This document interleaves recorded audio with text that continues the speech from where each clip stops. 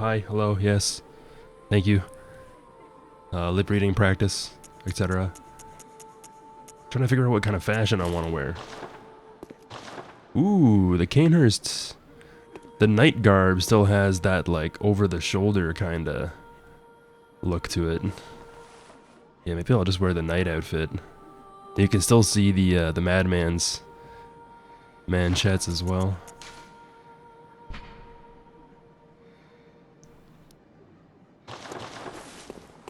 The legs don't really match, though.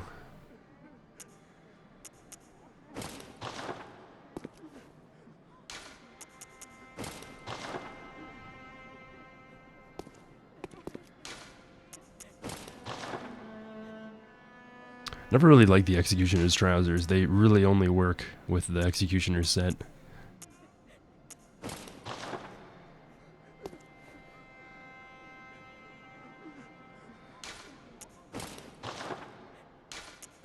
Fashion is very important, okay? Incredibly important. It does go well with the Hunter trousers. Ooh, maybe the student trousers? Oh yeah, that actually works a lot better. Yeah. Alright, seems good. I don't think... Like, how many chunks do I have? Oh, I might actually be able to use the Holy Moonlight Sword. I don't have any really astoundingly good gems for it, but...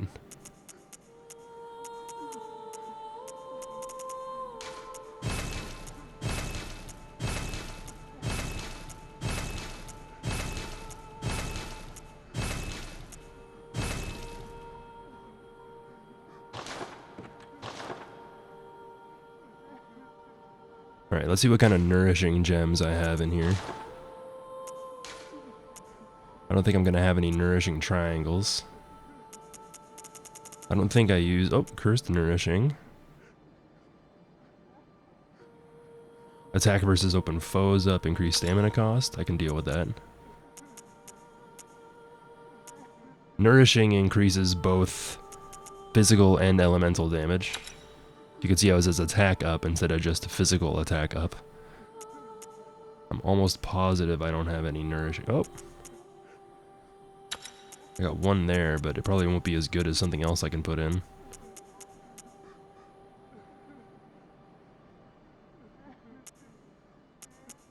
And either way, having physical gem in is still okay.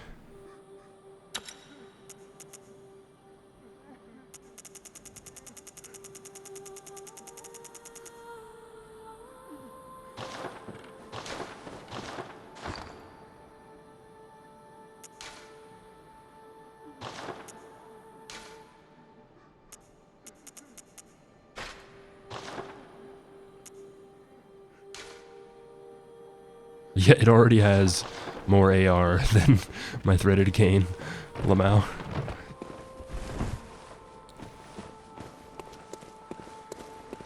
Welcome home, good hunter. What is it you desire? Very well, It takes 90,000? Oh, I'm like 119. This will be my 120. Didn't realize I was that far up there. So 660? 663.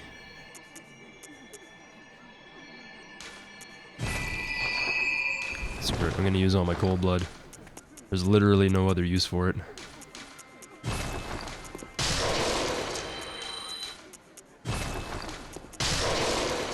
I already bought damn near everything I need. Damn near.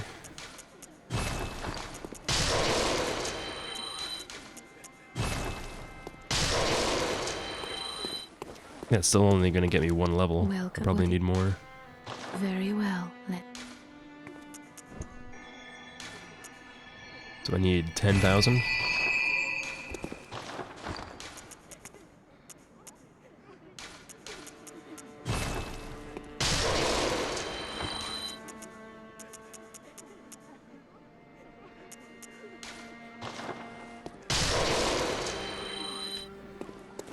Welcome home, good hunter.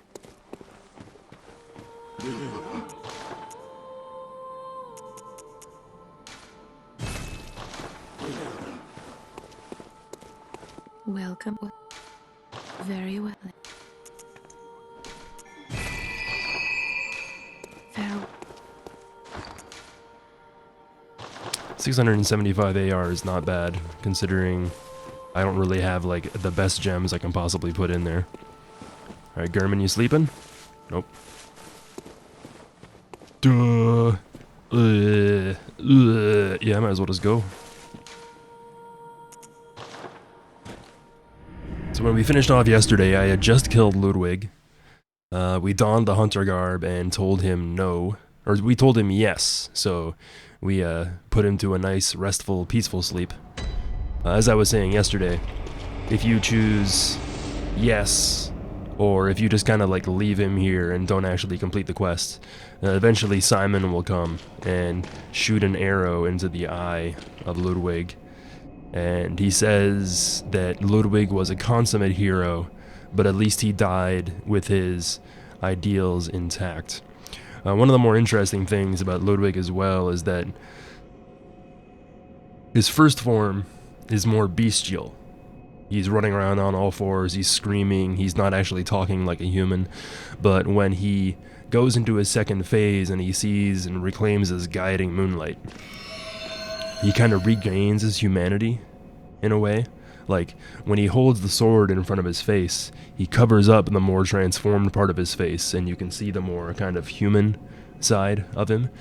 And the other interesting thing about this is that when he is killed and decapitated here, we have to remember that we're in the nightmare, right?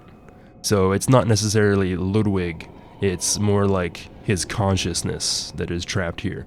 It did say that all the hunters disappeared one day and ended up here, but there's got to be some explanation for him just being able to be like a talking head, right? So it's almost kind of like he regains his consciousness and humanity after the fight. It is pretty interesting talking to a disembodied head, and we do see some examples of decapitation throughout the game. There's like decapitated statues, there's this guy. Decapitation ends up being a way stronger theme in Sekiro, where Ishin says that even if you like decapitate or stab an infested creature through the heart, they'll still kind of persist. And decapitation is also the only way to achieve immortal severance in a couple different ways. So there's not really a direct theme of decapitation in this game, but it is interesting seeing the decapitated head of Ludwig and having a nice conversation with him.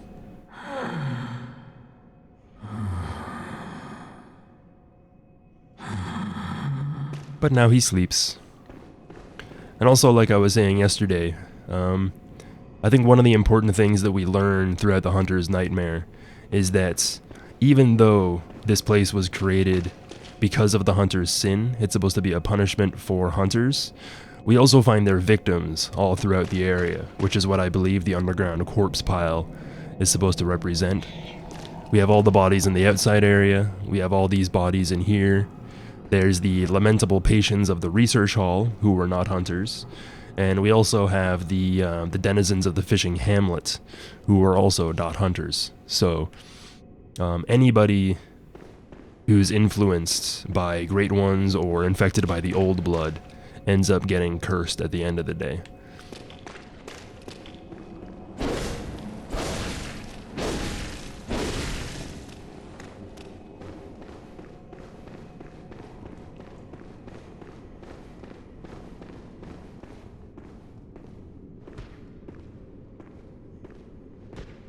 Shrouded by night, but with steady stride, colored by blood, but always clear of mind, proud hunter of the church, beasts are a curse, and a curse is a shackle.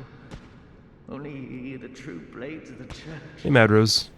Yeah, it's cold blood flowers and tomb mold. We see tomb mold here. We can find it in that little poison area underneath the Forbidden Woods. We see it all over the place. I even have the higher ranks of the tomb mold so we can see how it starts off as mycelium. We get the little fruit I think you call them fruit. I can't really necessarily remember what the hell the exact terminology is for them.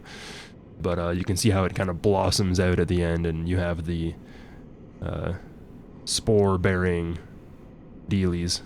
Yeah, I think the term for it is fruit, but I can't necessarily really remember. You can also see how some of the different ritual materials have arcane haze in them.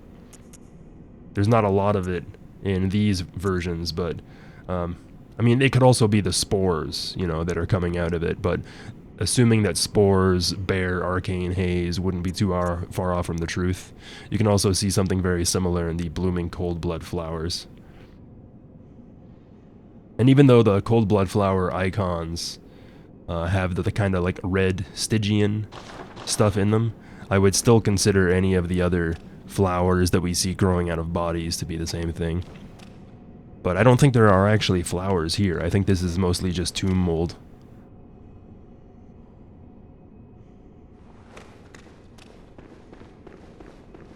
So here we have Yamamura the Wanderer.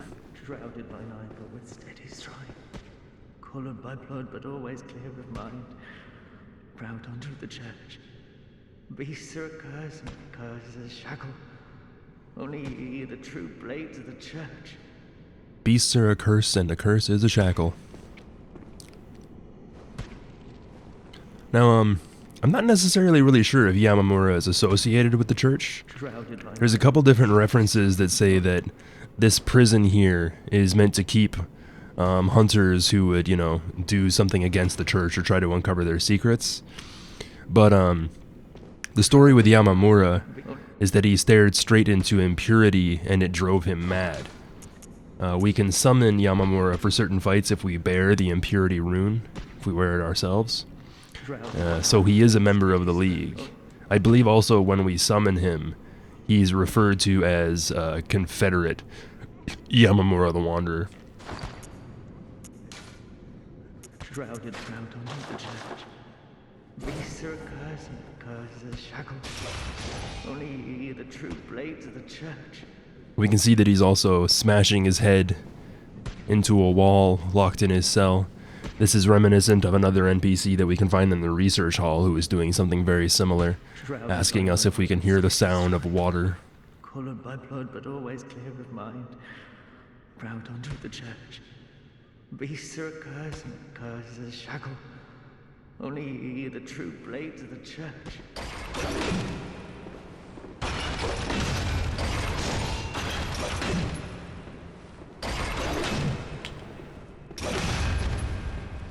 Shrouded by steady stride.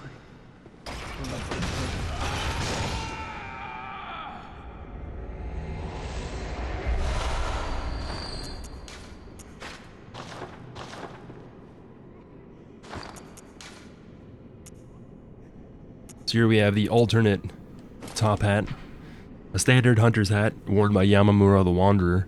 This hat and staff were given to him when he became a hunter and Confederate of the League.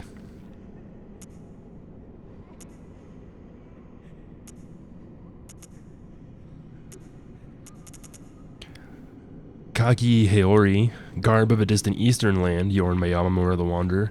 This eastern warrior pursued a beast for honorable revenge, then became a hunter of the League.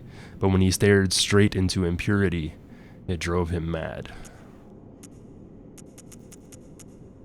Old hunter armbands wound tightly to prevent infection with the scourge. Of course, the idea that the scourge was infectious was pure hearsay.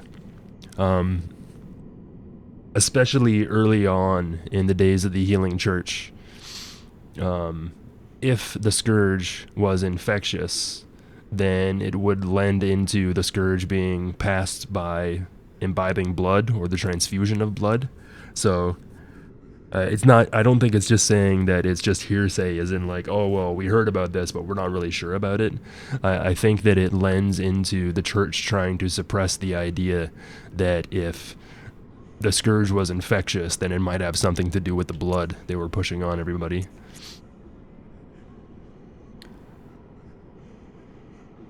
And there's nothing new in the Hawaiian Hakama, but if we look at the outfit Sekiro wears,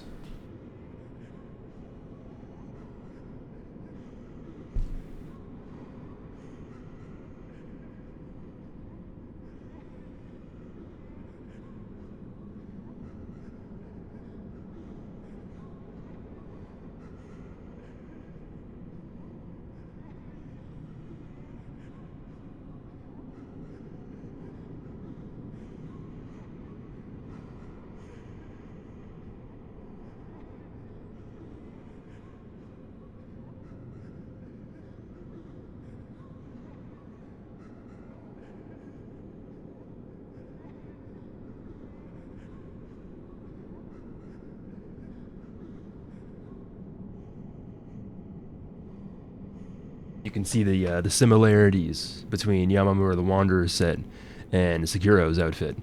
The interesting thing about Yamamura's name is that it's not just another indication that he's from an eastern land, aka Japan, but if you look at the credits in Bloodborne, it says special thanks to Shikage Yamamura.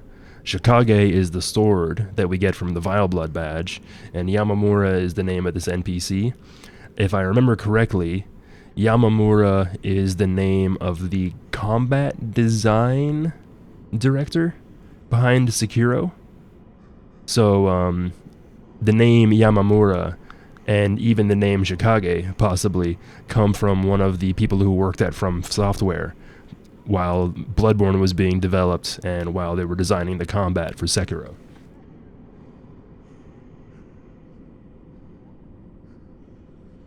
And throughout Dark Souls, Dark Souls 2, Demon Souls, Bloodborne, each of these games always has a reference to a character born in a distant eastern land. You've got Sur Alone from Dark Souls 2. You have the guy in charge of the Woods Covenant in Dark Souls 1. And the guy who wants us to find the sword in Demon Souls in that one area. And while in all those games it's always referred to as a distant eastern land, when we play Sekiro, Sekiro is actually based in Japan. It mentions the feudal era that it's set in, the Sengoku period, and it also references the Ashina clan, who was an actual clan in Japan during the Sengoku period. So, while in Dark Souls and Bloodborne, we just have these kind of like off references and like, oh, it's medieval fantasy, or oh, it's Victorian London. Nothing in those games actually states where it is. It doesn't state that we're in London. It doesn't state that we're in medieval Europe or anything like that. So I like how in Sekiro we actually have this kind of like, I'm not necessarily going to say that Dark Souls, Bloodborne, and Sekiro are all connected and they're in a shared universe, but it's interesting that we have an NPC in Dark Souls that foreshadows Bloodborne, and then we have Yamamura the Wanderer who foreshadows Sekiro in Bloodborne. So, I'm not going to go ahead and say, oh, I confirm to the shared universe, it's all the same universe.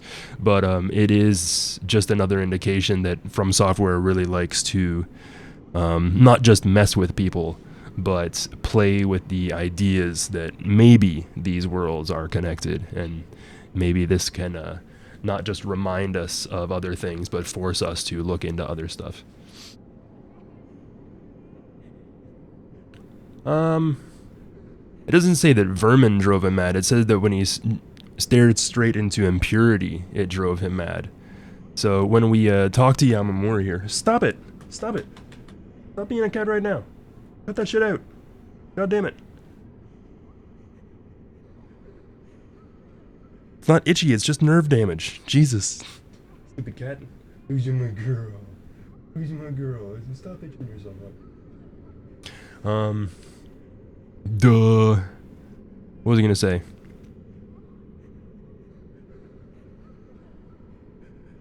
He stared into impurity and it drove him mad.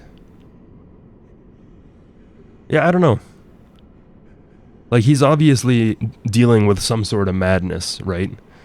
And, hey, what's up, Two-Strife? Two-Strife? And when we see him in the cell and he's banging his head against the wall, essentially what he's repeating is a prayer or a mantra. A prayer is something it's something we kind of think about when we're talking about like Christianity and Catholicism and the God that they worship. But when you're repeating a mantra, like a Buddhist mantra or a Hindu mantra, it's either as a way to repeat something over and over again to not just remind yourself of it, but to try to ground you to reality in some way, shape, or form. But when you're saying a prayer or when you're repeating a mantra, you're also performing a ritual that can be considered that you're giving power to something else. So when we pray to a god or when we repeat a mantra that is supposed to like empower us or ground us to reality, or however you want to interpret it, we may also be performing a ritual that sustains or feeds a god in some way, shape, or form. And one of the things I learned about in Control is that if we don't do these rituals, if we don't say these prayers and repeat these mantras and remember how to worship these gods, they don't necessarily have any power. If we forget about God, how much power can God really have? Which I think is a really interesting concept.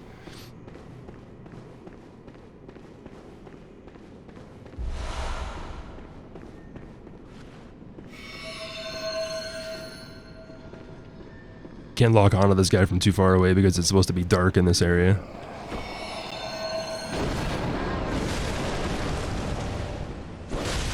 Yeah.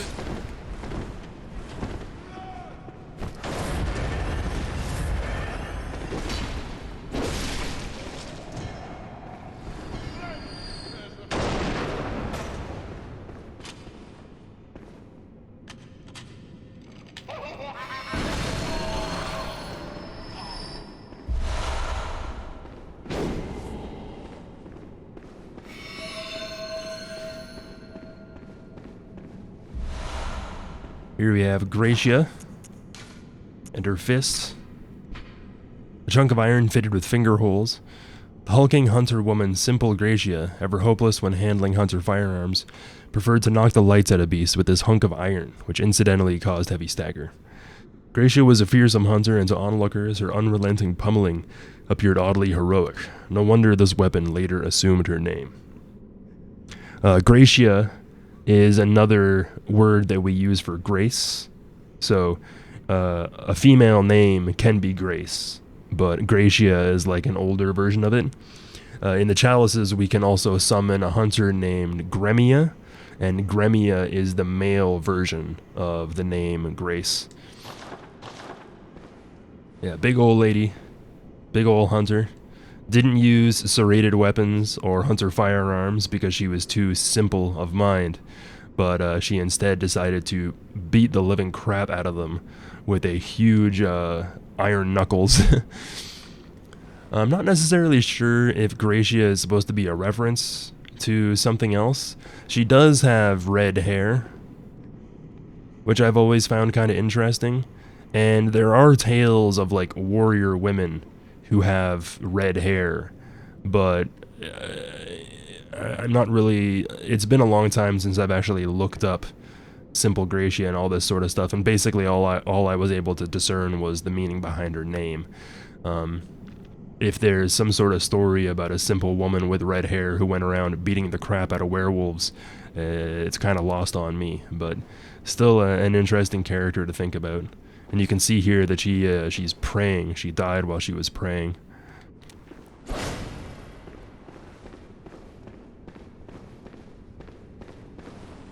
She died to give us the worst weapon in the game. Lol. Yeah, where is...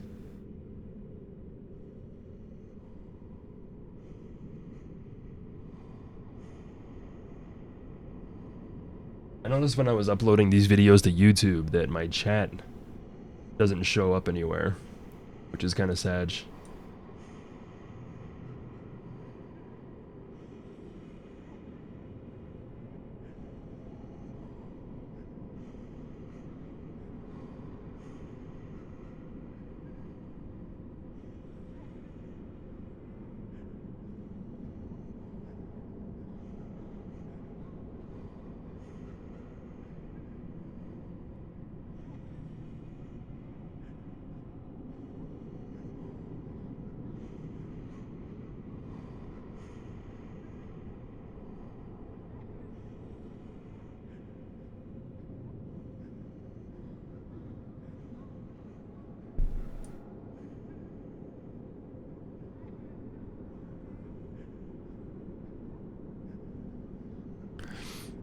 Yeah, these statues, I pointed them out on the door that takes us to the Grand Cathedral.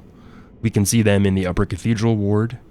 We have them here, we have them in the Research Hall, and I believe we can also see these in the Altar of Despair, but they're all eroded. And maybe even the Fishing Hamlet. There's a bunch of the statues in the Fishing Hamlet. I'm not sure if this is one of the ones that's from there, but if you remember the statues that we saw at Bergenworth, they can also be found in the Fishing Hamlet as well. So even though this area wasn't available until we got the DLC and it released, there were examples of reused assets in the main game, but it's likely not just reused assets, but they were used to foreshadow stuff that we would see later on.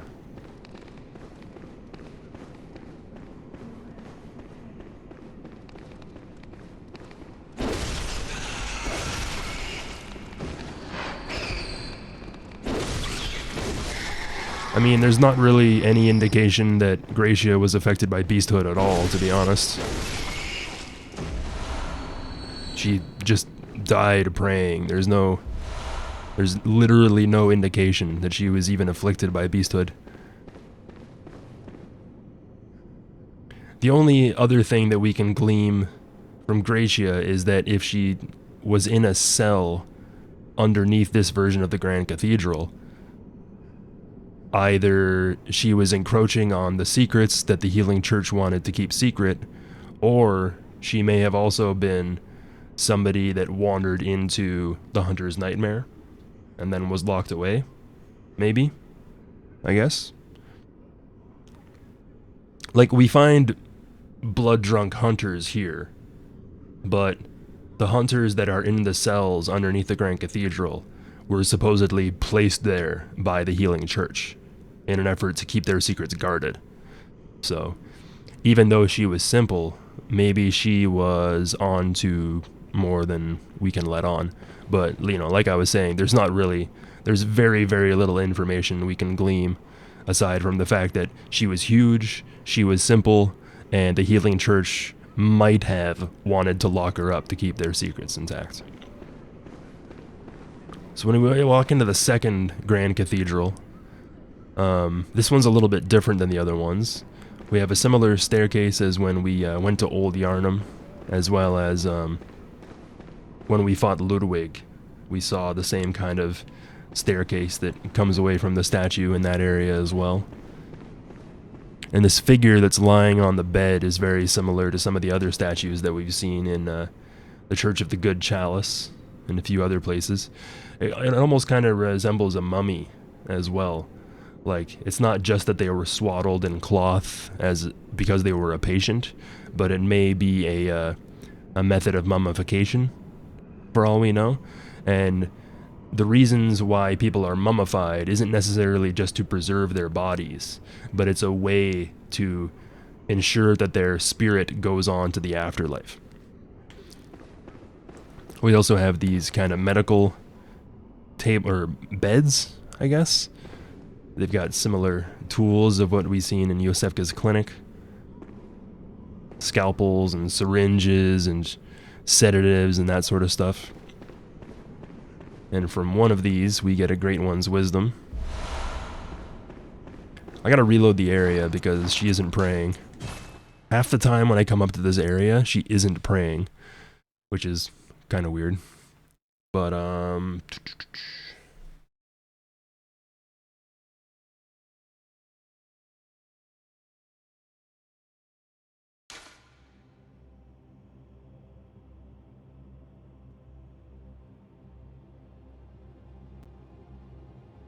Seek the old blood.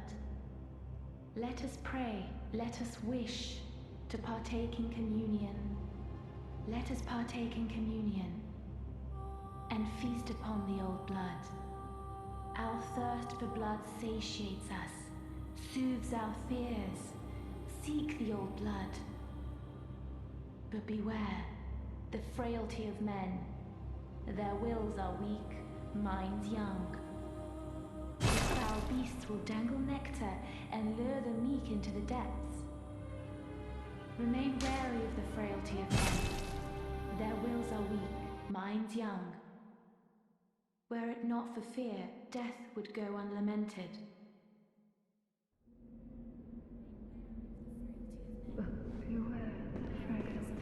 Let us seek the old Let us pray, let us wish to partake in communion. Let us partake in communion and feast upon the old blood. Our thirst for blood satiates us, soothes our fears. Seek the old blood. But beware the frailty of men. Their wills are weak, minds young. The foul beasts will dangle nectar and lure the meek into the depths. Remain wary of the frailty of men. Their wills are weak, minds young. Were it not for fear, death would go unlamented. One more time. Old blood. Seek the old blood. Seek the old blood. Let us pray, let us wish to partake in communion. Wish to partake in Let communion. us partake in communion and feast upon the old blood. Feast upon the old blood. Our thirst for blood satiates us, soothes our fears. Our thirst for blood satiates us and soothes our fears. Seek the old blood. Feast upon the old blood. Let us wish to partake in communion. Our thirst for blood satiates us, soothes our fears. Now listen to this prayer and notice how it doesn't make any mention of imbibement of the old blood.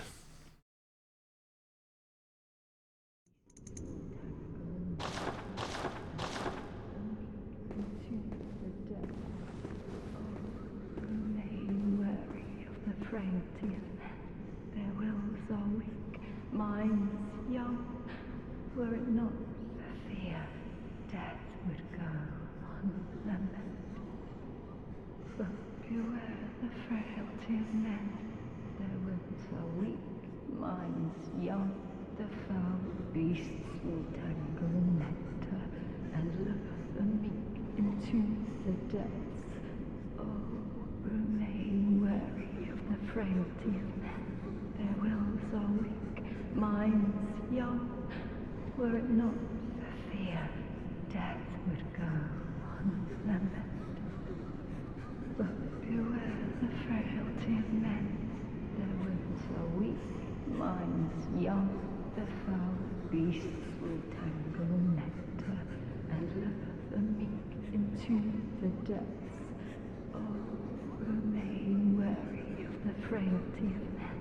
Their wills are weak, minds young. Were it not for fear, death would go unlamented. But not once does she say, seek the old blood or feast upon the old blood. It's all about bewaring the frailty of men, how our wills are weak, our minds are young, which is very similar to what we heard from Willem earlier, and when he said the adage of the Grand Cathedral. It wasn't just to fear the old blood, but it was that our eyes are yet to open. We don't yet have the knowledge to understand the powers that we're dealing with.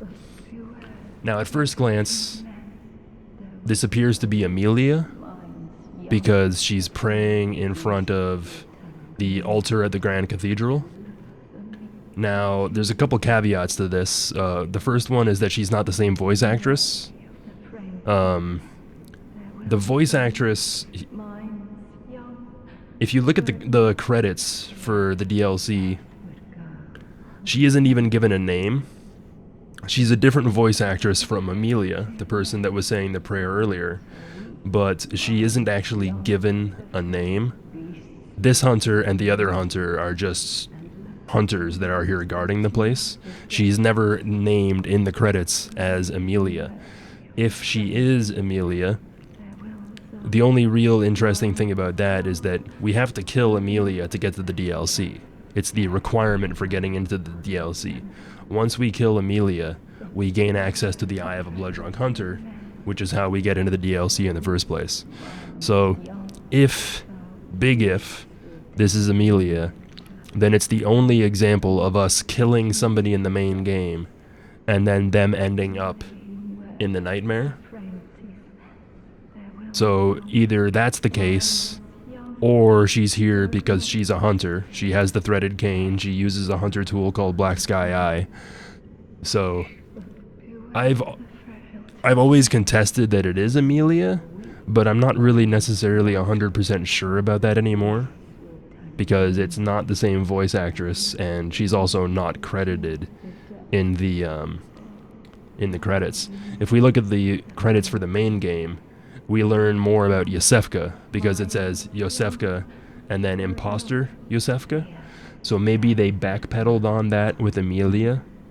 Maybe by not giving her a name in the credits, we're left more open to the interpretation that it might be Emilia.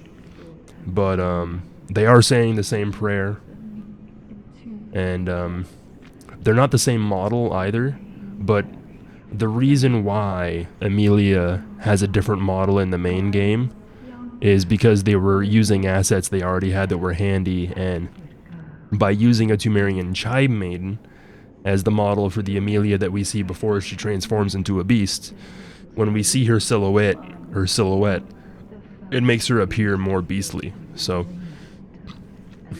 there's a lot of supposition there, and there's a lot left open to interpretation.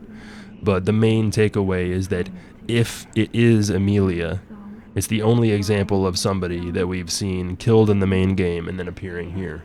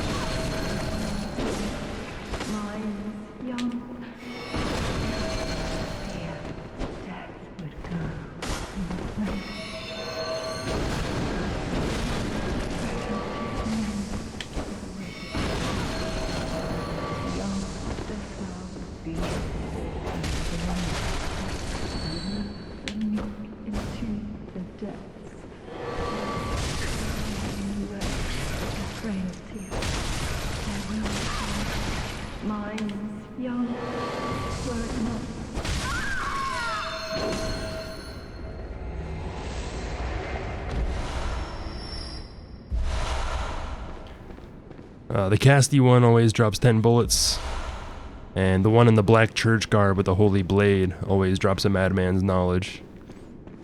So yeah, I've heard a couple theories that the one in the white outfit is Emilia, and the other one is the cleric beast or something, but I don't really know how much we can assert from any of that. It's all supposition at the end of the day.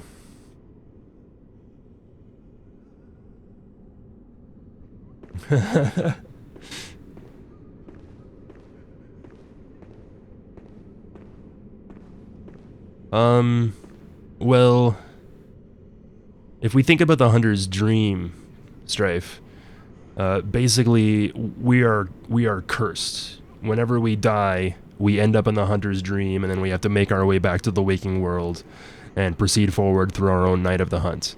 If we want to take New Game Plus into account in a lore sense, then it might be that even once we die, our spirit or our consciousness is forced to relive those events over and over and over again, right? So, we know that hunters end up here when they're blood drunk, but either it's their consciousness that ends up here, or if we read the old Hunter Garb, it says that one day the hunters disappeared and Yarnamites began to whisper of the hunter's sin.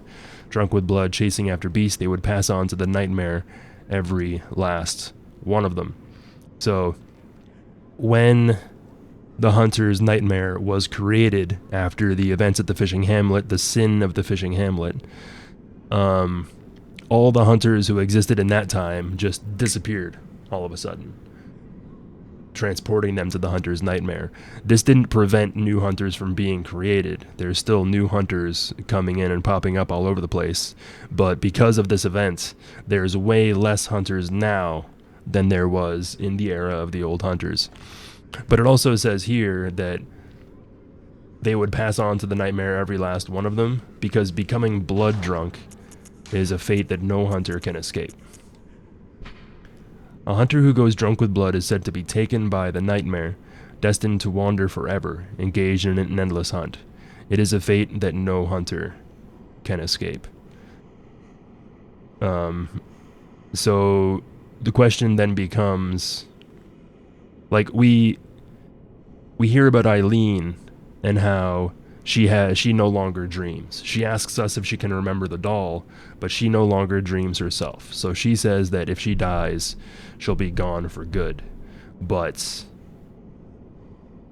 is the only requirement for passing on to the nightmare becoming blood drunk? Or if we're already cursed as a hunter, if we truly die for good, do we pass on to the nightmare, or do we just relive our night of the hunt over and over and over again? You know? You're a cat. You're a cat. Yeah, what a sweet girl. What a sweet girl.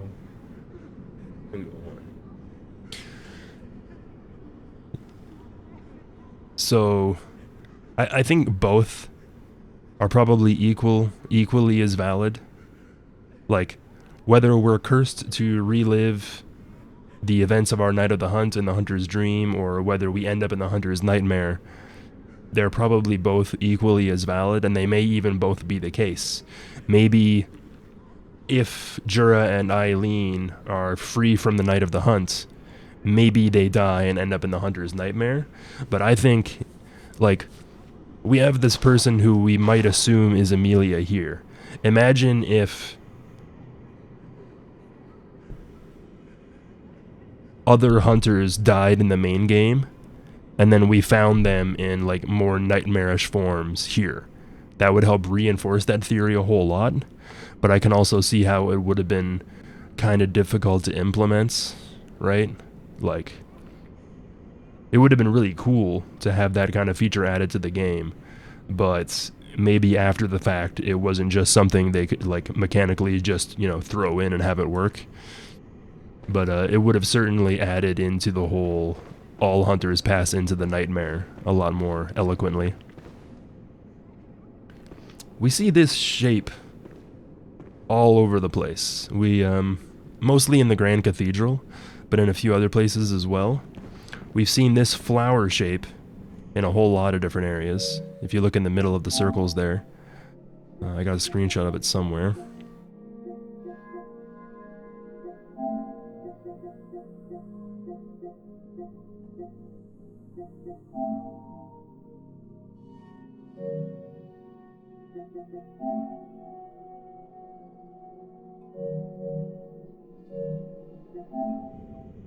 So we see this kind of flower-looking shape repeated all over the place, and the concentric circles is very reminiscent of other stuff that we can see, like the eye pendant and a bunch of the elevators in the Hunter's Nightmare and everything. I'm not necessarily sure what the deal is with concentric circles.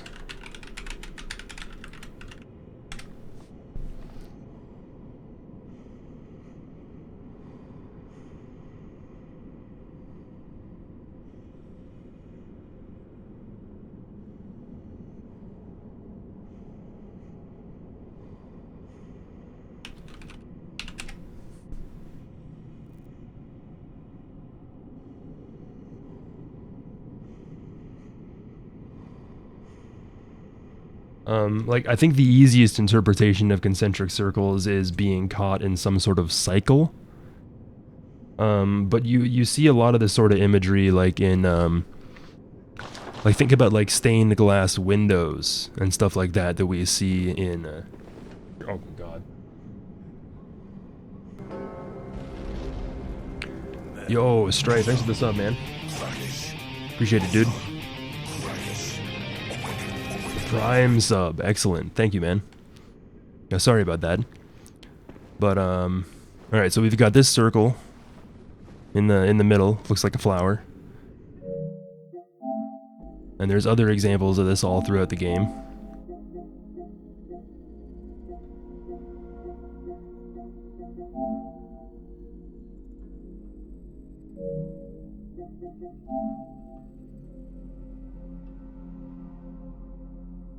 And, like, I think the easiest interpretation is that it's supposed to represent a flower in some way.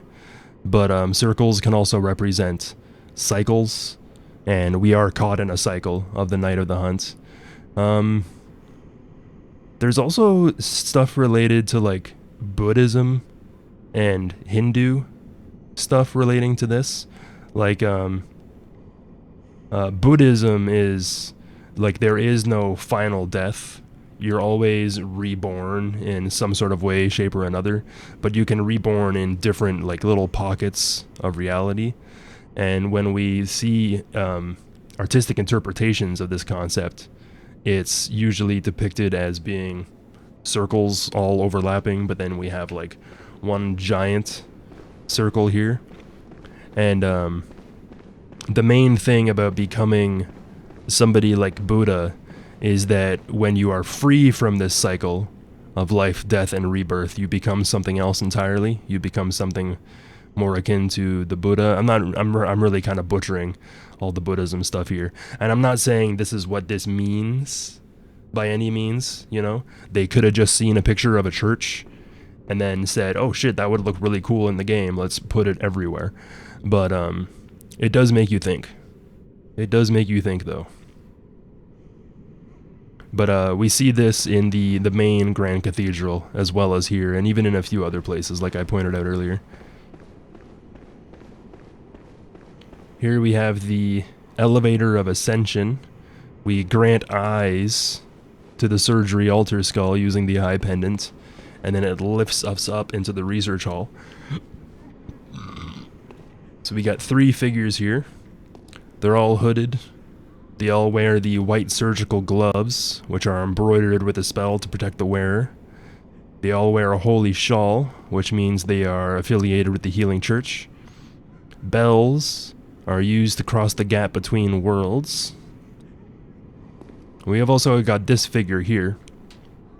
He's got a very similar necktie to what we can see on the choir outfit, as well as Willem's outfit. And the headdress here also covers his eyes. You can also see that he has a much longer shawl than the other 2 here. So my loose interpretation of this is that this is a statue depicting Lawrence before he turned into a beast. We never actually see Lawrence's face. The only cutscene that includes Lawrence, we only hear the voice, and there is a character subbed into that cutscene, but we never see them from that perspective. So we're left open to interpretation of what Lawrence might have looked like before he turned into the cleric beast.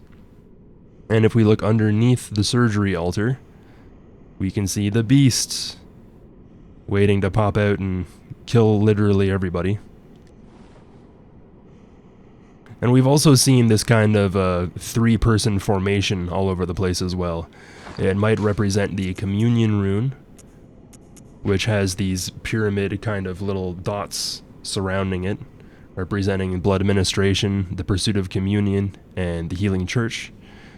And we've also seen very similar statues in this sort of formation when we're dealing with the Church of the Good Chalice, and the place where we fight the Witches of Hemwick as well. So you've got 1, 2, 3, and they're in a pyramid formation.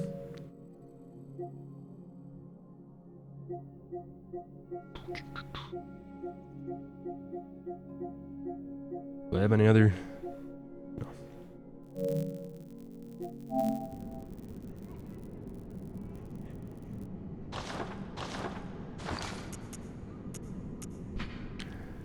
There are 2 cathedrals in the Hunter's Dream or the Hunter's Nightmare. One lies past the River of Blood, and another contains the private research hall of the Healing Church. Only chosen members of the Healing Church or their lamentable patients can enter the research hall using this eyes. Grant eyes to the surgery altar skull.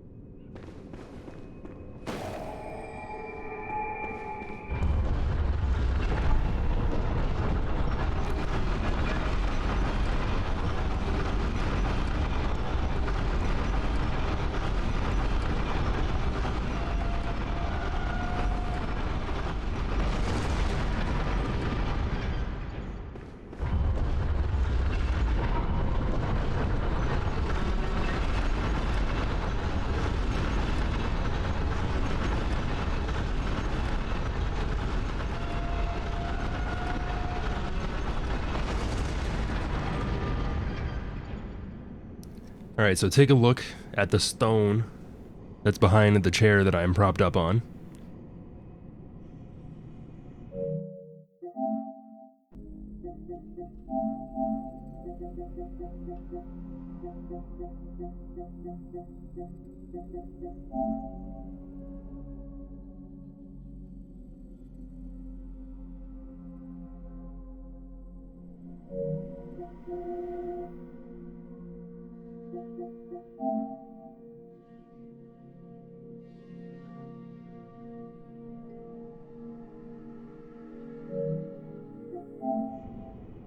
And this is actually a one-to-one of the altar that's behind Amelia in the main game.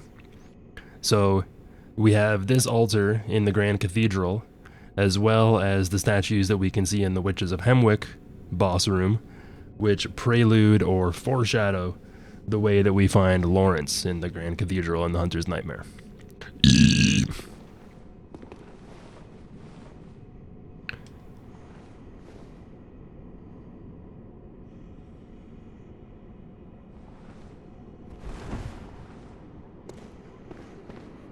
So, in the main game, we find Lawrence's beast skull, which shows us a memory of him leaving the College of Bergenworth to go head the Healing Church. And in the Hunter's Nightmare, we find his human skull.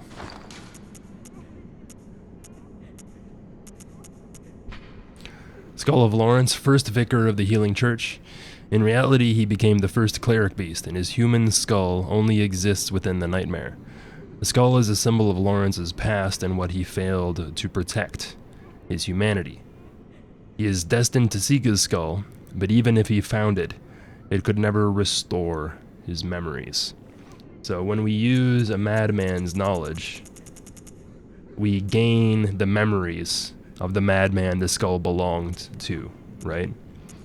So Lawrence in his beast form is destined to seek his human skull, but even if he found it, it wouldn't be able to restore his memories, which likely contain his humanity, which is why we find him in the state that we find him in. A vicar is the person in charge of a church or a cathedral. They're the highest rank within. You could basically think of a vicar as being the pope. They are not just the leader of the church, but they are supposed to be the person that directly communes with God and relays that information to the rest of the religious order. At the top of the altar, we have a throne. Thrones throughout history are associated with kings and queens and royalty, but in a same sort of fashion as the Pope. When the king was sitting in his throne, it was said to be that he was communing directly with God. So by this way, anything the king said was infallible. If anything the king said was what God was saying, nobody could argue with the king. There's depictions of angels all over the front of it. On the in the main game version, it's a slightly different coloration of this statue, and the little cherubs or baby angels are covered in blood in that version. We also have this kind of box that looks like it's being held shut by the messengers. My very vague interpretation of this is one of two things. It could represent the Ark of the Covenant.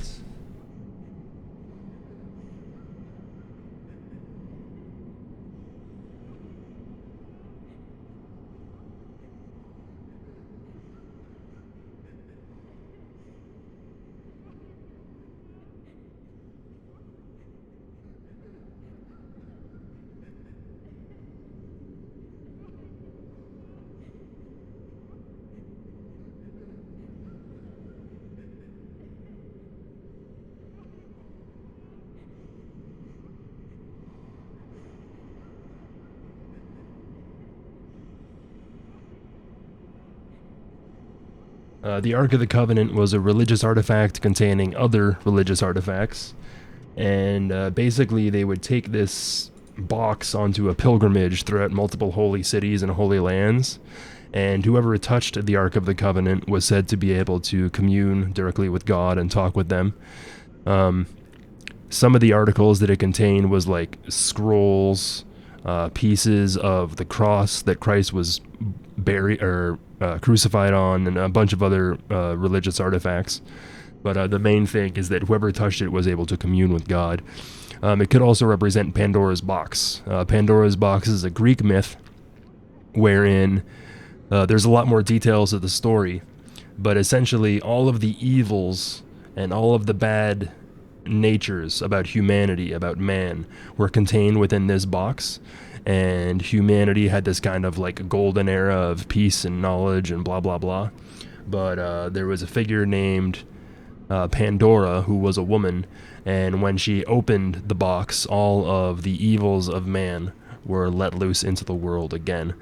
Obviously there's a bunch of different interpretations of this, but you could, in terms of Bloodborne, we could say that by exploring the chalices, uprooting these artifacts like the old blood and all these other things from the Chalice dungeon, the Tomb of the Gods, by messing with the old blood and taking it out of its resting place, the Healing Church and in a way also Bergenworth kind of let loose the evils of the Eldritch Truth upon the world in their search for evolution. Yeah, I think that's about it.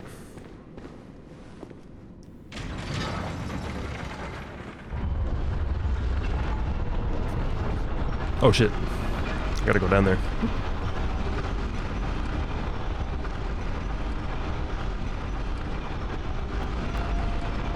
I found this by watching speedrunners. When speedrunners do the DLC and they do an all bosses run, they need to fight Lawrence as part of the run. So one of the things they do is they send the elevator down and then they like jump off of it in a certain way so that they don't take as much fall damage. So I was watching Jesus Here's Toast do this over and over again, and I was like, hey, maybe I can get a better look at the altar if I do the same thing.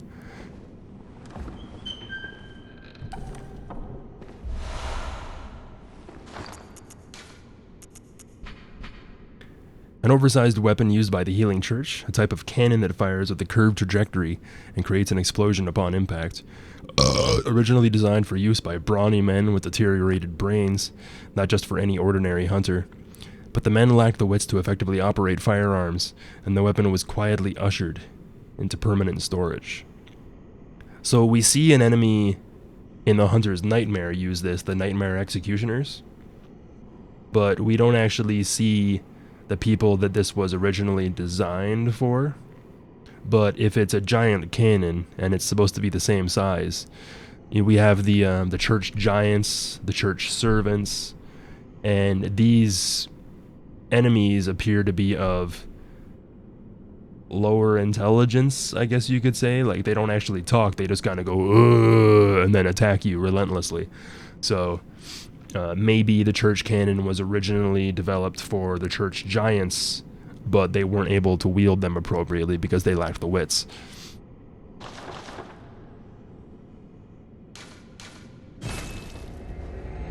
The cannon fires at like a shorter range, I guess, but it does damage like as soon as it hits the target. I think the deal with the church cannon is that it fires in an arc, but it also has higher splash damage or something like that. Don't quote me on that because I've never actually really used it too much. But on my main character, I should level it up and see what kind of stuff it's capable of.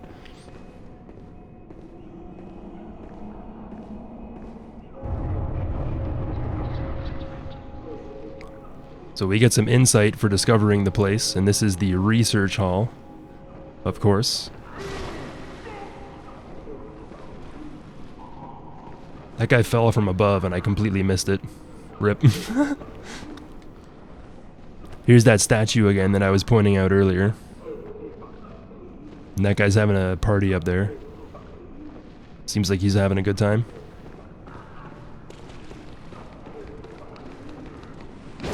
Nose, stop being itchy, please. I beg of you.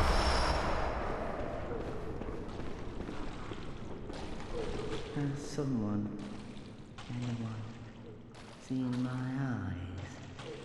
I am afraid I've dropped them in a puddle. Hey Reed, what's up, man? Everything is pale now.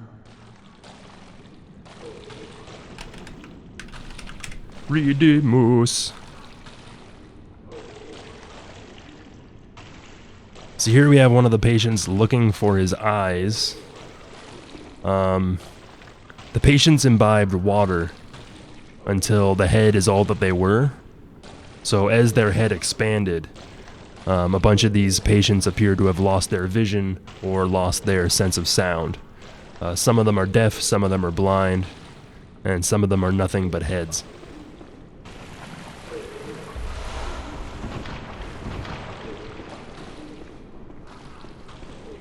It's going good, man. It's going good. I should be able to wrap it up today. But, you know, it is the DLC, so there is an awful lot to talk about. The water here is poisonous. The longer we stand in it, the more poisoned we get. And you can see that it's also filled with corpses. Any shallow body of water filled with dead bodies is sure to be poisonous in some sort of way, shape, or form.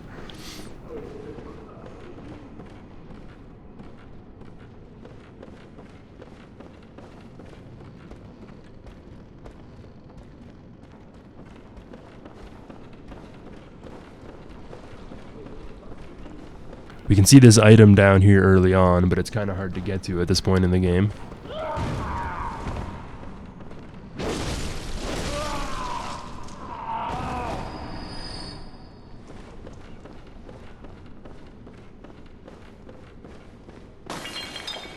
The research hall is filled with all sorts of traps.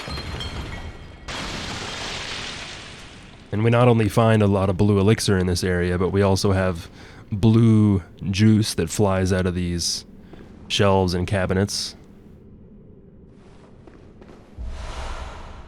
which I assume is blue elixir.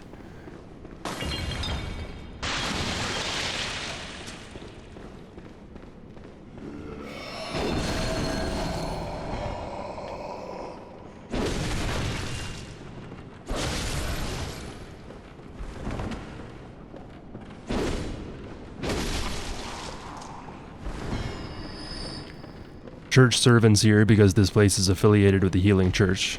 I mean, obviously it's affiliated with the Healing Church. It's literally their base of operations. Each of the doors in the research hall has a sign in front of it. So we can see that this is the laboratory floor too. The floor is in Roman numerals. And we can also see the communion rune on each of the signs as well. This rune represents the Healing Church and its ministers. Blood ministration is, of course, the pursuit of communion.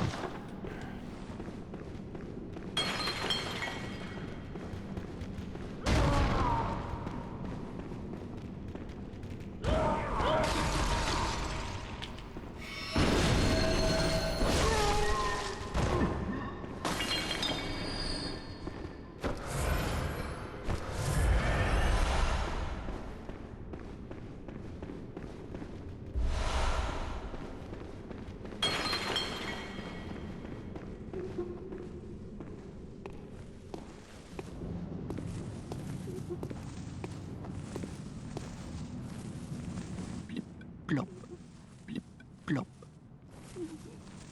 Splish, splash, splish, splash. Blip, plop, blip, plop. So here we have a little bit of foreshadowing of the sticky sound, which we'll learn more about later.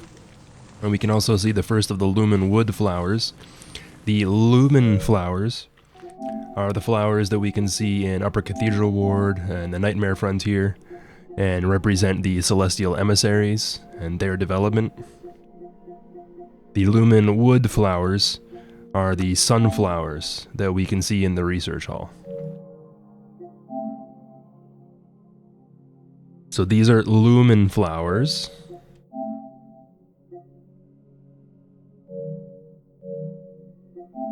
And these are Lumen Wood flowers.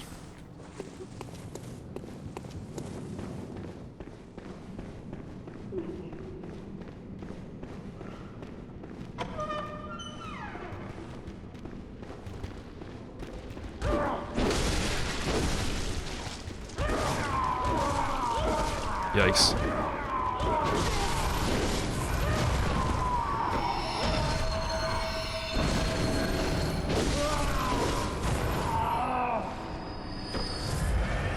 So these enemies are a lot more bestial than some of the other patients that we run into. They run around on all fours and kind of scurry about. Get the decorative old Hunter Garb here. My nose is always itchy. It just never stops. Oh my god. Old Hunter Garb decorated with brass trinkets. Sometimes some hunters believe that certain metals would ward off beast blood. On a night of the hunt, it is no wonder that people would resort to superstition. Oh my god.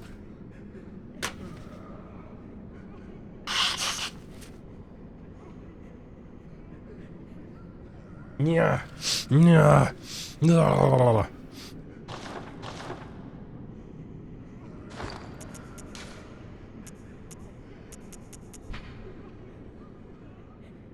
And the old Hunter Garb is decorated with brass trinkets.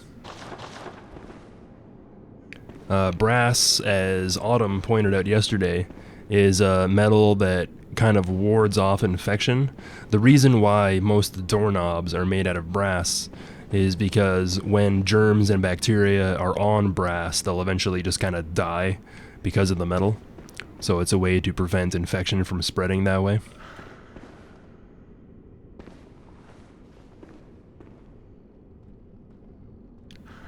So this chair with straps in it also has, correct me if I'm wrong, but I believe this is known as a trepidation device. Trepidation is where you open up the skull to work on the brain, or you can also puncture the skull in an effort to release pressure. In Victorian times, it was believed that certain mental illnesses could be alleviated by puncturing holes in the skull, but essentially all this did was give the person disabilities and prevent them from, like talking and thinking properly. But the devices also would have been used to open up the skull so that the brain could be operated on.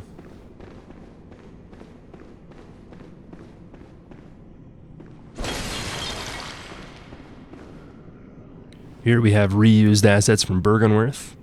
You can still see the eyes inside, but when we hit these ones, they don't break open.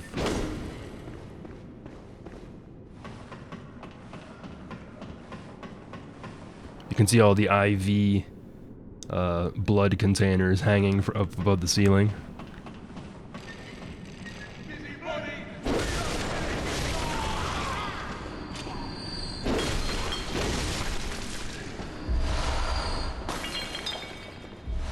These are church ministers for the healing church. Minister is not just a rank within a church, but these guys also administered blood transfusions to the people in Yharnam. You can find a bunch of beast blood pellets here, and the beast blood pellets foreshadow the beast type patients that we find down here. So we don't necessarily know where beast blood pellets come from, but my theory is that if the healing church banned them due to their unclear origin, this may be because they created them themselves and they didn't want the people to know. That's just hearsay though.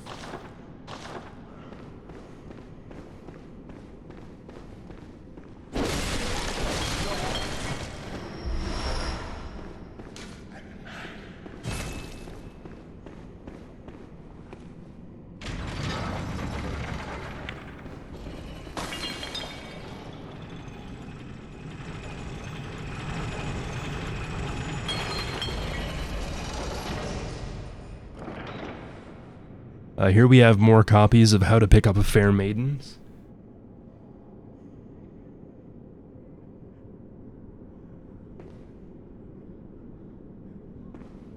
It's kind of hard to make out the text there, but these are the same books that we can actually find in the Hunter's Dream. The title of the book is How to Pick Up Fair Maidens.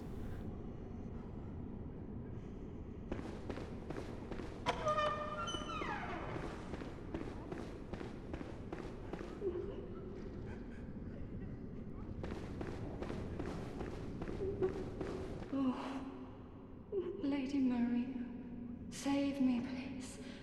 I don't hear anything. So we have the guy on the ground floor who was said to have lost his eyes. We also have an example of a blind patient enemy that we can run into later. And this lady also says that she can't hear anything. This either implies that she's gone deaf, or it more likely implies that she cannot hear the sticky sound. Hey, Agent Kavir, what's up, man? So, when these patients imbibed water, they could hear the sticky sound, which we'll learn more about later.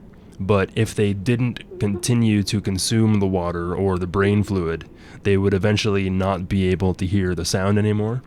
When we do Adeline's quests, she starts to hear the sound, but if we take too long to give her more of the murky, mushy brain fluid, she'll say that the sound is fading.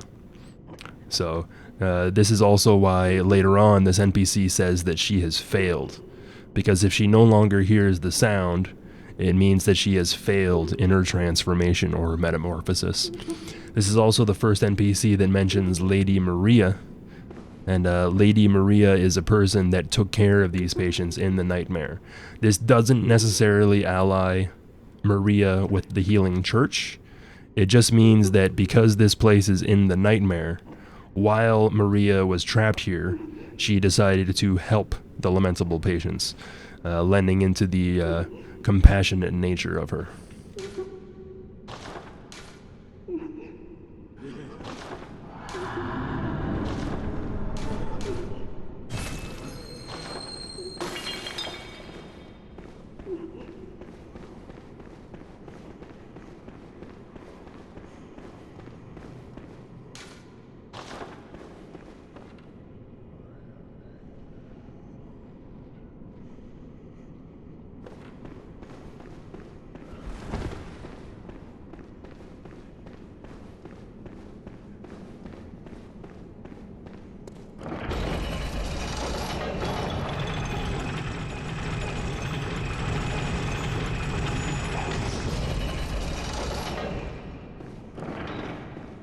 There's two ways to get in here. You can either explore around this way, going down the ladder, or if you lift up the staircases by activating the switch at the top, this door will also just open on its own.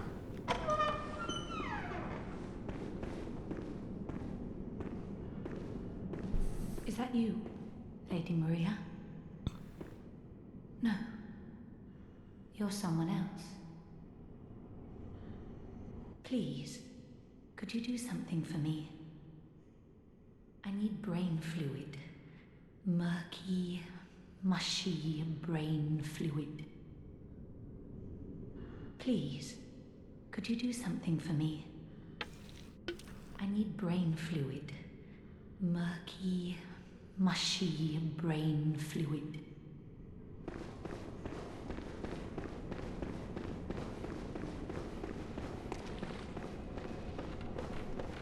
So now we have a quest where we have to find some brain fluid for Adeline. You don't necessarily need to talk to her first to get the quest. You can just find the brain fluid and then bring it to her. This quest can also be completed regardless how far in the story you are. You can complete the entire DLC, but you can still come back to this area, find the brain fluid, and then finish your quest, even after you've killed all the bosses.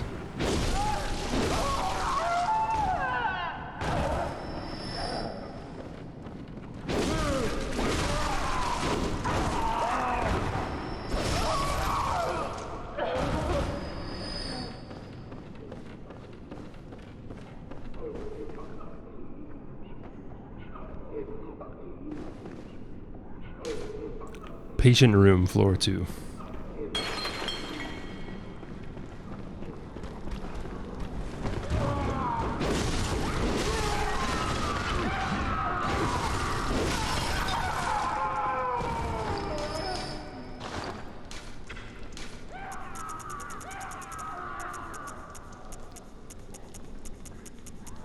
Where is, there we go.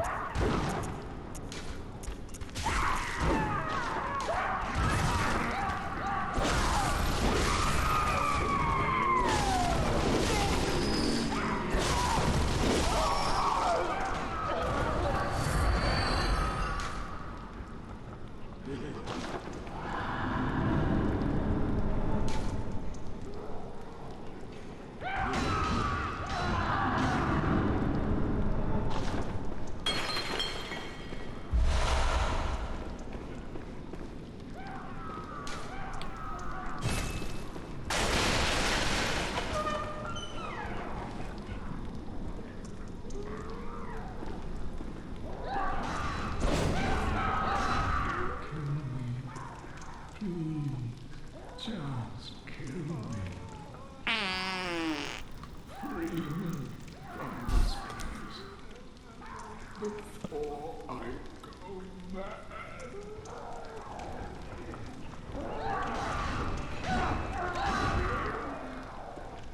Someone help me.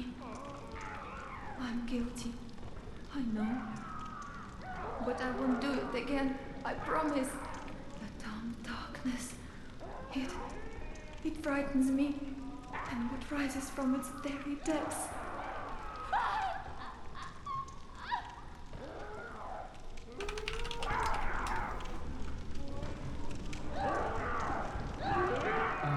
Lady Maria, Lady Maria, please take my hand.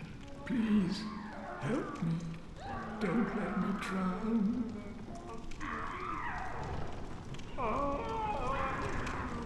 So this guy mentions, "Don't let me drown." This lady says, she implies that she's guilty of something, but she also says that something is rising up from the dank depths. And then this guy says, "Please kill me before I go mad."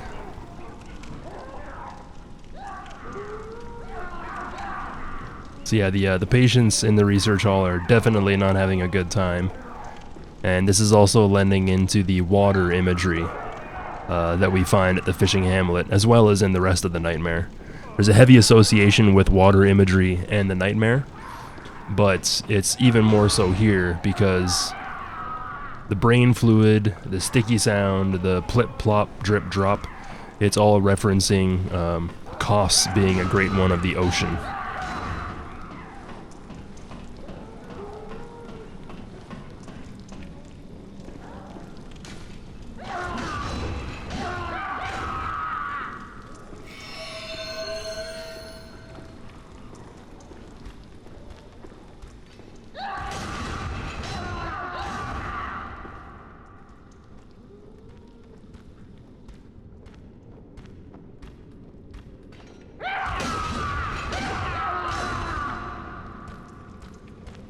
So earlier we have that guy who said that he couldn't find his eyes. We had the other NPC that said they couldn't hear anything. And this enemy is actually blind. If we don't make too much noise, or if we don't sprint through the area, he doesn't even know that we're here. So if we stealth walk around, we can be like right in front of him, and he won't even notice. But if we step on these glass vials in the area, they'll hear us immediately.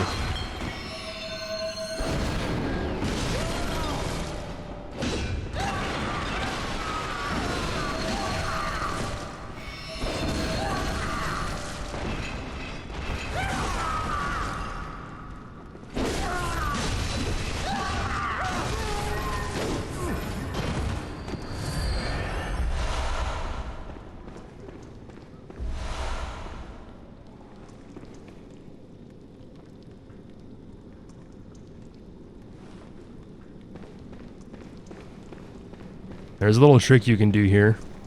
Typically, if you want to get the church pick, you've got to raise the staircase and go up a bunch of different other ways.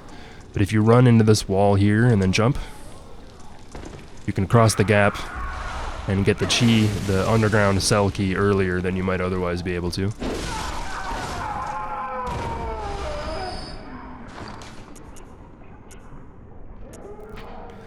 Key to the cell below the Grand Cathedral. Hunters are held within the underground cell, so that things better left unseen and knowledge better left unknown will decay quietly in the fallow darkness. Yeah, I probably should have pointed that out. But the enemies, like this guy here is hiding in the darkness, and then he jumps out to gank you. Their hand is actually transformed and has this weird growth on it. And when they smear it across your face, it afflicts you with poison.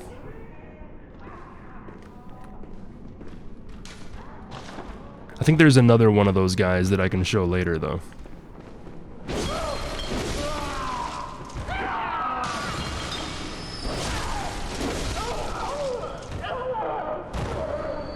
Yeah, it's like their actual hand that is transformed. But we have those guys that have poisoned. The water at the bottom of this area is poisoned. And apart from saying something like poison is just an attribute of the Great Ones, like these people they're undergoing metamorphosis. They're in the middle of changing from one form into another. So it either has something to do with the experiments that were done on them, or it's because they're afflicted with the old blood. We can also find a poison gem in the area as well. So there's a strong association with not just death and poison, but with the Great Ones as well. If you remember that poison pool underneath the Forbidden Woods that takes us to Yosefka Clinic, all the water there is poisonous, and there's also a Great One's tombstone in that area as well. Where is this you? There we go. So if you take a look at their hand, you can see those kind of bulbous growths on it. It's the hand. They wipe the hand on you and it afflicts you with poison.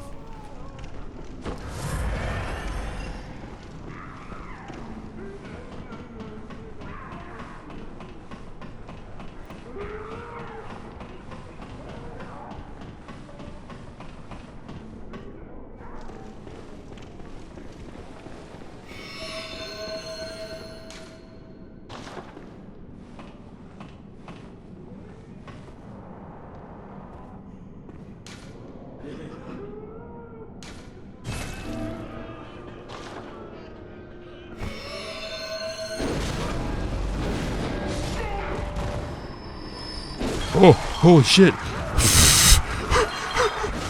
That scared the crap out of me.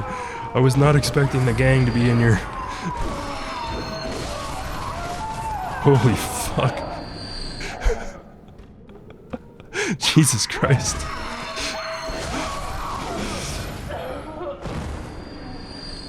God damn, that was scary. Ugh.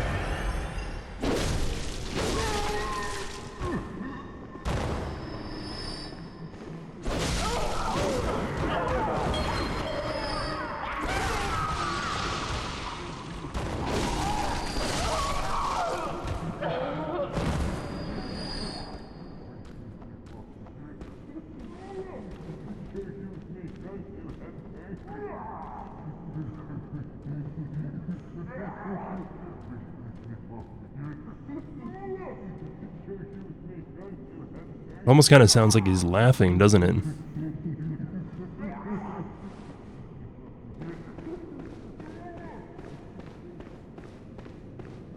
Free me from this place before I go mad.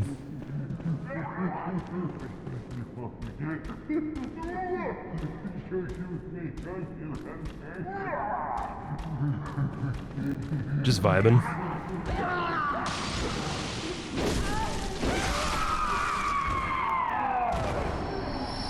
You can also see there that this patient was a male and this patient was a female.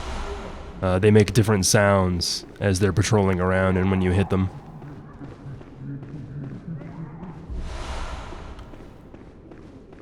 So even though the patients can be male or female, Adeline is special because she's not just a woman, but because she has a particular type of blood.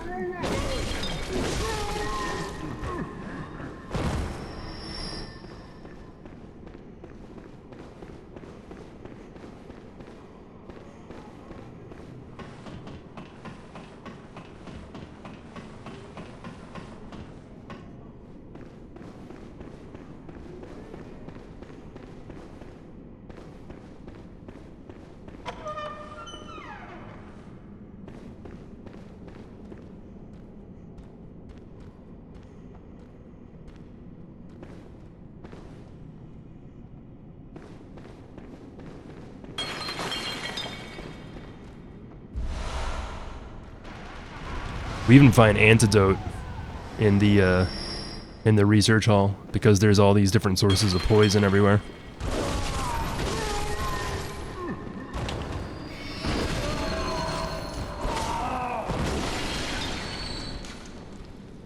Patient room, floor 4. Right, there we go.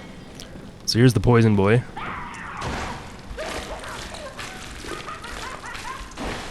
Gross. So you find antidote right before an enemy can poison you.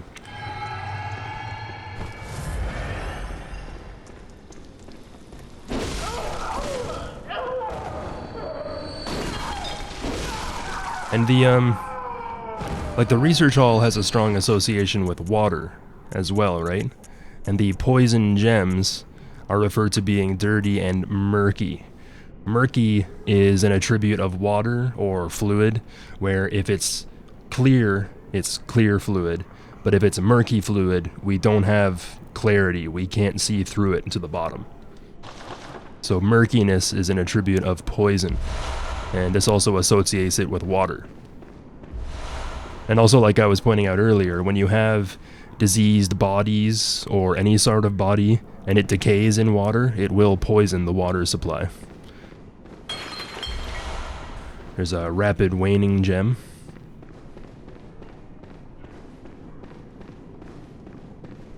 Alright, enjoy the scenery. I will be right back. I gotta do some business.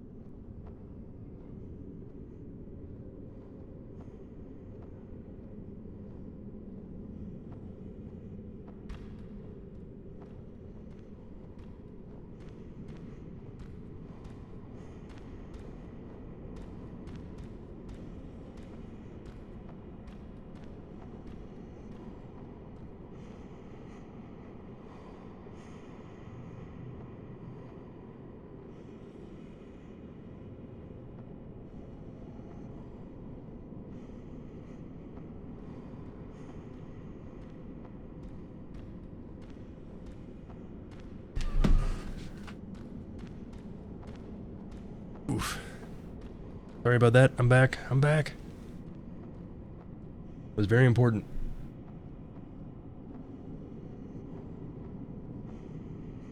Very important business I had to attend to.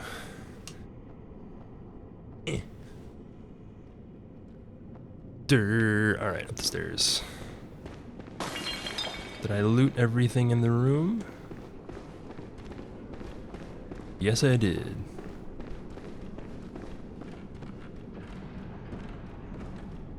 Hey, Autumn. Missed you, bud.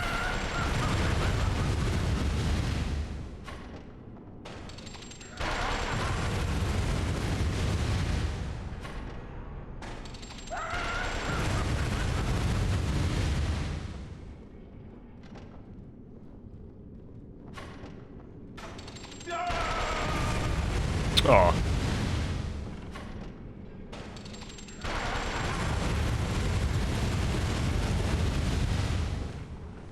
Bloodborne is a perfect game. Bloodborne is a flawless masterpiece. Let's never patch Bloodborne.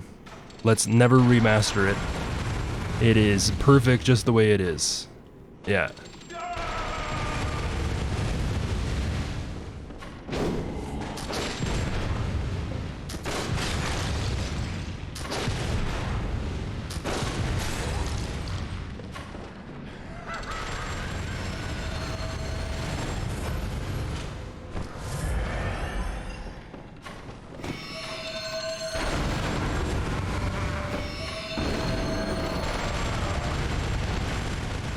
I never usually do this, but that's why. Oh, I survived. Okay.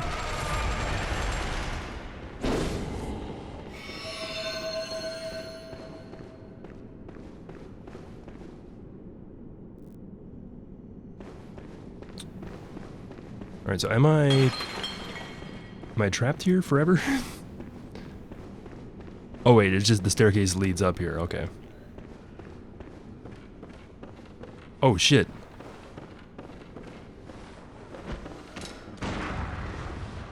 Oh, so you can get this earlier than intended. Interesting. Alright, buddy wants a cane fight, huh? Gentleman's fight?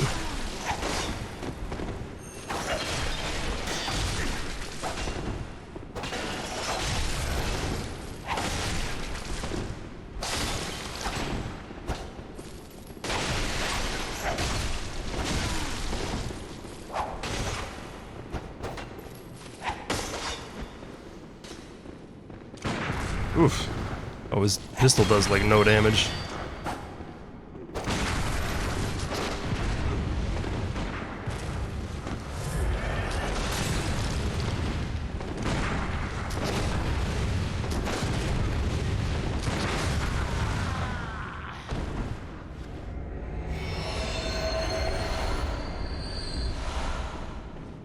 Blood Dragon 5 sedatives.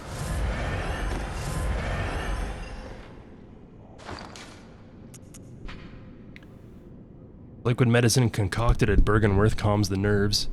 Those who delve into the arcane fall all too easily to madness, and thick human blood serves to calm the frayed nerves of these inquisitive minds. Naturally, this often leads to a reliance on blood ministration. So we've got a male church doctor, and then a female head.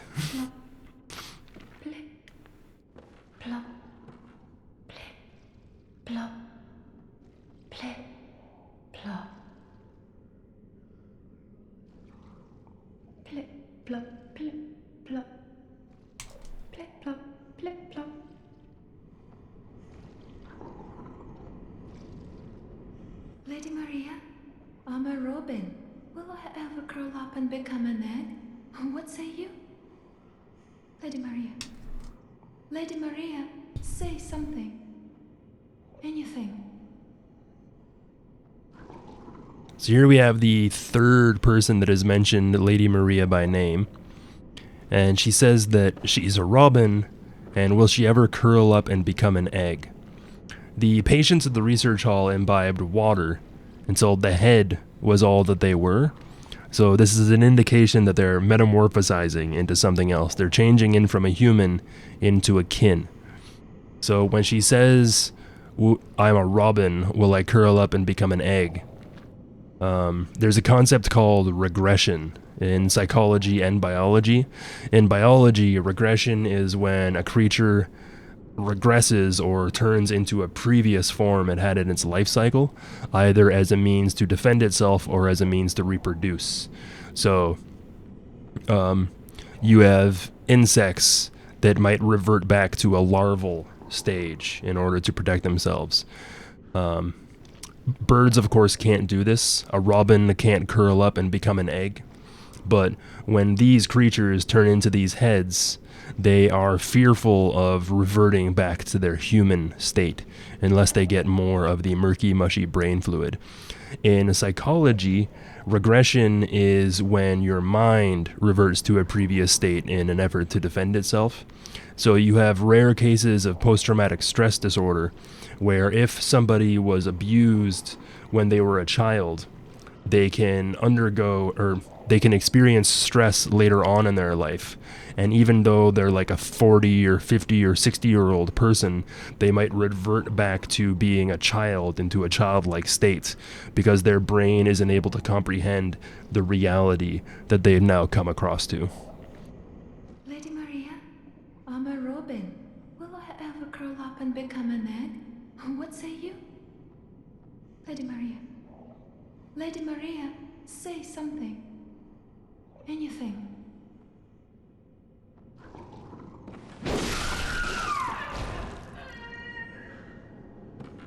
And whenever we loot the items from these corpses, the brain fluid, they revert back to their previous form and are unkillable. Lady Maria, I'm a robin.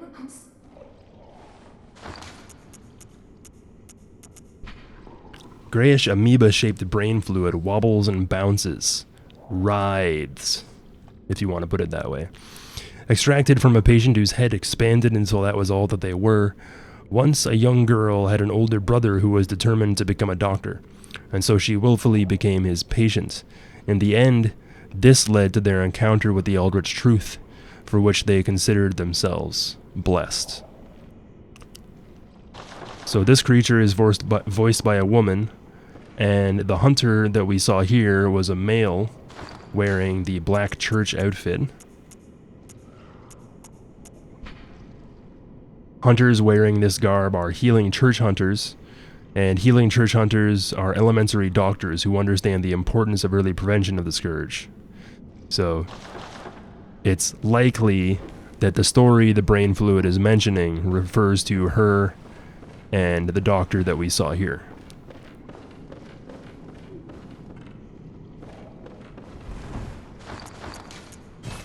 I rolled off the wrong way. Lamau. Didn't gauge my distance very well there. If you're gonna fall to your death and you quit out quickly enough, you can save your life. And I didn't really feel like running around all that way again.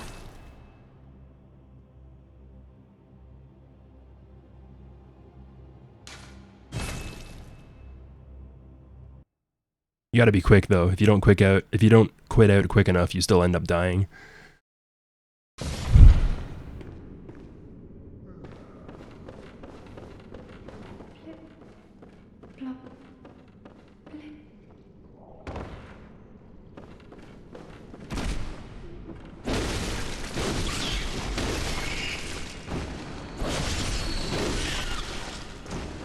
So when we explore this staircase, we can see that it leads nowhere, and then we have some rats fall on us from above.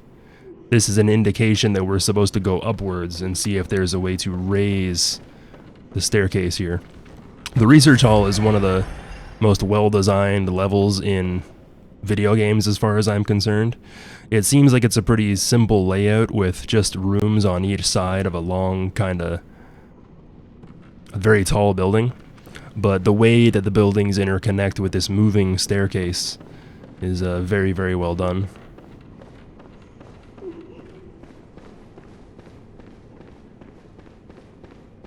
And how do I get up there again? Damn it. Oh, okay.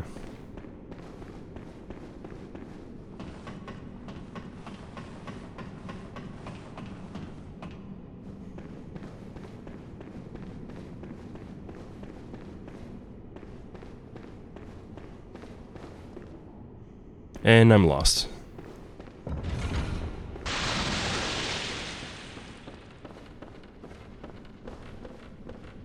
Okay, here we go.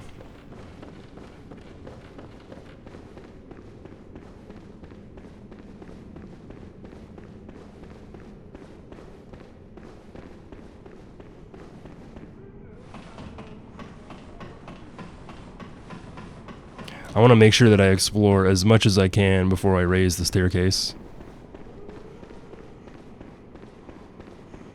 Although I'm pretty sure I've basically done everything here. If I want to go and explore that other patient room, I basically need to raise this thing up.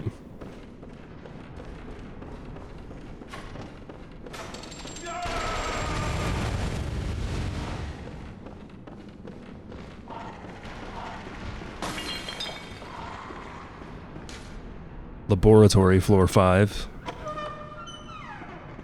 So now we have this other shortcut activated.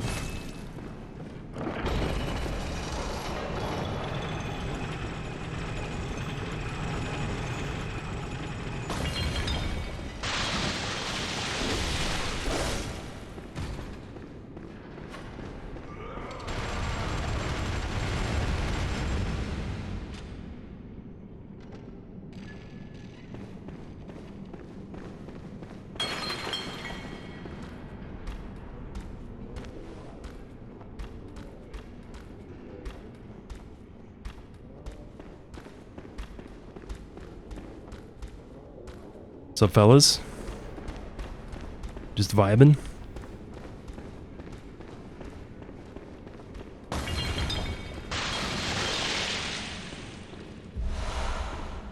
So we found blue elixir at the bottom floor, and then we have this blue elixir here.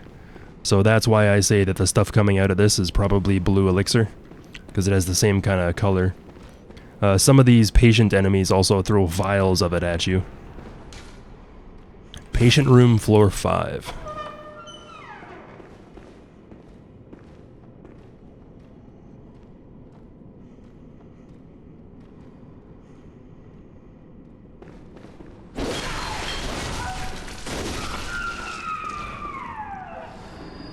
So that was a female. Female. Female.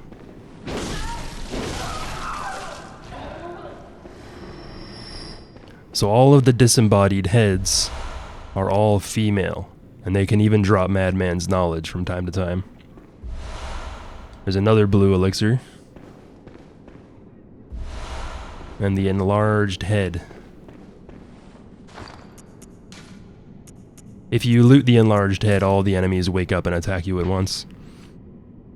An enlarged head of a patient of the cathedral, with a cavity that just happens to fit a human head, although one would be mad to try it on. But if you do, listen carefully for the sticky sound, drip drop, as water seeping up from the depths, slowly, steadily. Now, if we look at the stats on this, it has really low physical defense, but it's got pretty good arcane defense and blunt defense. It also has basically no poison defense. It has 1 frenzy resistance and 0 beasthood. So this lends into the enlarged heads being related to insight and madness.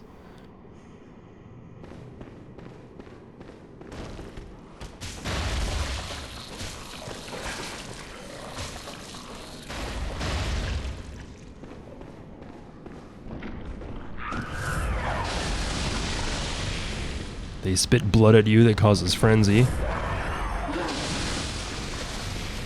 And they also have a tentacle attack.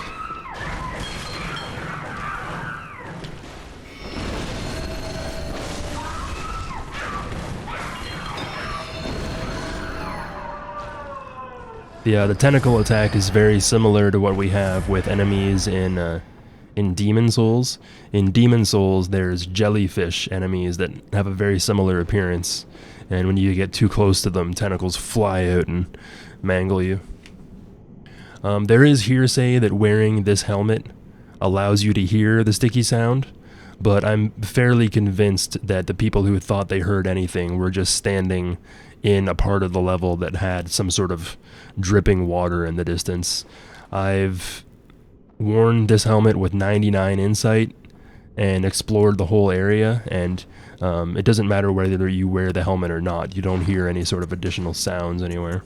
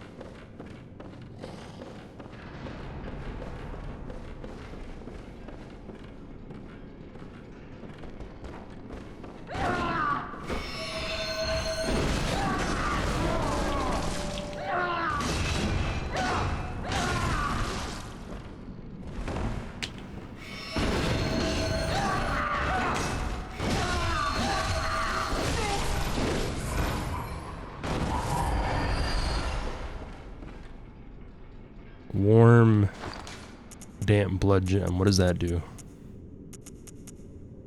Oh, blood tinge scaling and then add blood attack. On a radial? I mean, that's not too bad, actually. It's not amazing. So warm blood gems increase blood tinge scaling. Isn't that other one that we got from Canehurst also a warm gem? Oh, it's damp blood tinge gem. Then there's the warm blood gemstone, yeah. Huh.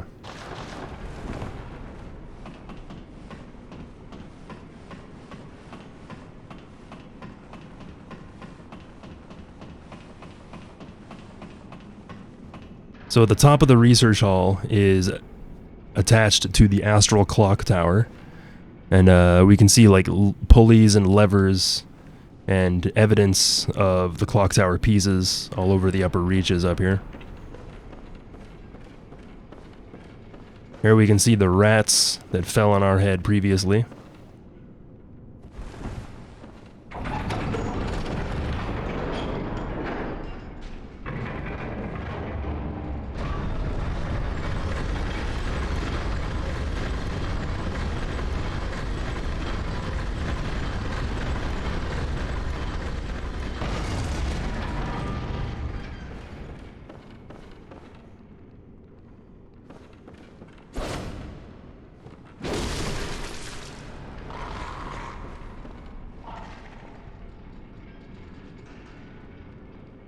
Awkward.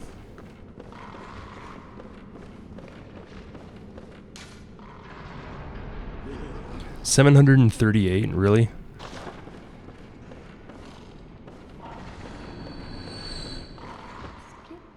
Oops. Have you heard how curiously the sea churns?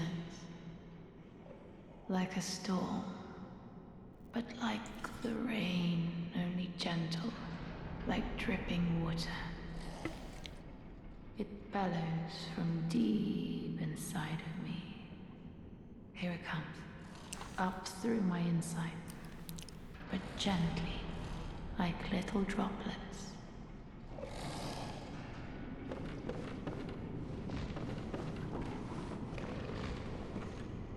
Doesn't it say plip plop? I think I skipped it by accident. Have you heard how curiously the sea churns? Like a storm, but like the rain, only gentle, like dripping water. It bellows from deep inside of me. Here it comes, up through my inside, but gently, like little droplets.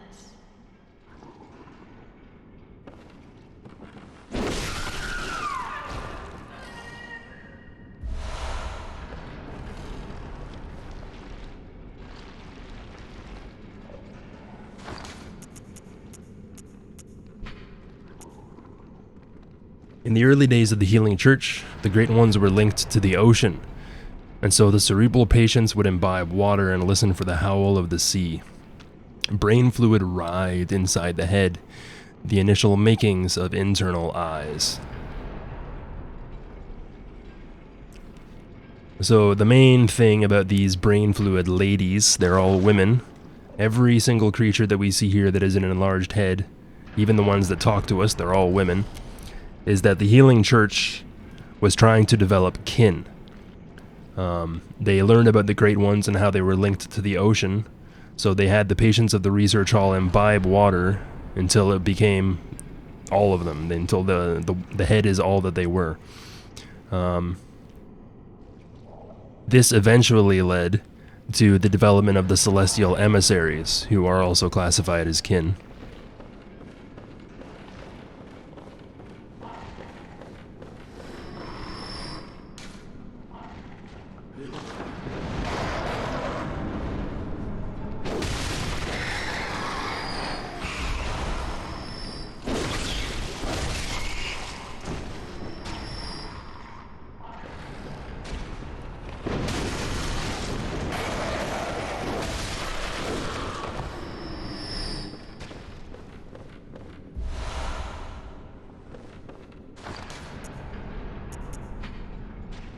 After death, a substance in the blood hardens, and that which does not crystallize is called a bloodstone. A chunk will never appear in the blood of an ordinary human. Seek deadlier foes if bloodstone chunks are needed.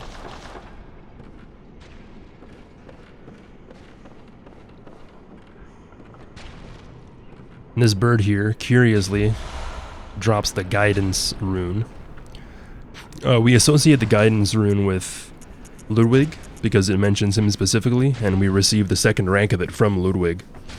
But as for why does a bird at the top of the research hall drop a guidance rune, we find the bird at the top reaches of the research hall, and the way that it kind of walks off the ledge is foreshadowing to us walking out from the Astral Clock Tower. So the bird may not necessarily be related to Ludwig specifically, but when these people were listening to the howl of the sea, and when the Healing Church was doing this research, they were essentially looking for guidance towards the Eldritch Truth. Listen close, and you too will hear the sound of water. Very similar to what we saw with Yamamura the Wanderer earlier. A guy just kind of smashing his head into the wall over and over again, indicating insanity. And we have multiple NPCs here talking about plip, plop, drip, drop, slip, slop, and the sound of water. This is referring to the sticky sound, which we'll learn about when we do Adeline's quest.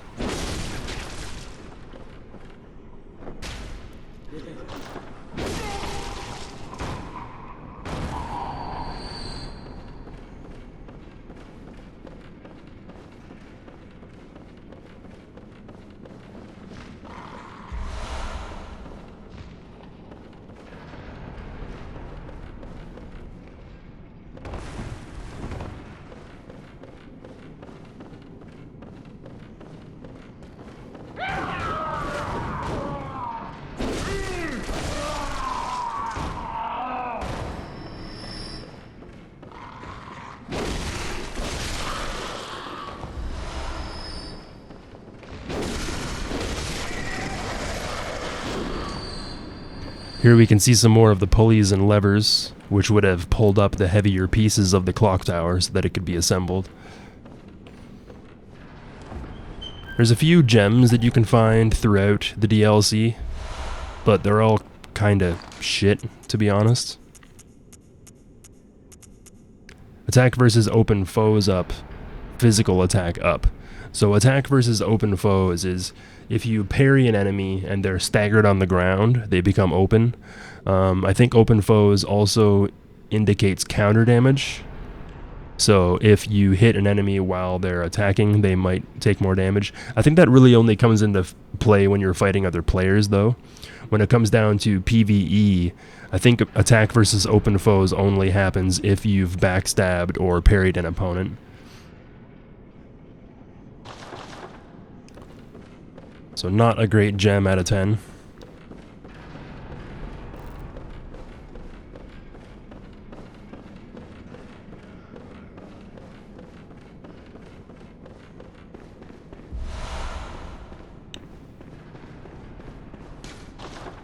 No mercy for wheelchairs.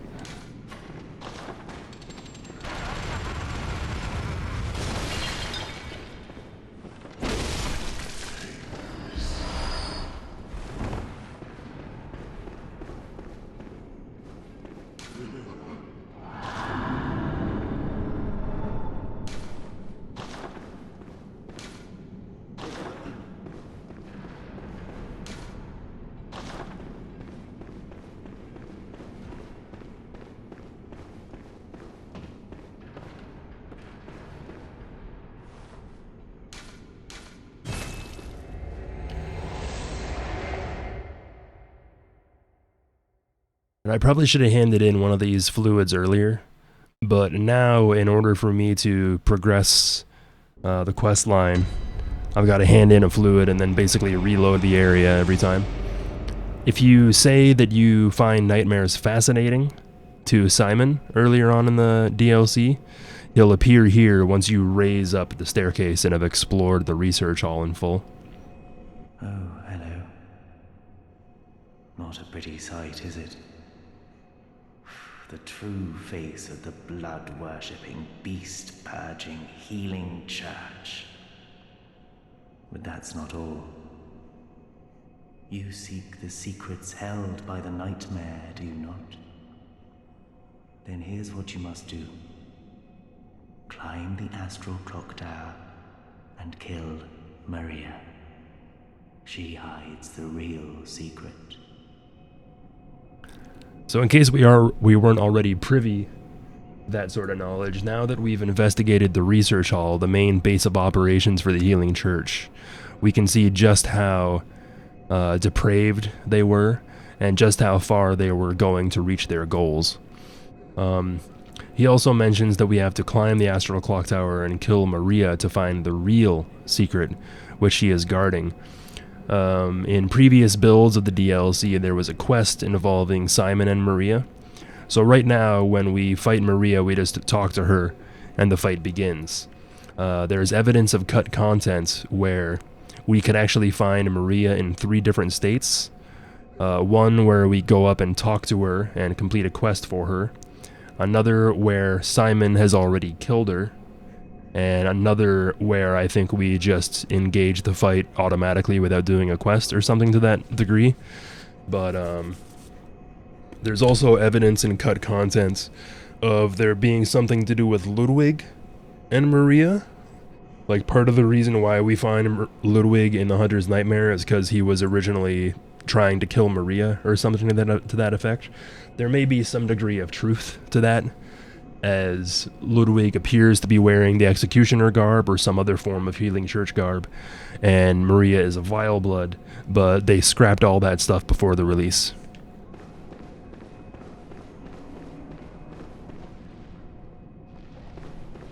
A few new items appear down here once we raise the staircase. A lethal damp blood gem, and some kin cold blood. Reinforcing the idea that the purpose behind all these experiments with the brain fluid was to develop their own type of kin.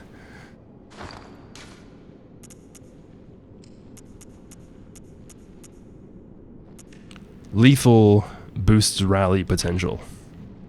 So it's a gem that offers no damage, but increases the healing you get from rally potential. We can see more patients here.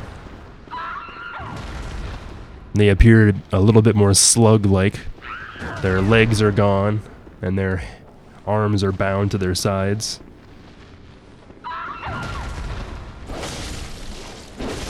A lot of the kin-type enemies have headbutt attacks, which we can see here. I mean, not like they really have much choice, but they also have tentacle attacks they can hit us with. I wonder if all of these are female as well.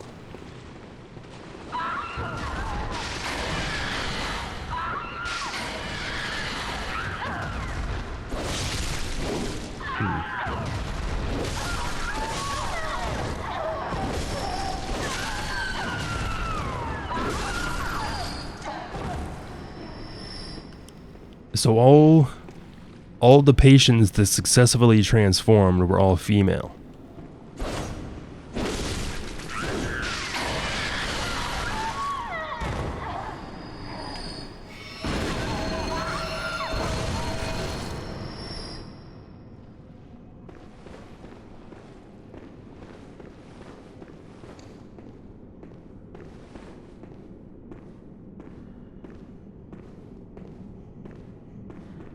Please, could you do something for me?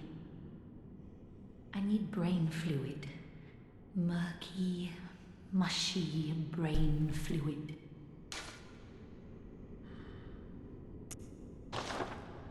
Nothing happens if you refuse. Please, Oh, thank you. You're terribly kind.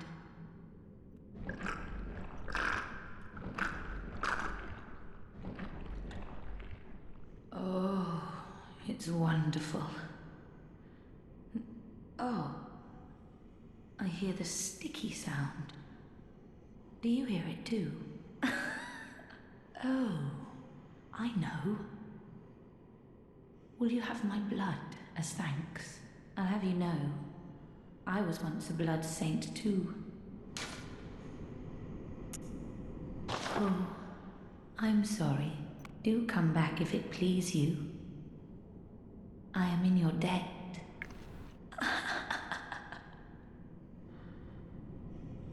Oh, hello again. Will you accept my blood as thanks?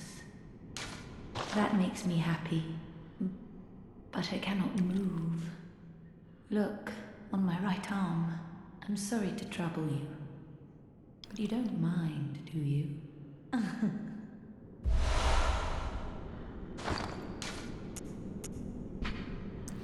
Blood taken from Adeline, patient of the research hall.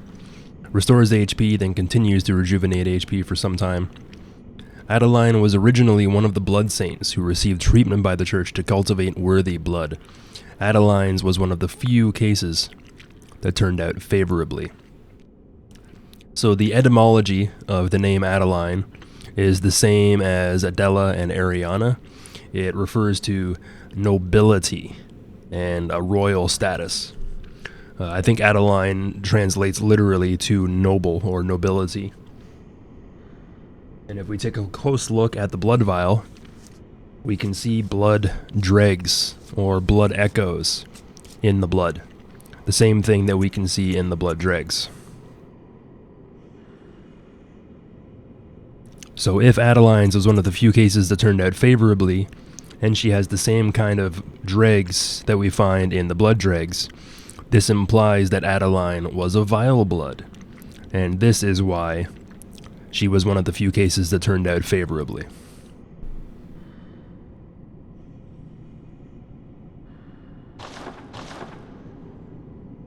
Oh, there you are.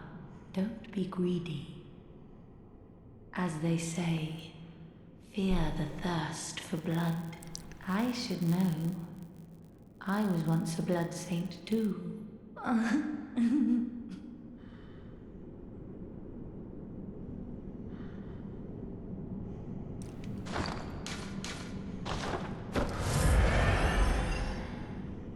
Oh, there you are.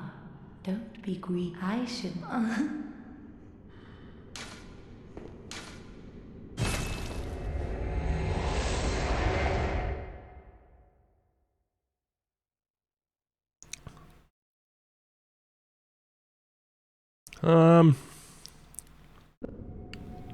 I don't know, maybe.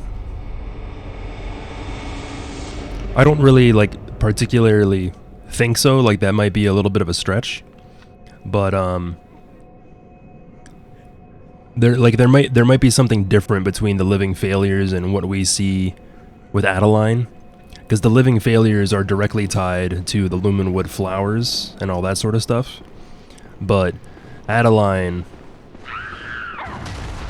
like, if you know what happens at the end of her quest, she doesn't, like, turn into a living failure or anything, right? She appears to ascend into death in some way, shape, or form. Oh, there you are. How did you find my blood? A touch more? Should it please you? So you get this line of dialogue when you consume the blood that she gave you. And no extra dialogue when you refuse. Oh, there you are. How did you find my blood? A touch more? Should it please you?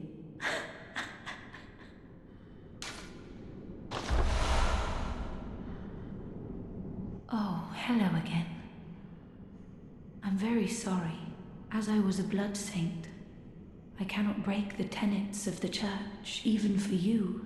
Once you've run dry of blood, come visit me again.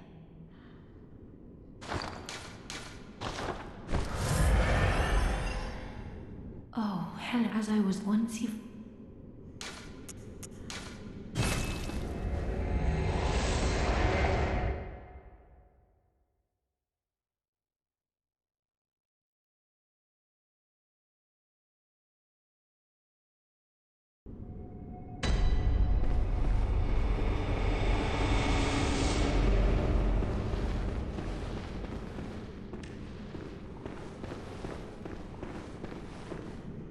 Oh, hello again. Did my blood ease your hardship? Then do have more. The sticky sound guides me, and I have you to thank for it. Oh, then do.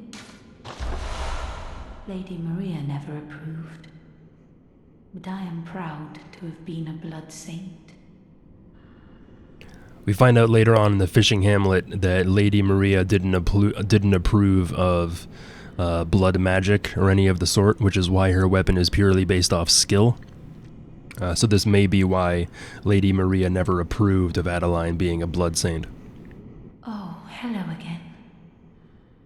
I'm very sorry. As I was a blood saint, once you've run dry of blood,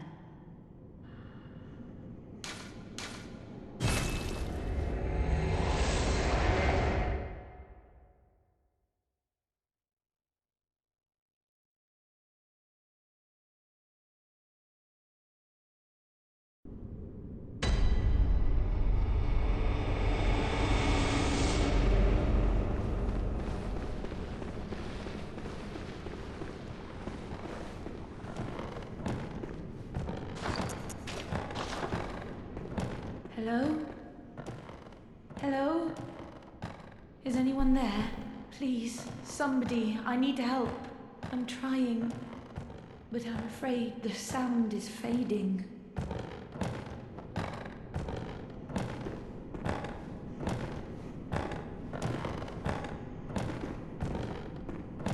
Hello? Is that who I think it is? Please. Oh, please, I need brain fluid. The sticky sound is fading fast. Please bring me brain fluid. I must have it. That sound, it is all that guides me. Without it, I'll be sent back to my former, lesser years. So that may be another reason there why the crow earlier drops the guidance rune. Because the sticky sound is supposed to be what guides these people. And if the sound fades, they start to worry and start to feel bad.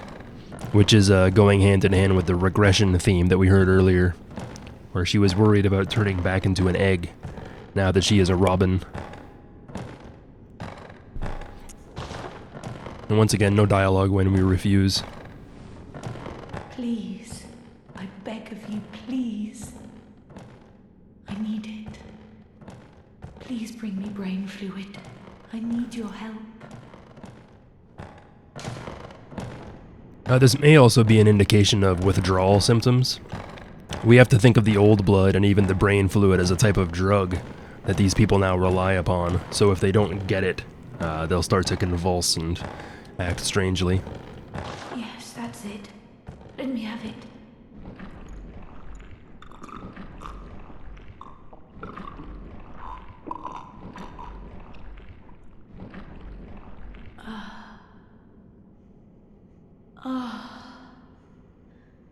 I can hear it. Yes. The sound that guides me. Thank you. Thank you so much. You have saved me. Take this charm. Lady Maria gave it to me, but it is all I can offer, other than my own blood.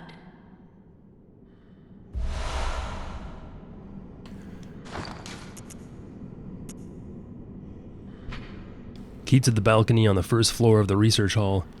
Lady Maria of the Astral Clock Tower gave this to the patient Adeline. Maria had hoped Adeline would find comfort in the faint breeze that carried the scent of flowers from the outside, but Adeline couldn't fathom her intentions. Fathoming her intentions means that she couldn't necessarily completely understand why she would want to have this kind of comfort, but fathom is also a term that we use to measure the depths of the ocean. So the more fathoms down you are, the deeper in the sea you're exploring. What's up, Moment? How's it going, man?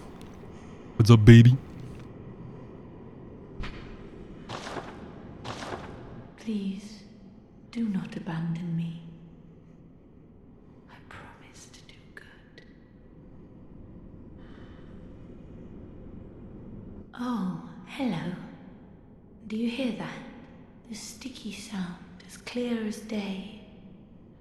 Slip, slop, drip, drop, slip, slop. How extraordinary. Do you think that water drips even down deep below at the bottom of the sea? Can you hear it?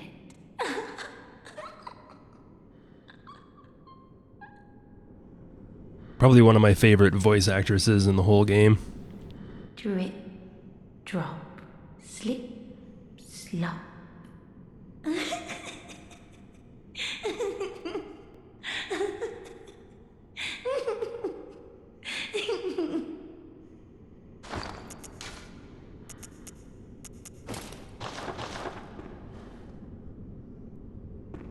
Drip.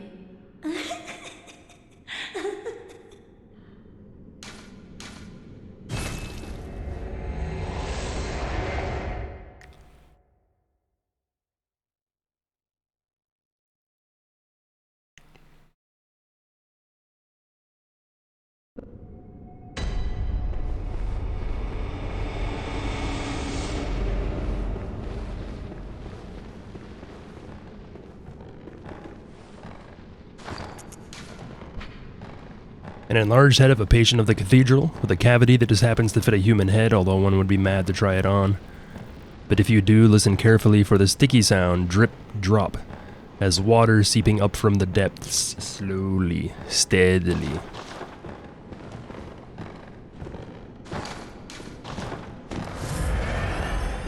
Drip, drop, slip, slop.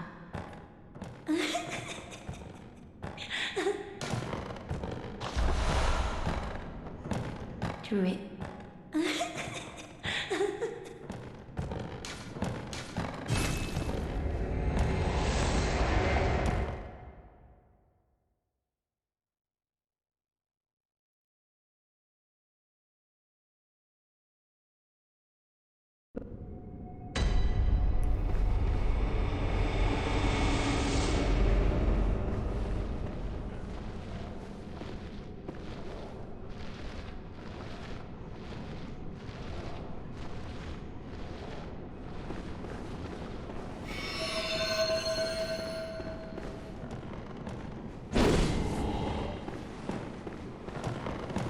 through it.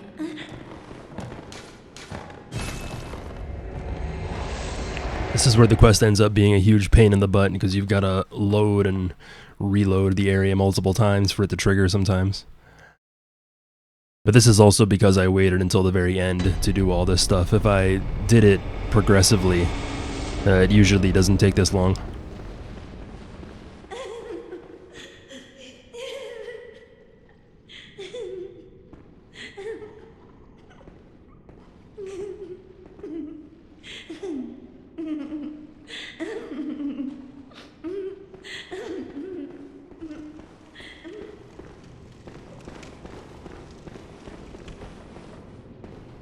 Oh, hello.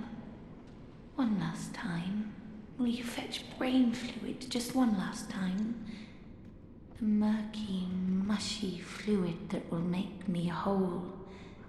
The sticky sound whispers to me. So very close, right into my ear. My head, just a head, that's all there is. I need my baptism. Please, I beg of you. I want to be something.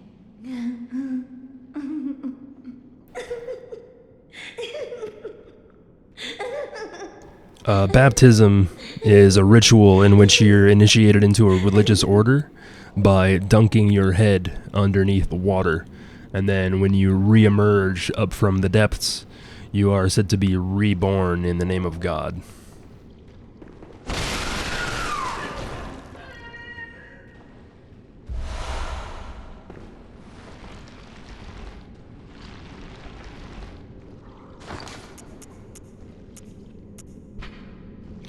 Grayish amoeba-shaped brain fluid wobbles and bounces, extracted from a patient whose head expanded until that was all that they were.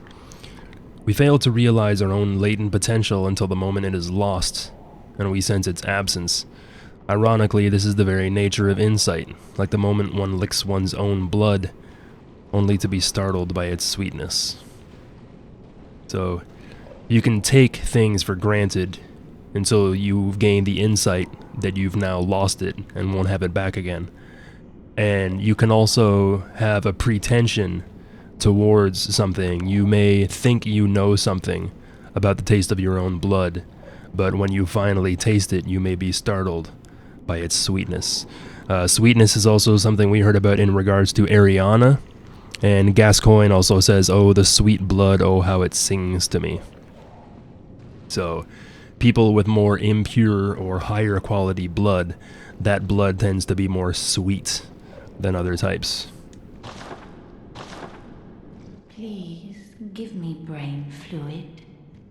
The sticky sound whispers I need my baptism. Or perhaps I'm already brimming over. The use of the term brimming over is pretty interesting. When you fill up a cup full of water or other fluids, when the cup overflows, you're said to be brimming over. We also see very similar terminology used in the Mibu fishing village priest in Sekiro, where when the waters of the Fountainhead Palace overflow, this causes people to transform and be initiated into the what's the terminology they use in Sekiro? Where they become nobles of the palace? I don't think there's anything here when we refuse, so I'm just gonna give her the brain fluid. What's up, Rinky? How's it going?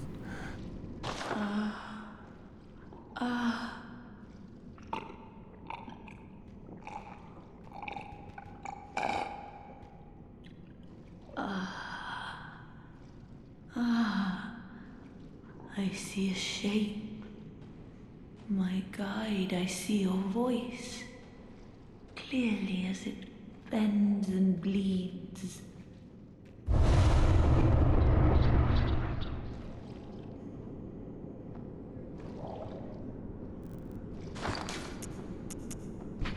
Here we have the final Covenant rune, the Milkweed Rune.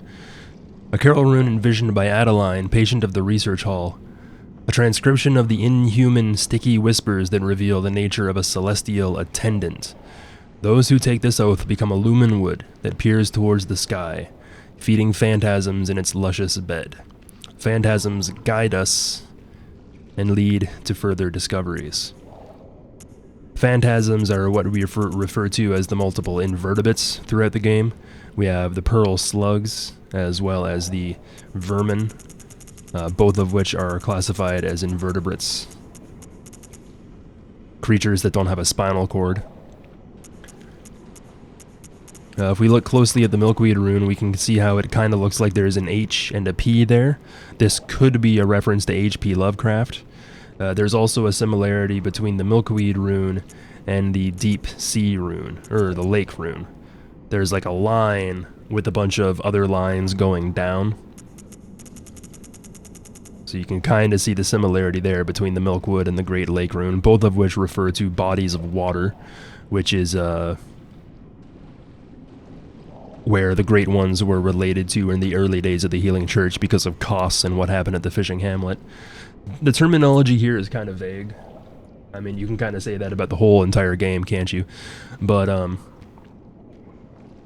a celestial attendant. The celestial emissaries are beings that we find later on that were also transformed from human into kin with experiments done by the Healing Church. A Lumen Wood is the flower that we see later on. All of the sunflowers in this area are Lumen Wood flowers. So, when we equip this rune, we become a Lumen Wood. We become a flower that feeds phantasms in its luscious bed. These phantasms are also the parasites that we see in the Kos parasite weapon, and when we equip the Milkweed Rune, we stimulate the phantasms so that we can actually use their powers with all our tentacle arcane weapons and everything. So, in order to use the Kos parasite weapon effectively, we need to have the Milkweed Rune equipped. So, you become a flower that is also a seed bed for phantasms. Get it? Understand? My own revelation. Just for me. Thank you for everything. Really, I used to be nothing.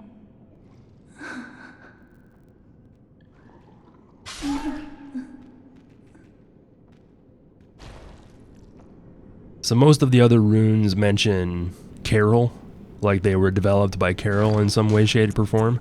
But the Impurity Rune was found within Valter, the Forbidden Beast Eater, and the Milkweed Rune was envisioned by Adeline, patient of the Research Hall. So these particular runes are unique to the people they mention. And all the other brain fluid ladies ended up becoming reanimated after we killed them. But because she was able to succeed in her transformation, she is now passed on into death. Also known as the Nightmare, I guess you could say.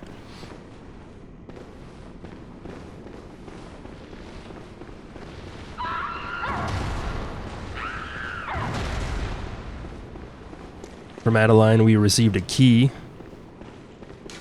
to the first floor balcony.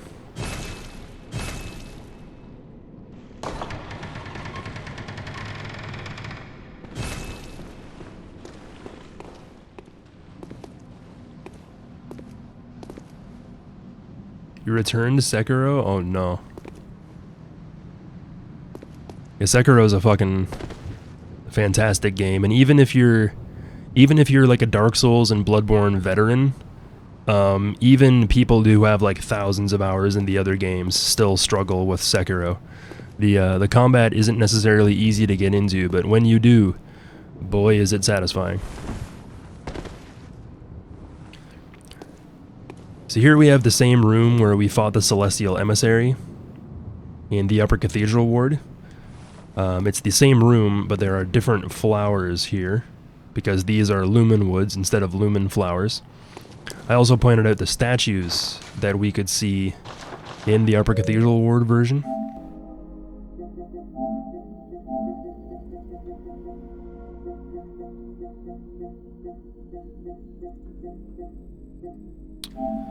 These statues are, however, omitted from this version of the room.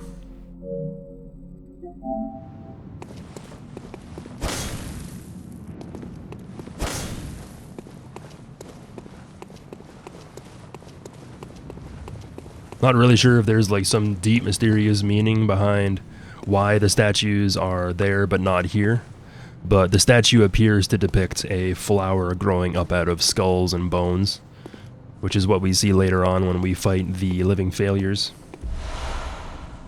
We find a lot of kin cold blood in the area because kin are what these things represent, the healing church trying to develop their own kin for the first time.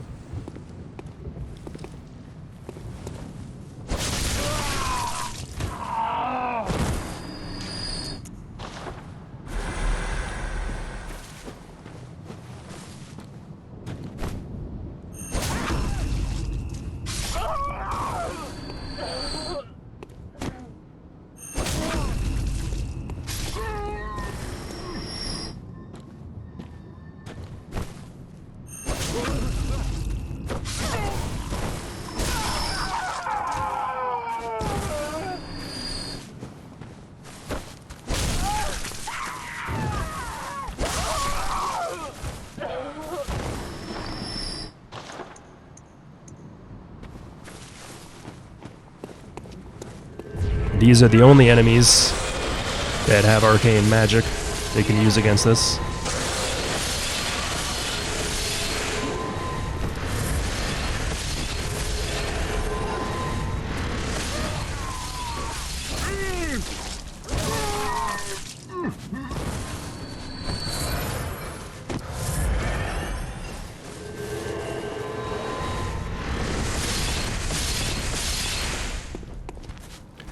The same kind of spells that we can see the Celestial Emissary and Abriatus use.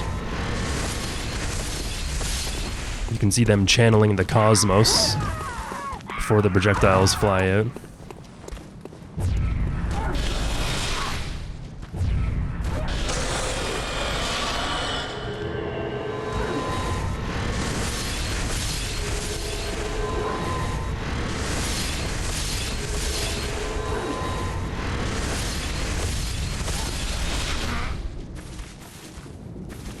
Come on, do it again. Damn it, not that one. Oof.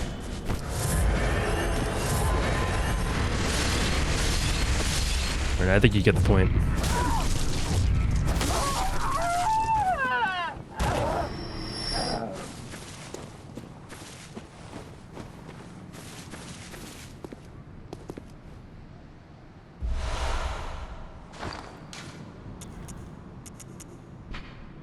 Summon a tiny meteor from the dark depths of one's pupil. Black sky eye, soft eye blessed by a phantasm. They were discovered through Bergenworth's contact with the arcane, but in the end, revealed nothing. Deep within the eye lies a vast stretch of dark sky that rumbles with an endless meteor storm. The slightest rub of the tiny orb, and the rock will tumble and soar. So when we use this, it allows us to launch projectiles out of our eyeballs.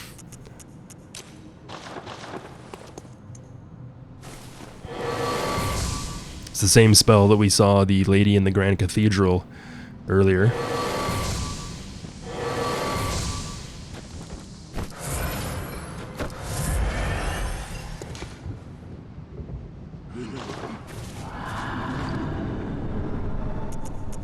So it says here that they discovered the eye through Bergenworth's contact with the arcane, but in the end revealed nothing. We also have that note in Bergenworth that said that enlightenment need not be shared and was sure to reveal nothing. And the other item that mentions the vast stretch of dark sky is a call beyond, where the choir was using phantasms to reach a lofty plane of darkness, but failed to make contact with the outer reaches of the cosmos. So, the eye of a blood-drunk hunter is also soft and turned to mush, but that was because of the blood drunkenness infection. if this eye was blessed by a phantasm, then it's likely that a phantasm is actually inside of the eye, which is causing it to be soft. And there's some art I saw a while ago where I think it was titled something like "Seeing the Universe in Her Eyes" or something, and it's a girl's eye, but as it zooms in more and more into the pupil, you start to see like the universe and like a galaxy in the background and that sort of stuff. So there's obviously a lot of like figurative imagery there as well. But this goes hand in hand with the Great Ones being related to the cosmos, and enlightenment being sure to reveal nothing. If you want to get the Black Sky Eye, you need to get the balcony key. You can either complete Adeline's quest to get it, or if you kill Adeline in the research hall, she also drops the key. And then you just go through the door that it opens, and it's sitting right there.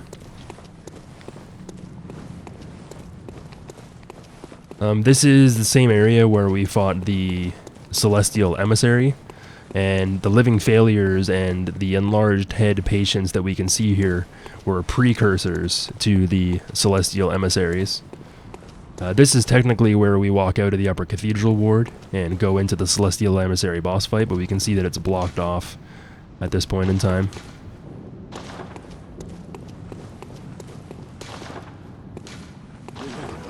And as I pointed out earlier, remember that these flowers are Lumen Woods, and the other flowers that we see in the Celestial Emissary boss room are Lumen Flowers. So, Lumen Woods, Lumen Flowers, not the same flowers, slightly different. But we can see the similarities between these and the Lumen Woods that we saw in the Nightmare Frontier.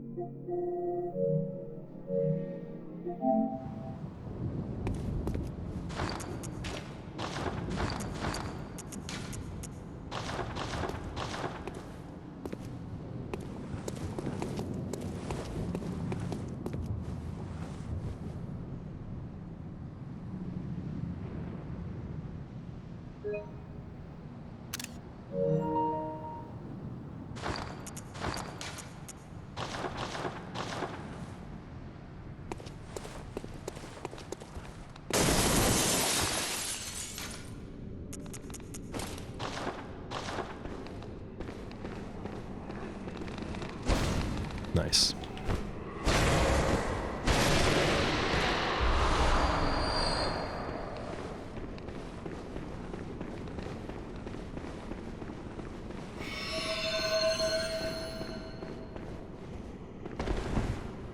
You can jump across the gap here and open this chest, but the only thing in the chest is a gem that isn't very good.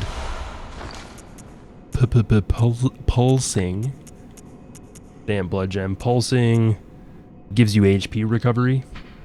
So if you have a weapon that you don't really use but you want to have it recover health, you can put this into the weapon and then swap to it to recover your health slowly. But having a gem that has absolutely no damage value on it is not a great thing, to be honest. Like, the gems that you find in the DLC would be way better if they just had secondary rolls with damage on them. So I'm not really sure why they did it that way.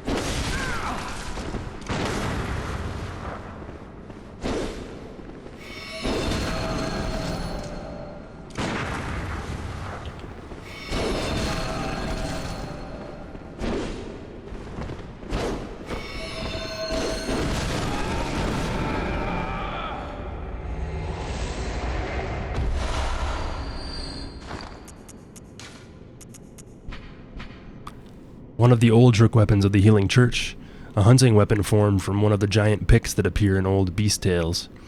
The church pick initially serves as a large sword, but when transformed functions as an extended war pick. In spite of its origins, it is a highly practical weapon.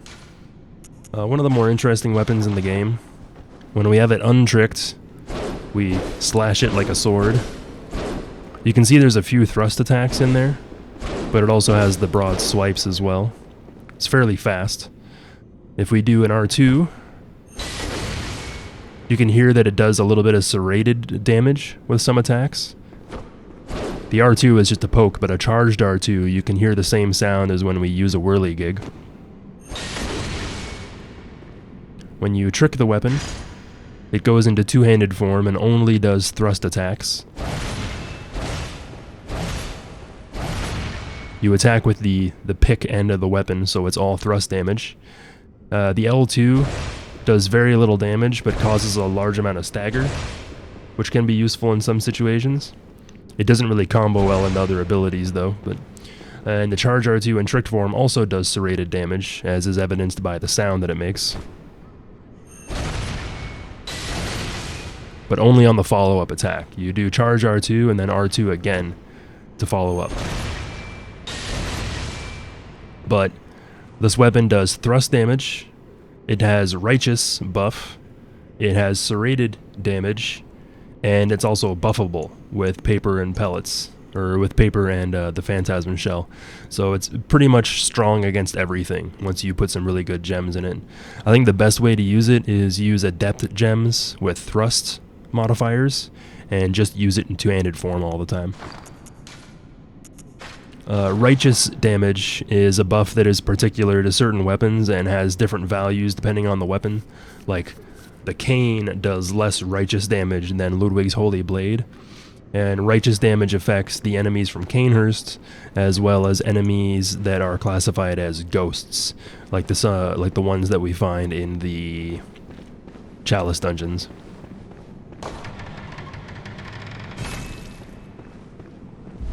Hey, what's up, Dreklo? Yeah, I got it all sorted. I did get copyright blocked on a couple of them, but the ones that got copyright blocked, I was still able to trim the song out of at least one of them. Only one of them got fully blocked. The other one just has a copyright claim on it. But I'm not going to worry about editing them anymore or anything. I'm just going to leave them as they are. And then when I actually decide to do another one of these playthroughs, I'll try to do it with YouTube in mind.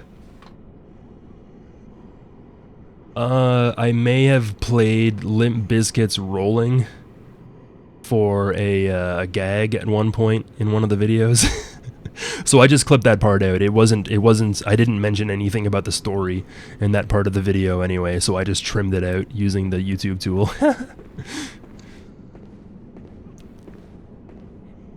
And yeah, we still gotta get my voice meter banana set up. I've been putting it off because I absolutely abhor dealing with audio issues. It's wretched. Absolutely wretched.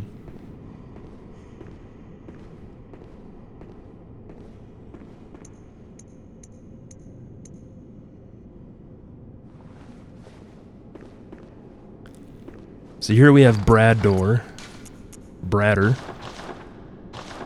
And if you look carefully, you can see that he's ringing a bell that emits no sound. We can clearly see the bell ringing, but we can't hear the sound that it makes quite yet. Are you a hunter? Well, that's very odd. Do you hear the toll of the bell? If we say that we hear nothing, he just kind of laughs and says, okay, well, you know, go on about your beast hunt, but kindly fuck off if you would. And if we say that we hear the bell... Liar. Such pettiness will be your undoing. The beast you seek will not be found here. Go back to your hunt. And if you have the chance, put this night behind you. Places better left untouched. Secrets better left alone. Only a fool would so brazenly roam. Bear in mind, some places are better left untouched, and some secrets are better left alone. Only fools do brazenly roam.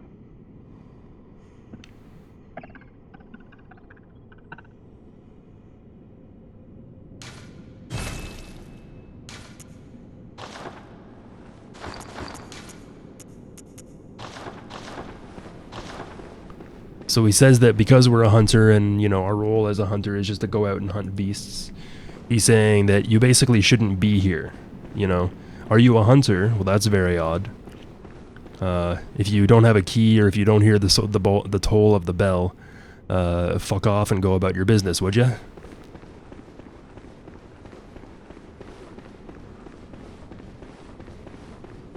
Alright, I'm gonna put on the Milkweed Rune now.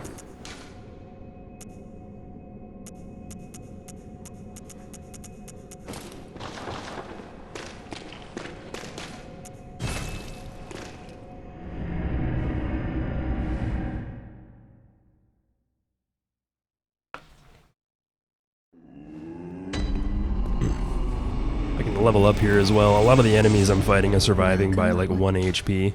Very well. So I'll put a little bit extra strength in here.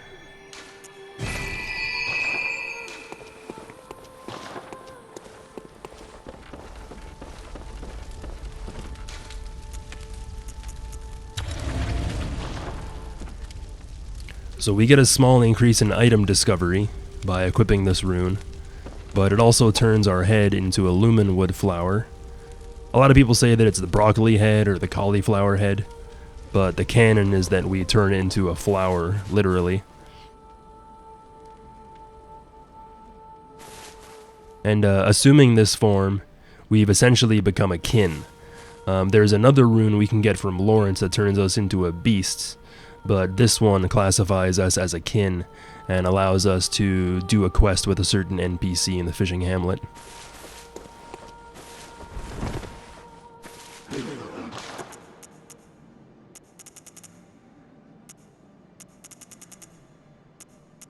Yeah, Beth.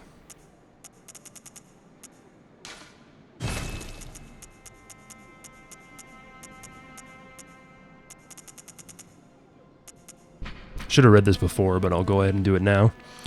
A special trick weapon passed down among Hunter of Hunters, one of the oldest weapons of the workshop, splits into two when activated. The weapon's warped blades are forged with siderite, a rare mineral of the heavens, most effective in swift attacks such as after a quick stepping. So the only other weapon that's made out of siderite is German's weapon, and both of those weapons, as well as the tonsil stone, refer to meteorites, or minerals of the heavens. If I get Dying Light 2, it'll be sometime in the future. I'm broke as fuck right now, and the only game that's on my radar is Elden Ring. I have been watching a lot of Dying Light 2. It does look really sick, but it's not really a game that I'm worried about, like, spoilers or anything on. So I have been watching some of Dying Light 2 to see if, to gauge my interest, if you will, and it looks like it's a lot of fun, to be honest. Looks like it's a lot of fun. Yeah, it'll be on sale eventually, so I'm kind of holding off. I already pre-ordered Elden Ring like 6 months ago, so I'm just kind of waiting on it.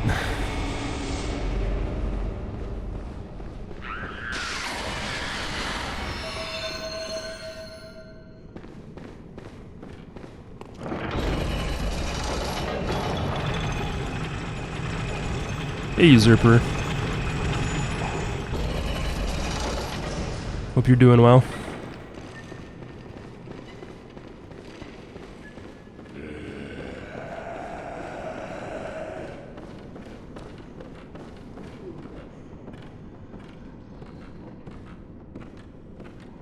I have failed. Please, Lady Maria. So earlier this NPC said that she couldn't hear anything, and when we find her here, looking towards the boss room, she says, "I have failed." If she still has a body and she's not just a head, this means that she has failed in her transformation and she no longer hears the sicky sound.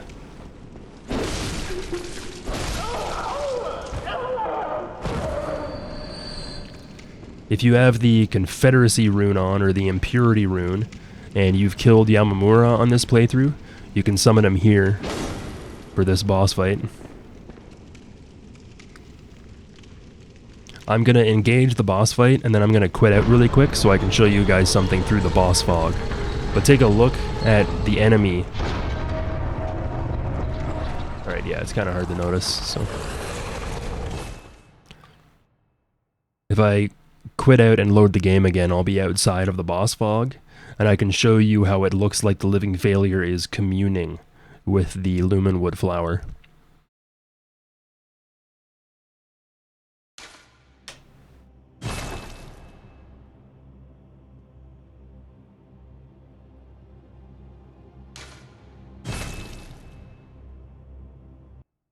Yeah, as soon as the Elden Ring preload is available, I'm gonna be all over that shit.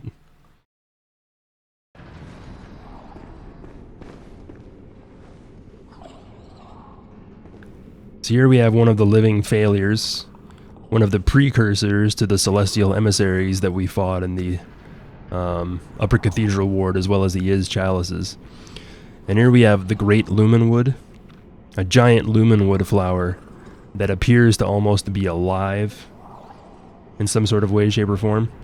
Now, the Lumen Wood flower is obviously supposed to look like a sunflower, and one of the interesting things about sunflowers is that they're called sunflowers because their face always faces the sun.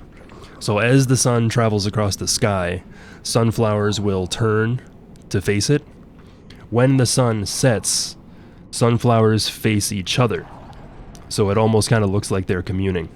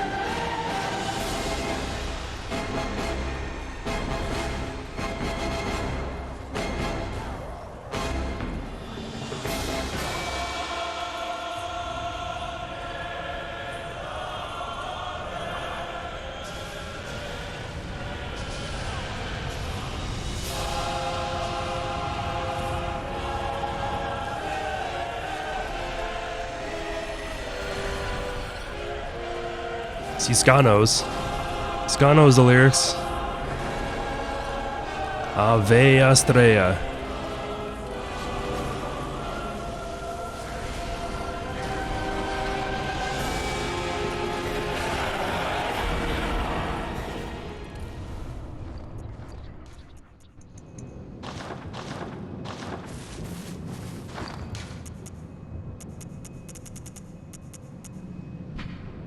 Key to the Astral Clock Tower atop of the Grand Cathedral.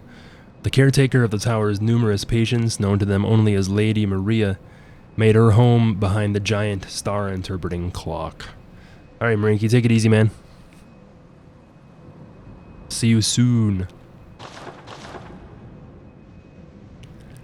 So yeah, the living failures, as I mentioned earlier, are the precursors to the celestial emissaries. In the early days of the Healing Church and the Research Hall, they were doing patience on people by making them imbibe water so that they could hear the howl of the sea, the sticky sound. We can tell by the deformed heads of the living failures and their names that they weren't necessarily successful in reaching their goal. They're still kin, but because they didn't have their full form, they weren't able to act as celestial emissaries, creatures that would act as mediaries between humankind and kin, or great ones, that would allow us to commune with the gods. The Lumen Woods here represent the living failures, and the Lumen Flowers represent the success of the celestial emissaries. An emissary is somebody that you send from one country to another to maintain good relations or to relay information.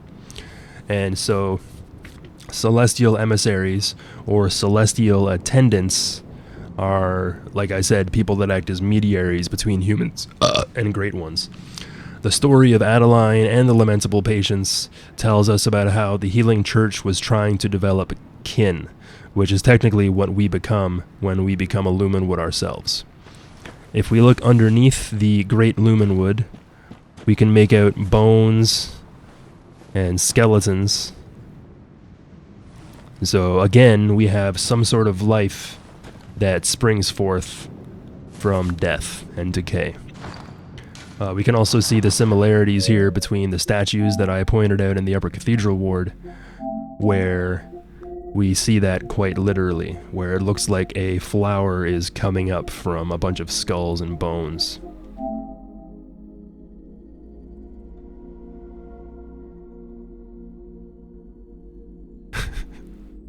The best. I love when I'm reading an item description and like I go halfway through a sentence, burp, and then like nothing happened. I just carry on. Like, that's the best. Shout out to everybody on YouTube. But the Living Failures boss fight is pretty cool. It's a gank fight, obviously, where you've got to fight multiple foes at once. But there's always 4 Living Failures in play once the fight goes through. So 2 of them will only do melee attacks, and the other 2 have arcane attacks that they can use. I didn't even notice that time. Like, I actually didn't, I can't even remember that I burped. If we look in the distance, we can see the nightmarish version of Yharnam in the Hunter's Nightmare, like basically the previous area that we were in before. I'm not sure if we can actually see the other Grand Cathedral from here. Technically, I think we should be able to. There it is, yep. So here's the Grand Cathedral where we received the eye pendant from Lawrence. That's where we're going to fight Lawrence later on. And then this is the Astral Clock Tower that has the green face in front of it. We can also see below us where we originally fought the Celestial Emissary, or where we received the Black Sky Eye Orb. So this platform that we're on now is directly above the Celestial Emissary boss room.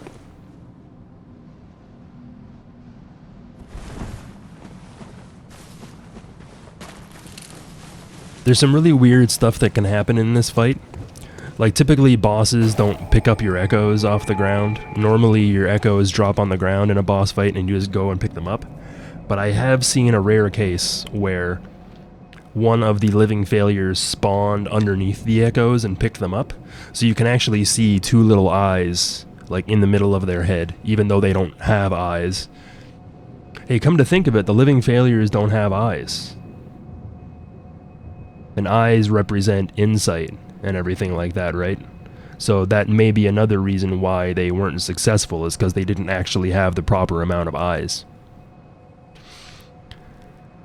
And, I think there's some interesting details on this door.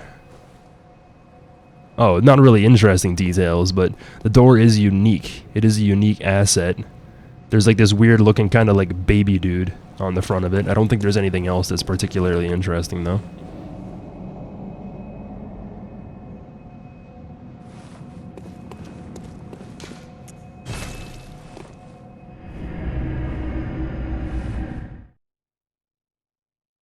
I'm gonna go take off the Milkweed Rune for a second, just so I can get a screenshot.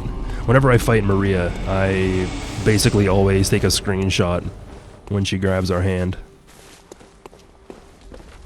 Actually, I'm not gonna do that on this playthrough, for VOD and YouTube purposes. Do I have a claw mark rune on? I think one claw mark is going to be enough. If I have more in, it'll just be overkill. I'm going to grab a drink, I'll be right back.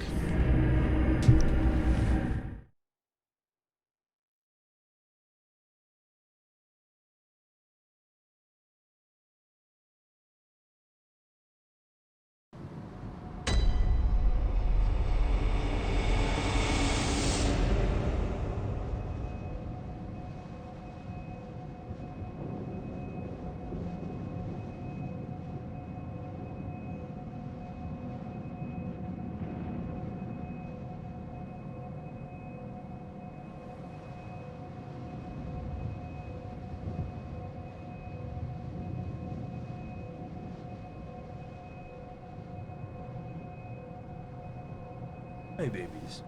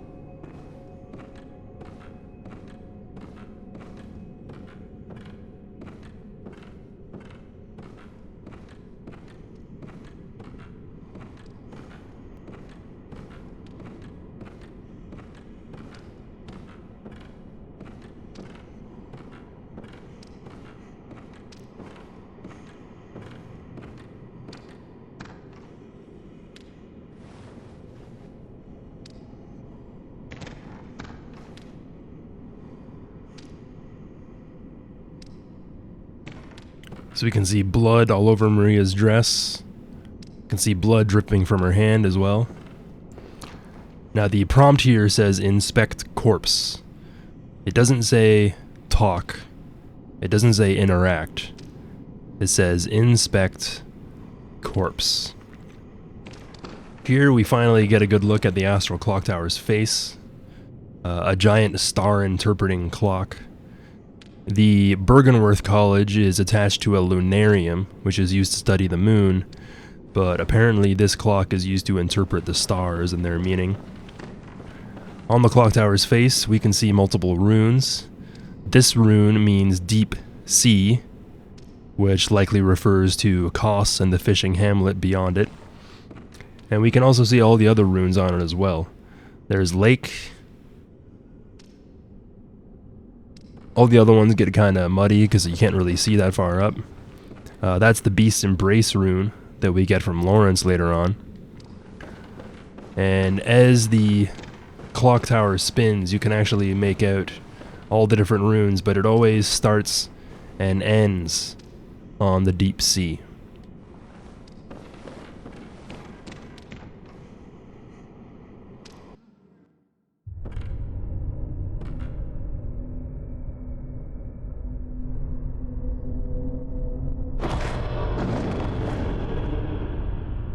A corpse should be left well alone.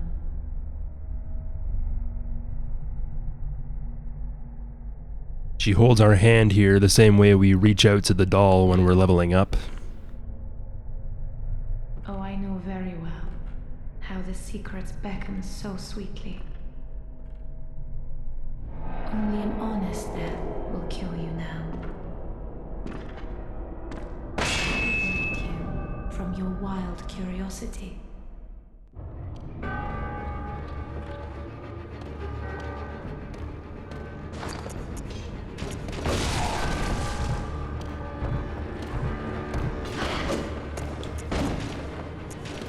Damn it, I removed the wrong one.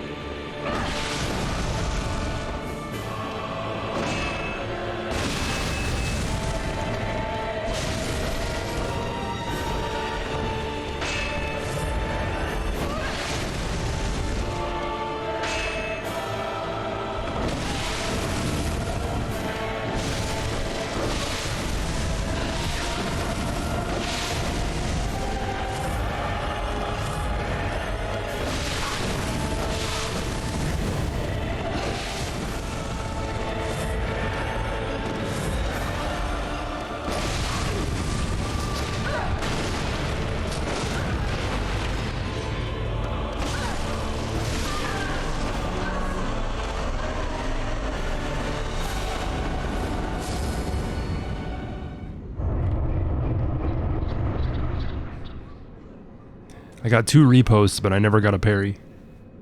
Feels bad.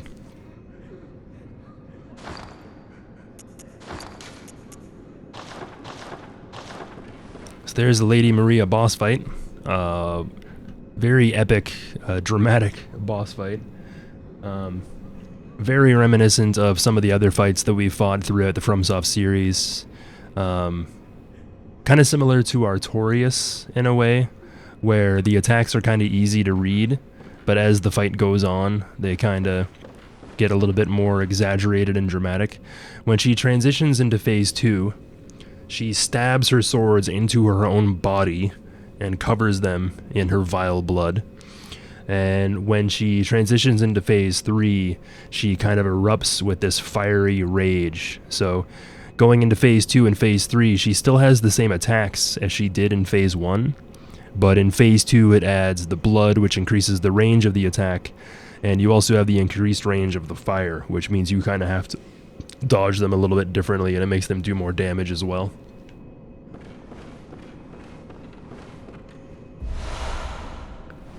Celestial Dial. A celestial dial that functions with the giant astral clock in the Grand Cathedral.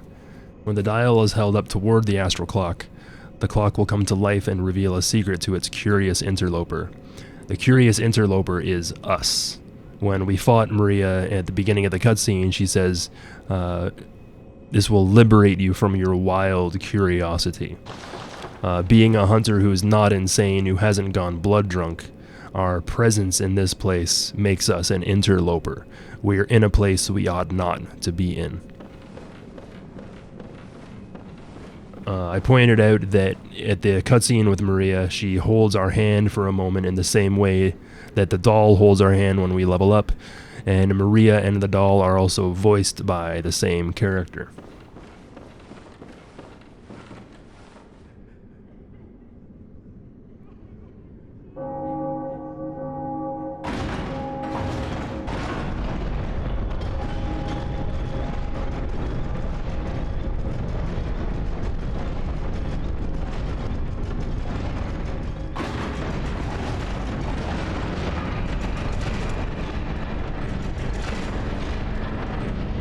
Here we can also see a lone grave that's covered in the same flowers we saw earlier. And the petals of these flowers also litter the boss arena.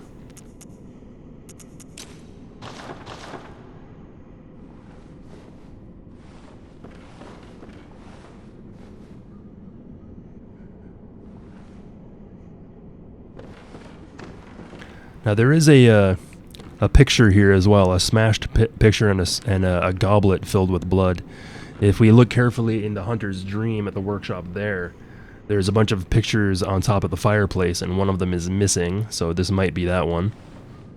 Trying to tie Maria to the Hunter's workshop and Gurman. And when we step out of the clock tower's face, the secret is revealed to us. The fishing hamlet. Over here we have a building encased in stone. It looks like it's just an arbitrary rock or a mountain or something, but it is a building made up out of stone. We can see the same astral body that we saw in the sky earlier. And if you remember previously, we also had a shell lady fall on our head from the skies above. Similarly, when we look underneath the water, we can see the rest of the Hunter's Nightmare. This is not Yharnam. The Hunter's Nightmare is a memory of Yharnam. So when we're looking down here, we're not looking down at Yharnam like it's been submerged in water the whole time. This is the Hunter's Nightmare, which lies underneath the fishing hamlet. Remembering that the nightmares are kind of layered on top of each other on higher planes of existence, the Hunter's Nightmare takes that literally, where we can see the previous area below us. Looking in the distance, we can see the same ship masts that we saw on the Nightmare Frontier around the Amygdala boss chamber, reinforcing the connection between the nightmares. And in the previous area in the DLC, we also saw an Amygdala up here, like it had fallen from the sky above and became petrified, encased in stone. Here we have cairns made out of seashells. We also had cairns in the Nightmare Frontier as well, piles of stones, but these ones are piles of seashells. The fishing hamlet is a fishing village, so they subsist off the ocean. They would have been hunting whales, collecting seashells and crustaceans from the water, and either using them as resources or eating them. Lead elixir, said to manifest in the most desperate of nightmares. And when it comes down to cairns, piles of stones are used to guide you towards natural points of interest, like waterfalls or trails and stuff like that. Even in modern days, we see this. But in Japan, if a child dies before its mother, either as an infant or in childbirth, this causes grief to the parent. In Japanese Shinto religion, the spirit must travel along a river to get to the afterlife once they've died. but because the child or infant causes grief to the parent, its spirit is no longer able to travel to the afterlife. So while the infant spirit is trapped along the river, it piles up stones as a penance for the grief that it causes its parents. When I was researching Sekiro, you find Jizo statues, which replenish your resurrective ability. Jizo is a Shinto deity who, when these infant spirits are beset upon by yokai, or evil malicious spirits, Jizo will come and wrap the infant in a red cloth in order to protect the infant. So, in North America and places like Holland and Germany and Europe, cairns may have more spiritual significance for like Native Americans and stuff like that, but they really just guide us towards natural points of interest. But in Japan, piles of stones have a little bit more of a dark tone to them. The notion of a child dying before its parents goes hand in hand with Murgo and Yarnum, and to a certain degree Kos and the Orphan, although when we eventually find the Orphan of Kos, it's more akin to a post-mortem death. I can't really remember the exact terminology, but there are cases of the infant dying in childbirth, or the mother even dying in childbirth and then giving birth to the child after already dying. So yeah, pretty dark. Pretty dark. But it goes hand in hand with all the lore that we've seen in the game. The game isn't just about birth and being reborn, it's also about death and stillbirth and the loss of a parent.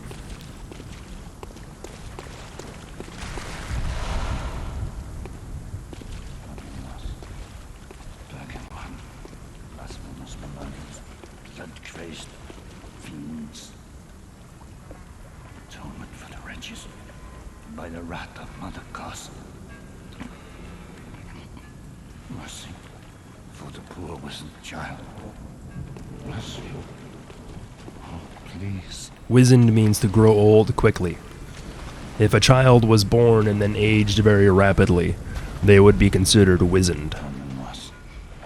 Black and blood, blasphemous murders, blood-crazed fiends.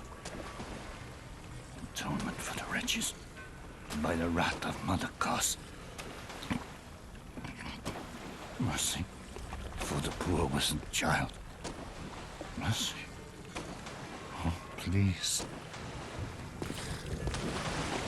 This NPC is known as the Fishing Hamlet Priest.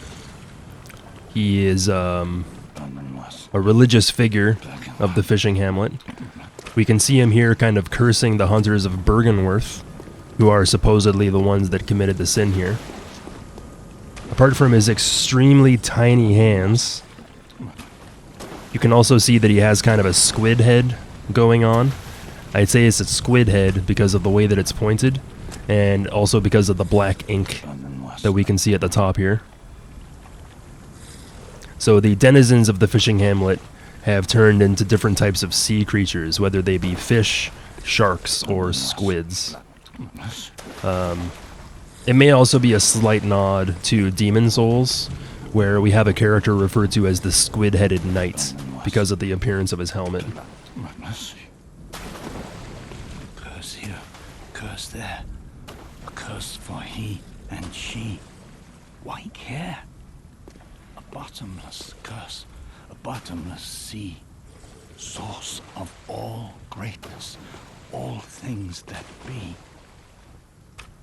Listen for the baneful chants. Weep with them as one in trance. And weep with us. Oh, weep with us.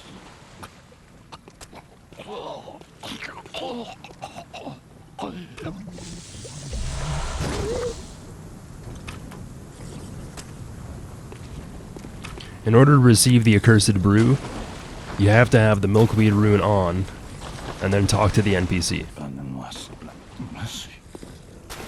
Listen for the baneful chants. A call to the bloodless wherever they be. a call to the bloodless wherever they be. Fix your ears to hear our calls.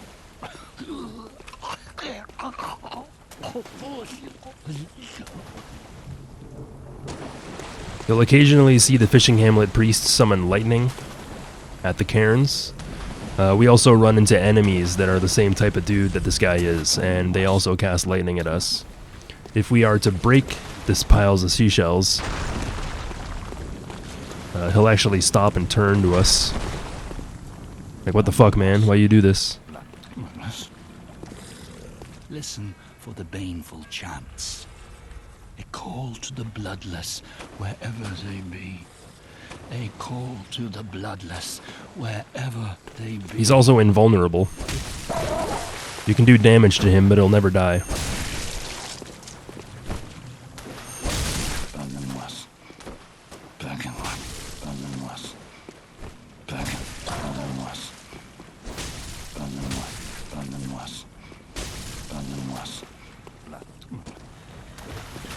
We have bodies here that are set out on boats and adrift in the water. Viking Funeral includes putting the corpse of the person into a boat with personal effects, sending the boat into the water and lighting it on fire with arrows. We can see that the fishing hamlet has been here for quite some time, as the entire place is covered in barnacles. Here we have the same statues that we can see in Bergenworth. And we also have the whale carcasses that can also be found deep down in the Chalice dungeons. You can tell it's a whale carcass because of the skull. It's a very distinct whale beak.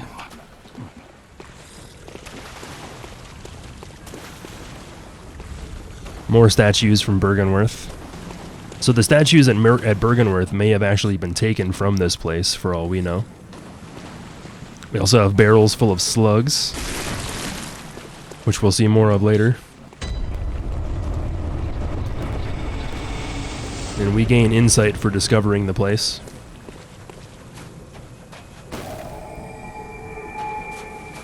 Here we have a corpse that's been decapitated and hung up. It bears the same sort of blue parasites that cause the blue glow of our head. And we can find more of these corpses decapitated all over the place. And if we take a careful look, we can see that this hanged man represents the hunter's mark. Or maybe that the hunter's mark represents the hanged man. So this is a warning to hunters, saying them, or telling them not to proceed forward. Once we start exploring this area, and we've opened up the Astral Clock Tower, we can hear the bell toll in the distance.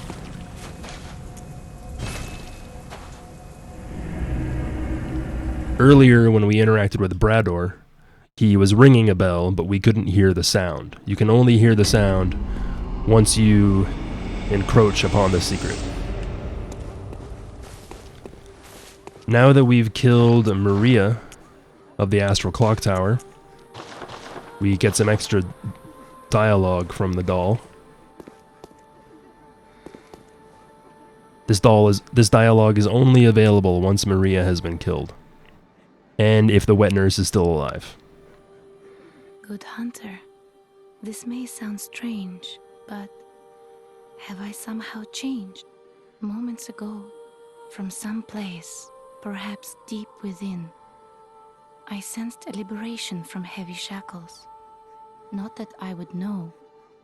How passing strange.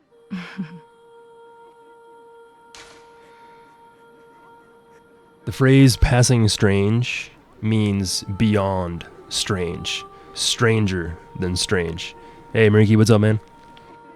So, this dialogue directly connects the doll with Maria, because when we kill Maria, the doll feels a sense of liberation from heavy shackles, like we've laid Maria's spirit to rest. Good hunter, your presence somehow soothes. I sense the ancient echoes.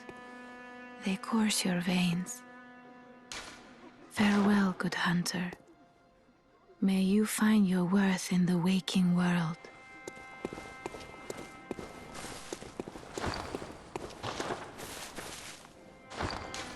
I also received a spell called the Accursed Brew. Skull of a local from the violated fishing village, the inside of the skull was forcibly searched for eyes, as evidenced by innumerable scratches and indentations. No wonder the skull became stewed in curses. They who offer baneful chants weep with them as one in trance. I was taking a look at the little spike kind of thing that you can see going through the hair at the top.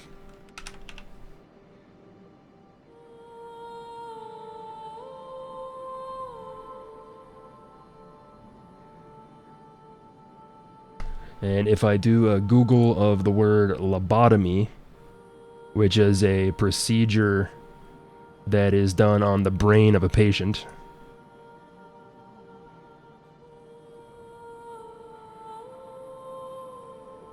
this is one of my favorite pictures. You can see how it's very similar to what we see there. Basically, they would put this pick in through a hole in the skull or through the nose or something like that. The nose goes straight up into your brain, if you didn't know, through a very slight membrane and flesh.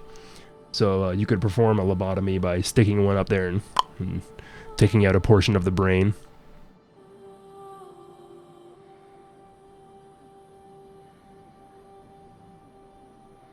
I actually found that picture by accident when I was trying to research other stuff that I found in the research hall.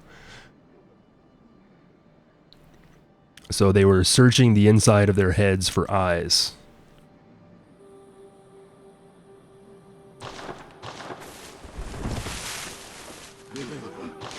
Once we kill Maria, we can claim their garb.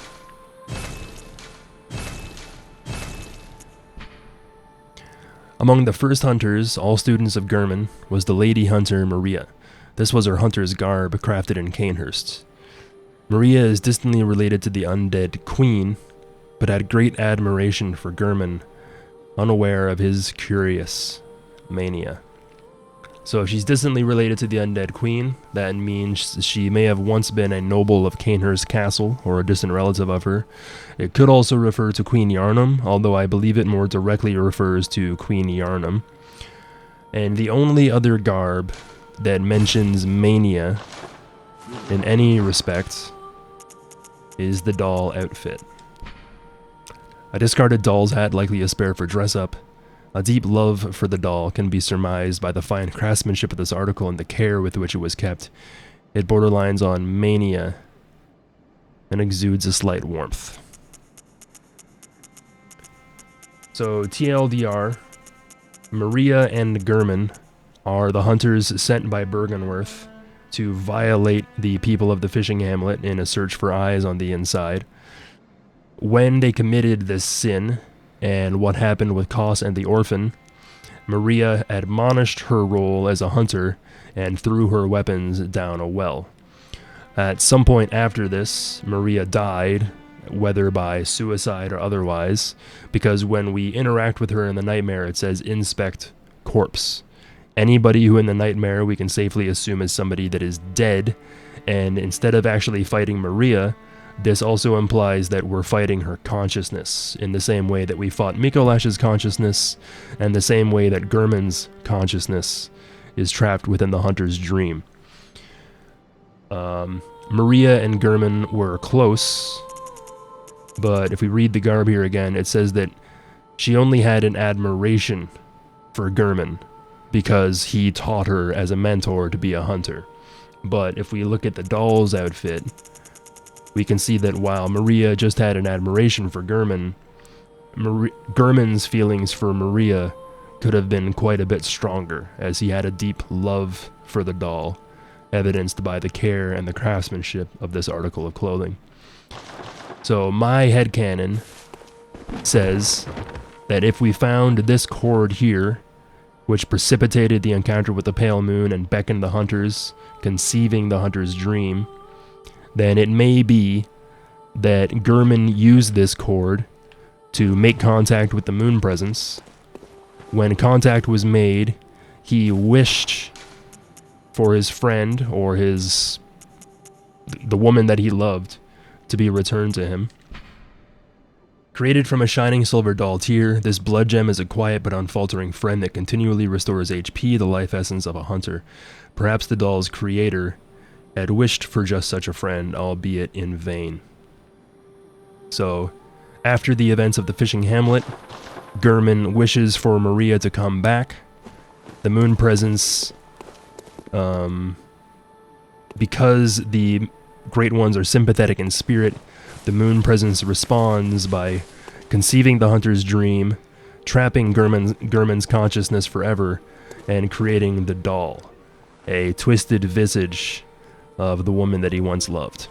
How do I know Gurman was present at the fishing hamlet?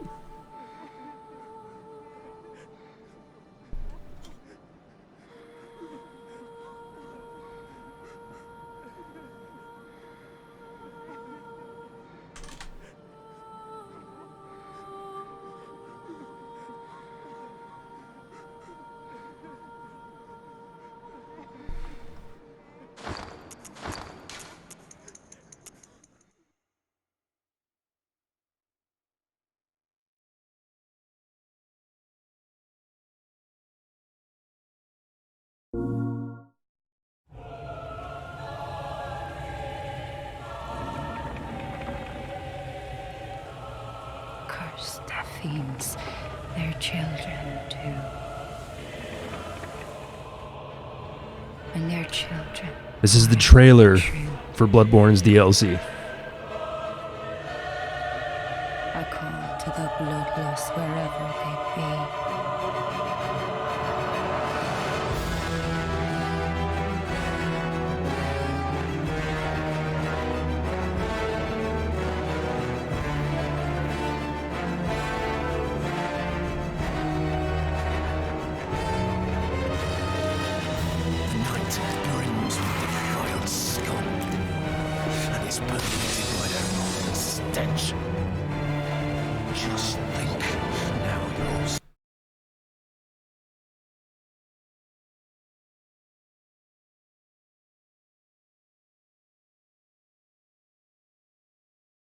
That's Gurman.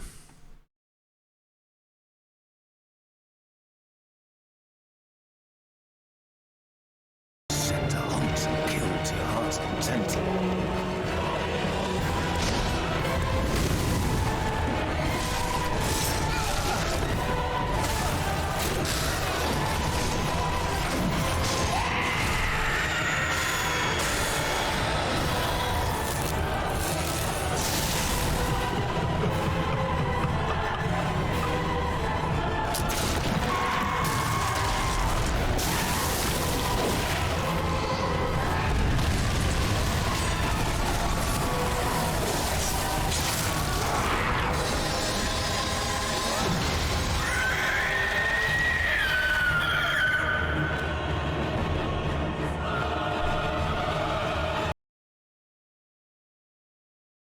Sacrificing monetization for lore purposes. I do what I must.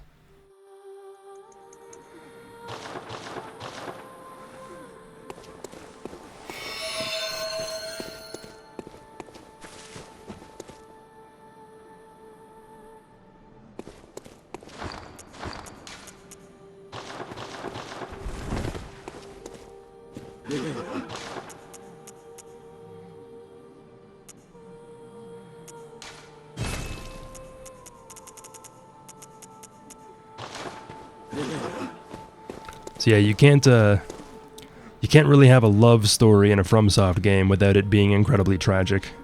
That's the TLDR there. All right, let's proceed into the fishing hamlet.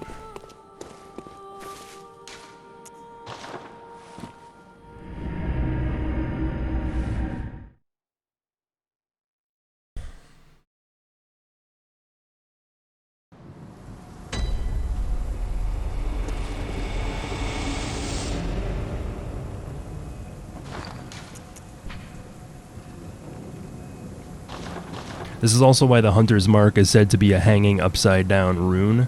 We never see the Hunter's Mark inverted. The Hunter's Mark represents a hanging upside down human corpse.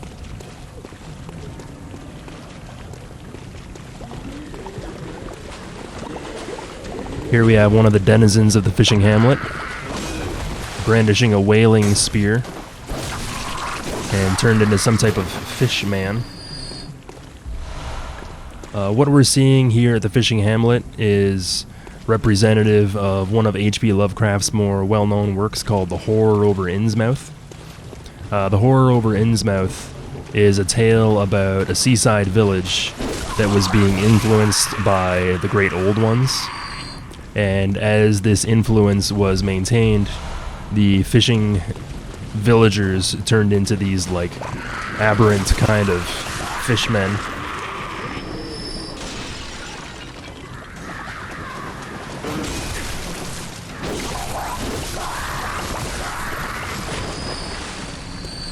I'm not necessarily sure whether these enemies qualify as kin in particular, although it would make sense in the context of what's happened here. You can see more decapitated corpses all throughout the place, teeming with the same blue parasites we find in the Kos parasite. And this just goes to show you how many people the hunters who came here killed in the sin of the fishing hamlet.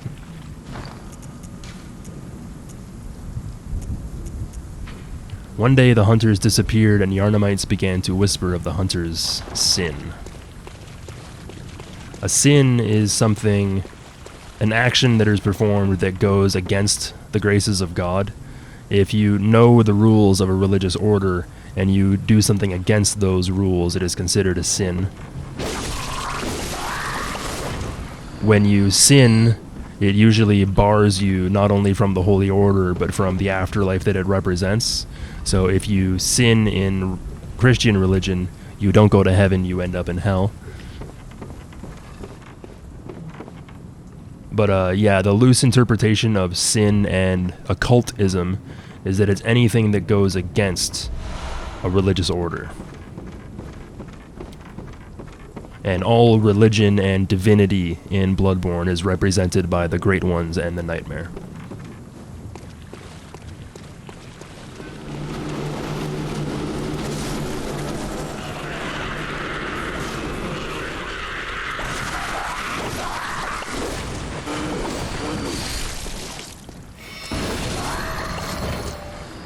That was another one of the fishing hamlet priests, although those ones have cursed skulls that erupt out of them and seek us out.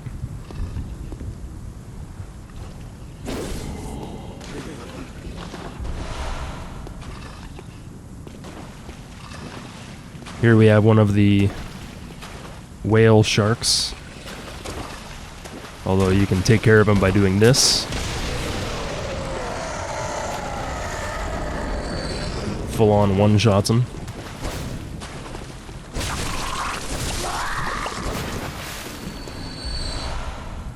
The urns that we can see in this area are filled with oil, similar to the urns that we saw throughout the rest of the game. But because this is a fishing village, one of the resources that you get from whales and stuff like that you pull out of the ocean is large amounts of oil. Kin cold blood. You find a lot of kin cold blood in this area. So even if these things aren't classified in the game as kin, they represent a metamorphosis that isn't just from imbibing old blood.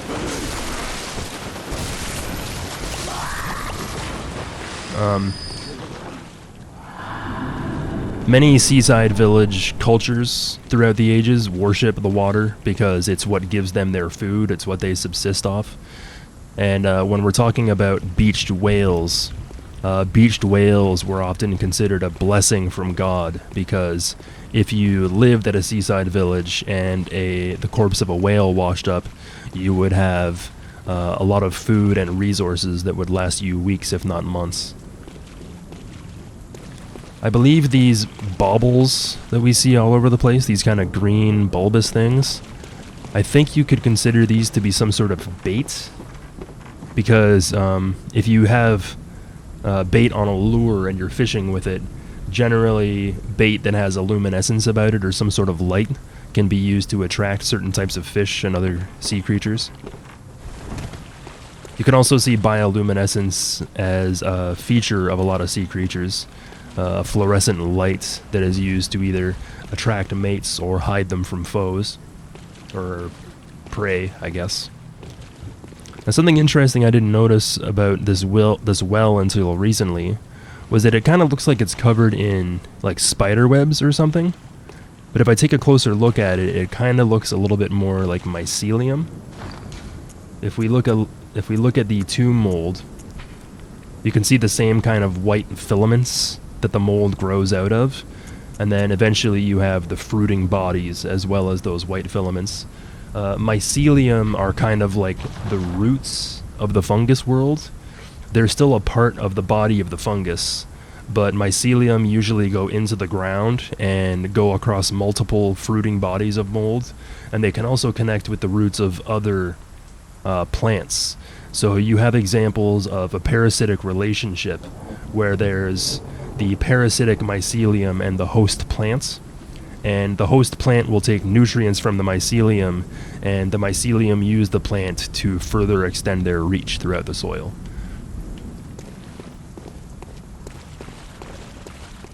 Here you can make out the blue glow on the bodies a little bit more. And this oil urn is a trap, because this guy hucks bombs at you and these guys rush you.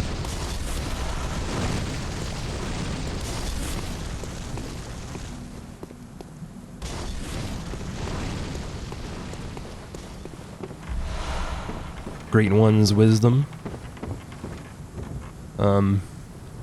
If the people of the village subsisted off the ocean and they were being influenced by the whispers of Kos, or another Great One, you could almost kind of see the form that they take as maybe being a blessing from Kos.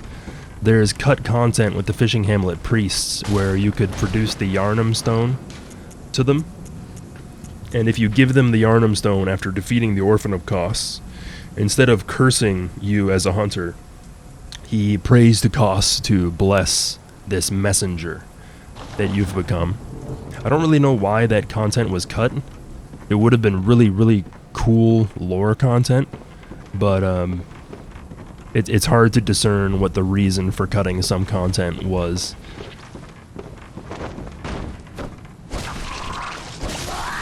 Yeah, that's something that I forgot to mention as well. But Kos is an island in Greece, and Hippocrates is considered one of the earliest and foremost philosophers that came to develop how we operate in a medical capacity. So the Hippocratic Oath for doctors is that it doesn't matter what your personal opinion is about the person that you're operating on, or it doesn't matter what kind of skin color or affiliation they have. Your role as a doctor is to heal people no matter where they come from. So the Hippocratic Oath is supposed to maintain a sense of like honor and not to use your knowledge for bad purposes. And Hippocrates is called Hippocrates of Kos because he comes from that Greek island. Thank you, Dreklo.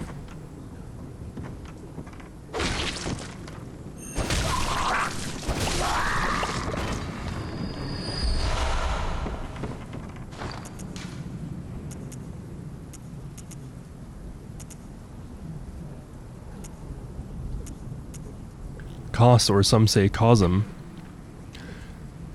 The Harrowed set belongs to Simon the Harrowed. Certain church hunters obfuscate their identities and slip into the nooks and crannies of the city. This is the garb that allowed these harrowed individuals to go unnoticed. These hunters are keen to early signs of the scourge, serving as a first line of defense against its outbreak. Or perhaps, when the time is ripe, they find signs of the scourge where there are none. It just goes to show the corner beggar is not always who he seems. Very similar terminology to what we saw in the Black Church outfit, except these hunters aren't trained as elementary doctors. They're more like they're more like spies who are sent into the city in order to, because if you're wearing a black church outfit, people are going to be able to identify you as a church hunter immediately. But if you're wearing the harrowed outfit, you're supposed to blend into the populace so that you can take care of these early signs of the scourge, even perhaps where there are none. This also implies that these hunters may have been one of the groups in charge of keeping the secrets of the healing church, which may explain why Simon appears to know so much about what's going on here and everything. Harrowed, if you've ever seen pictures of people from war times who, they don't just have PTSD, they have like full-on, I can't remember the exact term for it, but it's like this kind of blank expression on their face, and when they look at you, it's almost like they're looking through you. When you've seen something that is truly like upsetting and traumatic, you can become harrowed from that experience. Shell shock. Yeah, shell shock, I think. Hey Kinzo, what's up? So people who are shell shocked, they like, I've seen pictures of like before the war and after the war, and it basically looks like they've aged like 30 years because of the shit that they had to see and go through.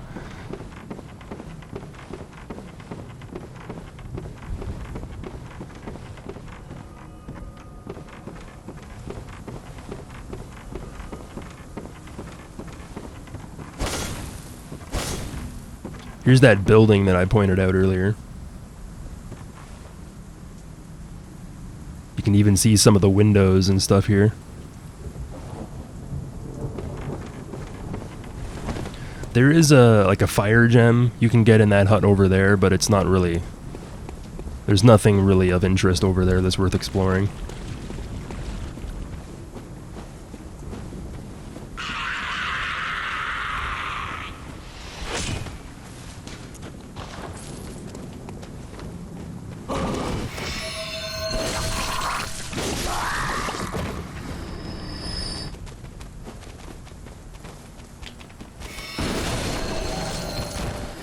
Fish dogs, dogfish.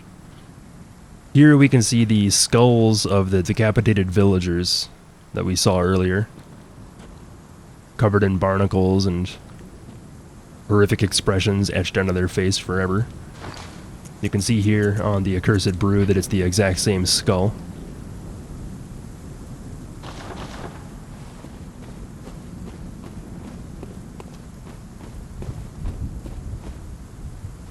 And yeah, these are wailing spears, which we could also see when we're going up to the Grand Cathedral in the Waking World.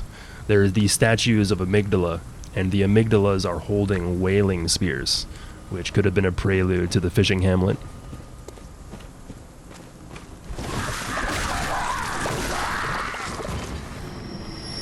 More of the Bergenworth statues.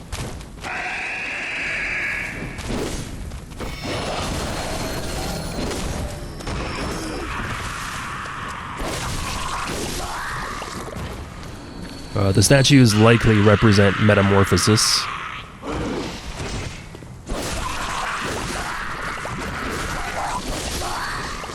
Because they almost appear to be like human kind of faces that are turning into something else, almost like they're in some sort of stone cocoon.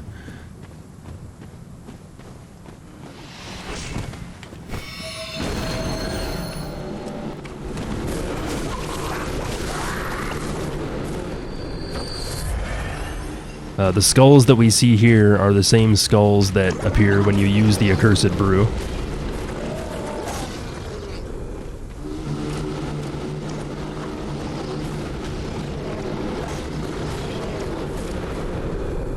It also appears like they're meditating.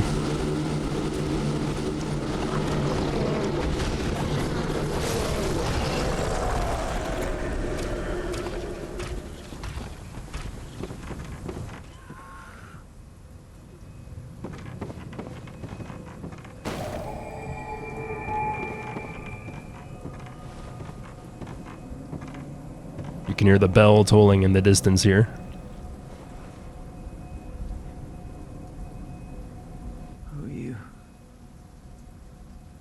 afraid I've made a botch of things. Oh, I can hear the bell now.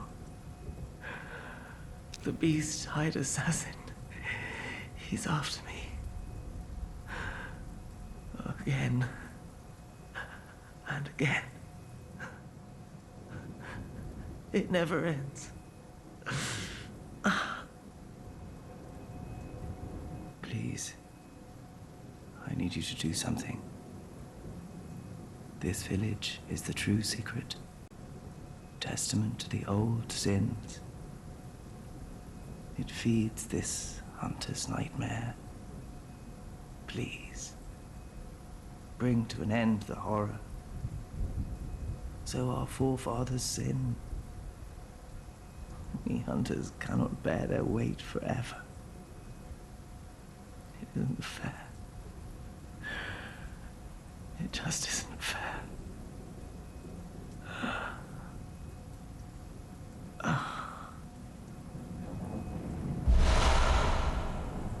So our forefathers sinned, we cannot bear their weight forever.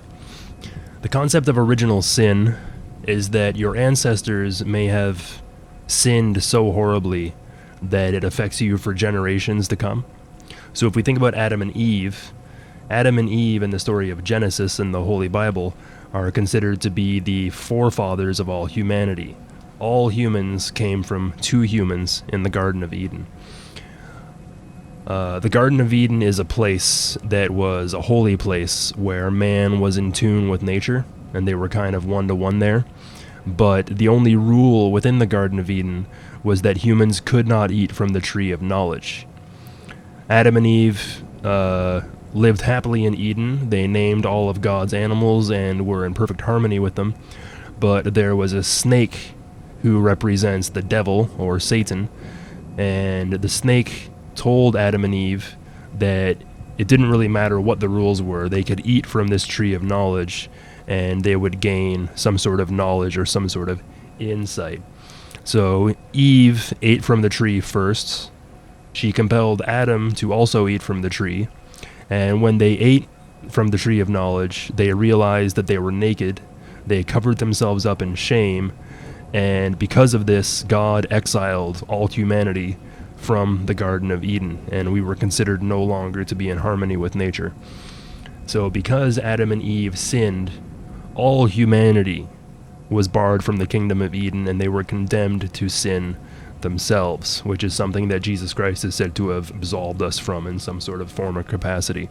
So if Gurman and the first hunters that he taught committed the sin of the fishing Hamlet, this is why when we first entered the DLC, it says, "Curse the fiends, their children too, and their children's children forever true. Each child will be blah blah blah forevermore." I can't remember the whole freaking prayer. But essentially, because of what Gurman and Maria did at the fishing Hamlet, all hunters for all time have been cursed to become blood drunk. Simon wants us to end this curse by figuring out and solving the secret of the fishing Hamlet. Key to the inner chamber of the cell below the Grand Cathedral. The innermost chamber of the underground cell holds a lone madman. He wears a beast hide and rings a bell that emits no sound. Unending death await those who can hear the soundless bell. And we also received the bow blade, choice weapon of Simon, one of the first healing church hunters. So, because he was one of the first healing church hunters, Simon existed around the same time that Ludwig did. Simon despised firearms, and so the healing church workshop had this specially fashioned to his liking. The large curved blade serves as a bow when transformed. But aside from a few close friends, Simon was scoffed at for his choice of arms, for who would dare face the beasts with a measly bow? One of the most interesting weapons in the Bloodborne arsenal. It's a sword when it's untricked. And the Charge R2 follow-up is pretty cool. Oh, it doesn't have a follow-up, but the Charge R2 does a spin that actually has two attacks. You can hear it go, you hear it make two sounds. because it has 2 attacks that it does for extra damage. And when you trick this weapon, it turns into a bow. The bow form still uses quicksilver bullets as a medium, but aside from being cool as fuck, you can also use the charge attack to proc backstabs from a distance. You can't charge a heavy attack with a left-handed gun, but because the bow blade has a charge R2 attack, you can be well far away from an enemy, and if it hits them in the back, it'll actually proc a backstab, which is quite handy. And when you use the L2 attack in this form, you swipe with the arrow. It does basically no damage. It's good for a good meme, though.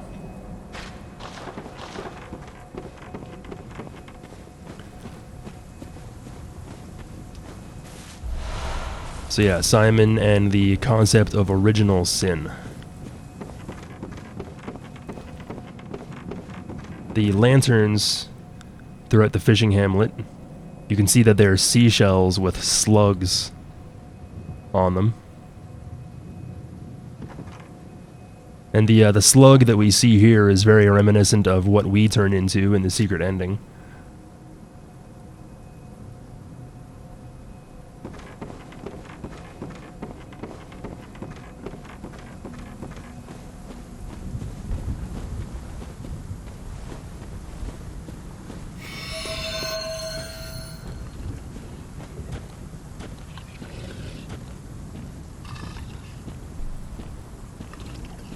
I was hand gesturing and everything that entire time, and I didn't have the cam up. Lamau.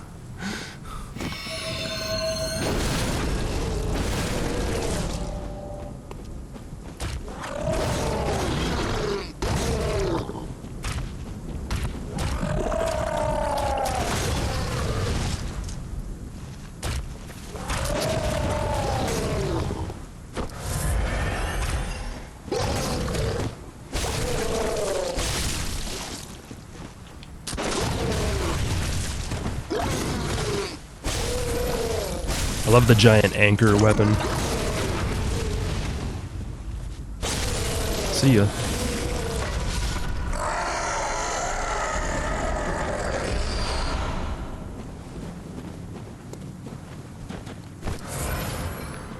Here is the stone building that I pointed out earlier at the beginning of the level. And we can even kind of get a look in here. Kinda, not really. And stone is an attribute of the different nightmares and dreams that we've explored. Most of the time in these areas we can just see like stone formations off in the distance or around the buildings and everything. But this building is actually made up entirely of stone on the outside. It's something that's easy to overlook, but I think that it's an important part of nightmares and dreams and how they work in this capacity. They are actual physical places that can be explored, but they all have their own unique kind of stone formations therein. You have the shrines off in the distance in the Hunter's Dream, the large stone pillars you can see. You have the gravestones and the basalt rock formations of the Nightmare Frontier. There's the skull-looking stones, the stones with faces on them in the Nightmare of Mensis. And all throughout the Hunter's Nightmare, you have different examples of either buildings encased in stone or surrounded by it. The lighthouse is covered in the same sort of mycelium structure that I was pointing out earlier on the well. Mycelium being loosely referred to as like the roots of a fungus plant. I guess fungus aren't really plant, but you know what I'm saying. Here we have a lone grave with a Lumen Wood flower placed in front. And off in the distance we can see the corpse of Kos washed ashore with that 2015 depth of field.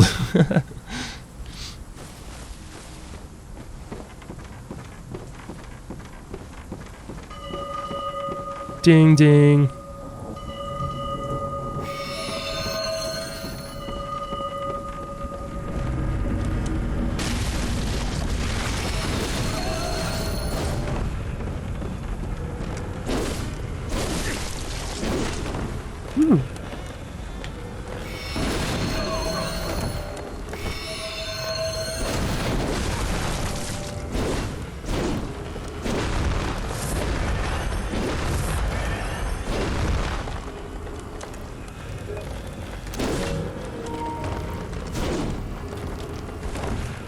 If you take a close look at Bratter here,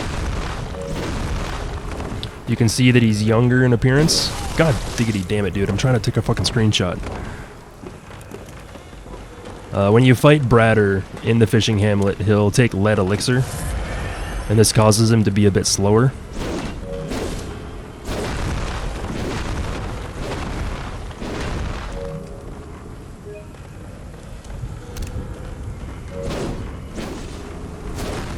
So when Bratter invades us, he's younger in appearance than he is in the cell. His the horns on his helmet are less broken.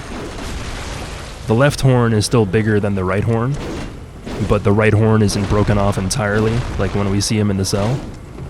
And his complexion is a bit more normal looking, or a bit younger looking, and his beard is black instead of gray.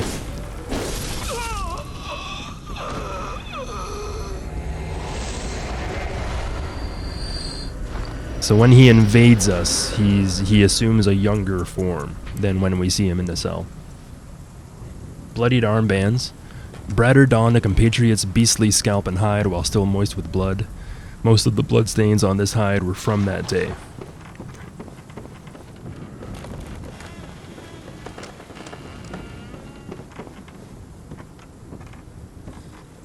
Here we have another one of the fishing hamlet priests. They have one of the luminescent baubles that we saw earlier. And these ones actually cast lightning attacks at us.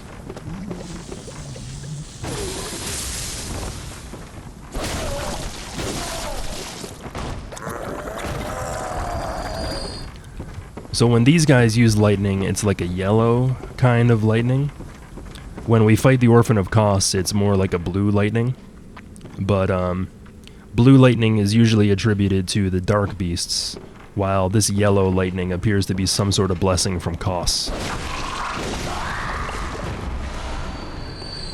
Oil urns here, because you get oil from a lot of different sea creatures. And we can also see here that the villagers of the fishing hamlet are scooping out eggs from the shells. Also the slugs that are therein.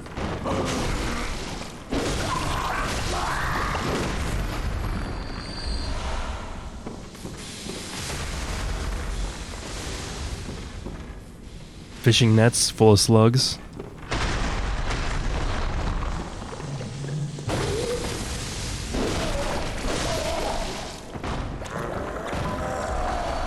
And these guys can occasionally drop bolt damp gems, radials.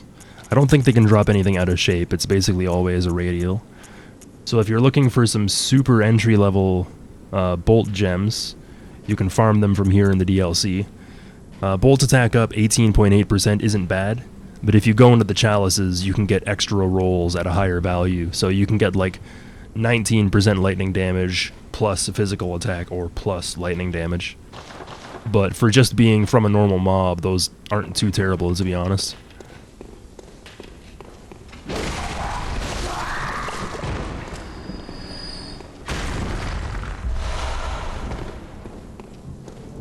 You can use this as a safe place.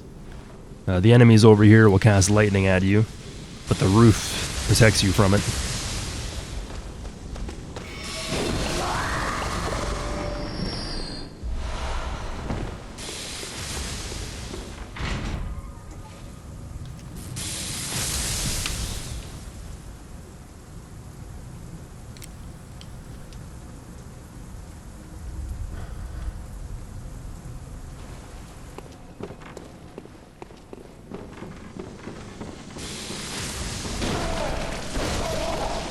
If you don't aggro these guys first, you can see them casting a blessing on the shells in the area.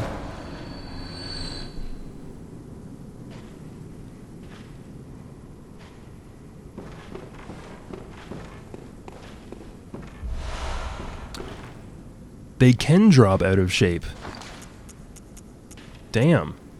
I literally just said that I haven't seen them drop one of these. And they can drop 20.3%?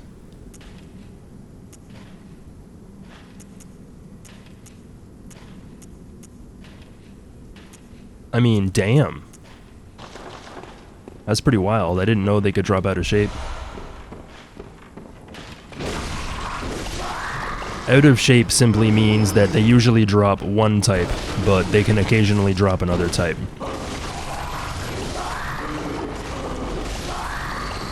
So if an enemy usually drops radials and then you get a waning or a triangle, the waning or triangle are considered to be out of shape.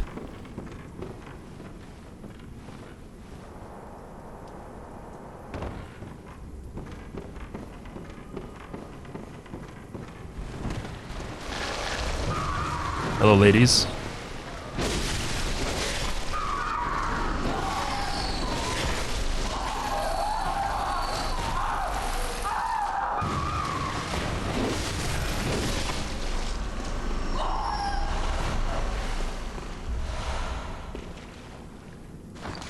Poor man's damp gem.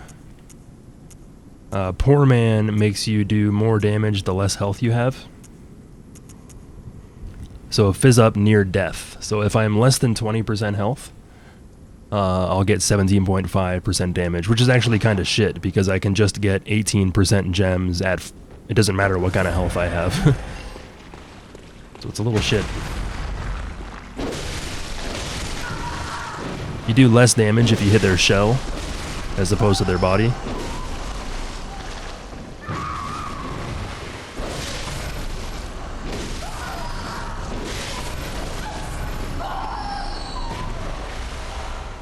And I might be wrong, but I'm pretty sure when that one grabbed me, I'm pretty sure it stuck its entire head down my throat.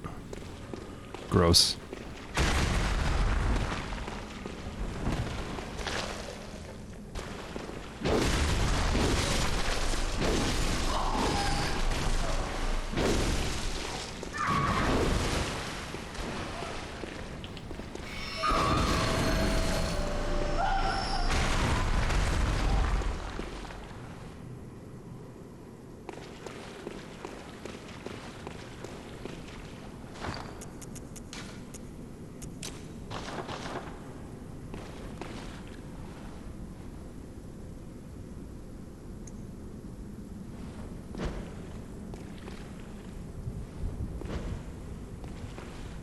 Oh, it clips through it?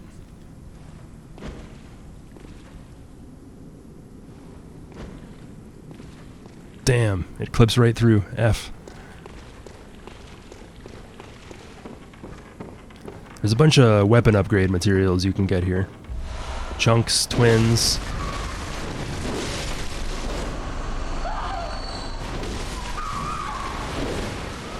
I don't really think it's worth farming these things for gems, but I just want to see what they can drop.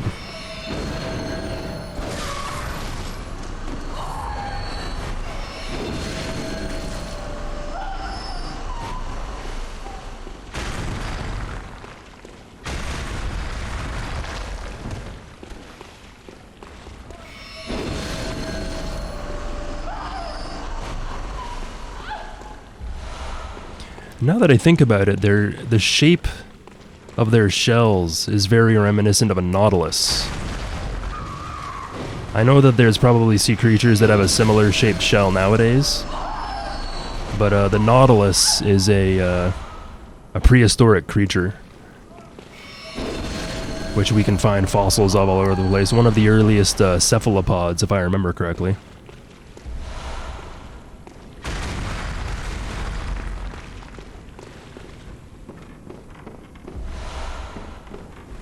Cephalopods are the same sort of classification as, like, squids and octopus and that sort of stuff.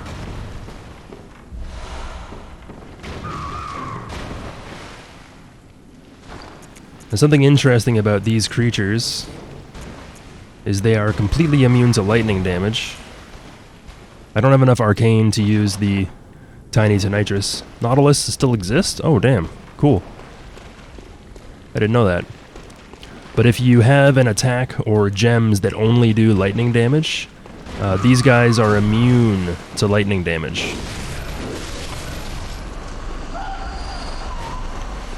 So I gotta remember to go up to at least 25 arcane when I'm on these runs so that I can show you guys that.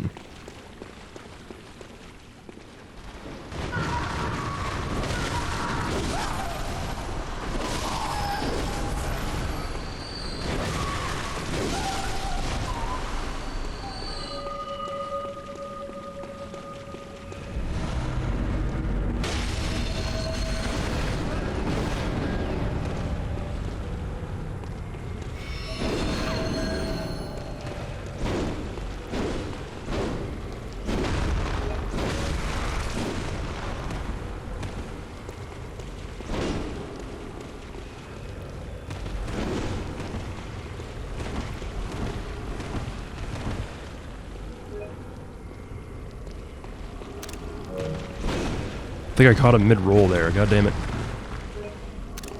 There we go.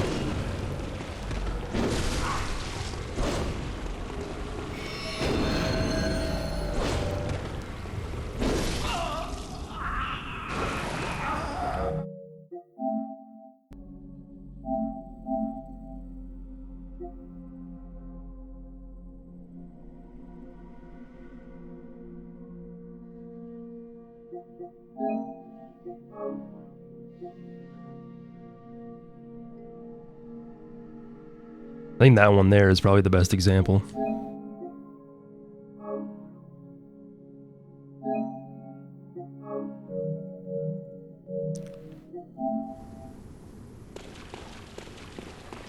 So I'll be able to compare the look of Bradder when I go and check him out at the cell.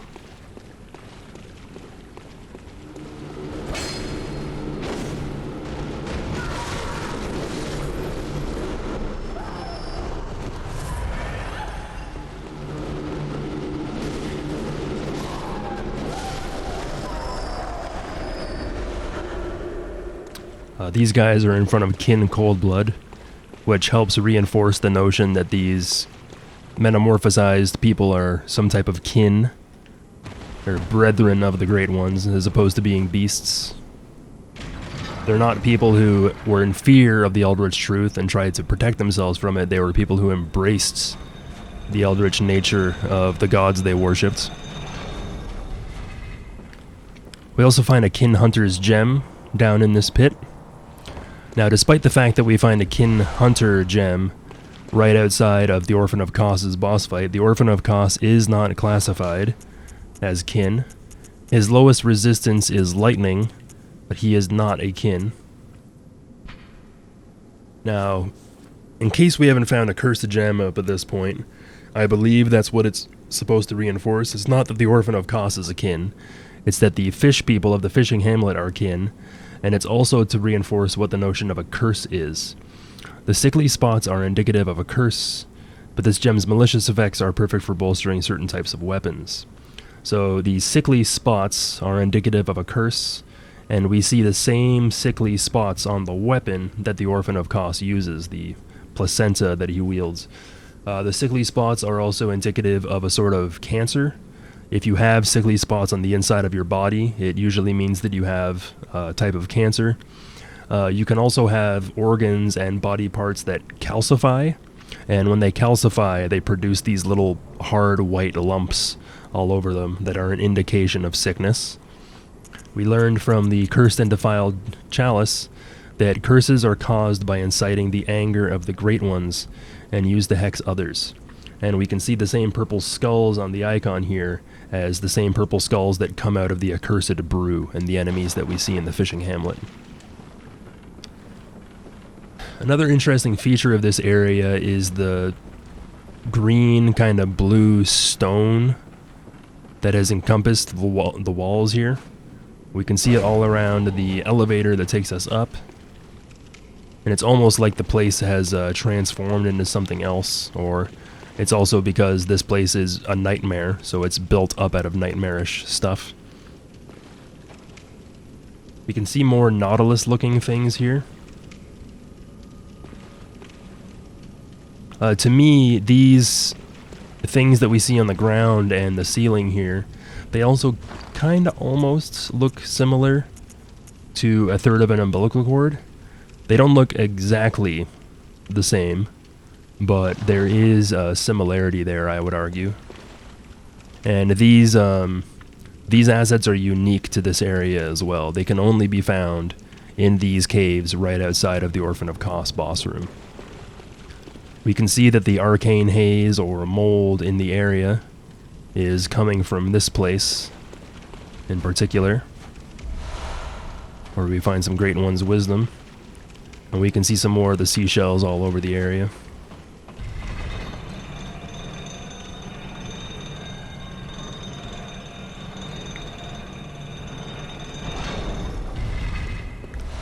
Another Kin Coldblood.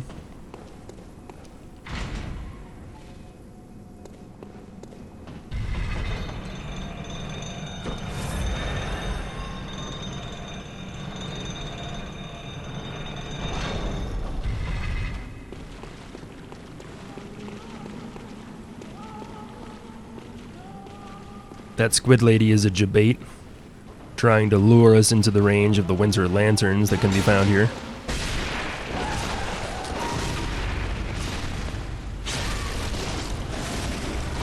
The gems these enemies drop are better than the ones that you can find in the Nightmare of Mensis.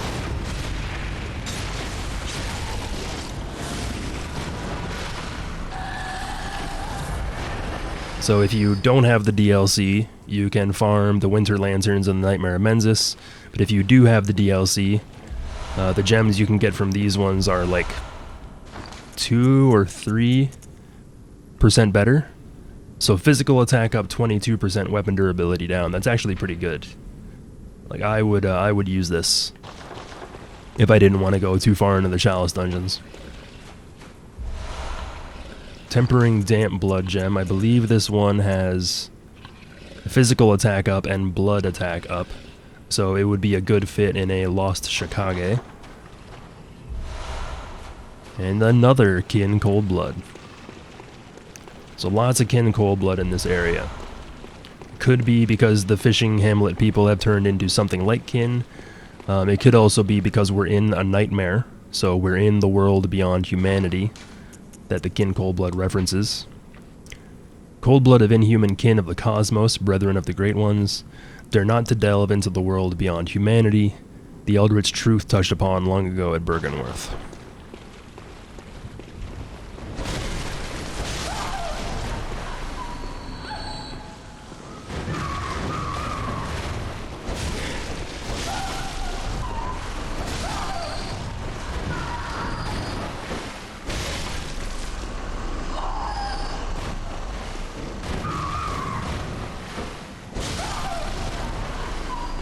Poor Man gems increase your damage at low health. Fool's gems increase your damage at full health.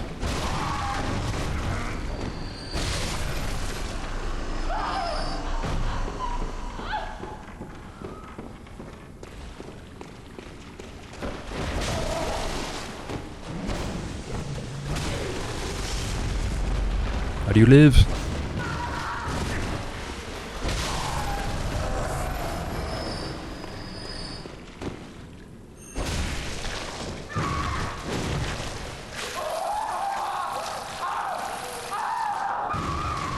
Gross.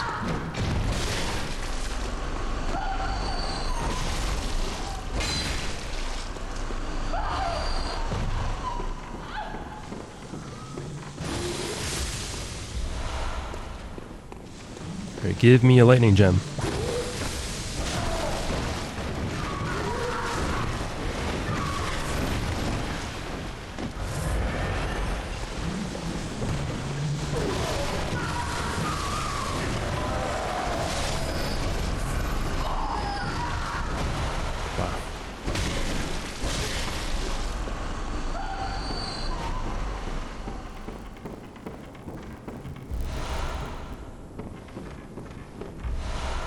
So there we have another blood rock that can be found on the ground here.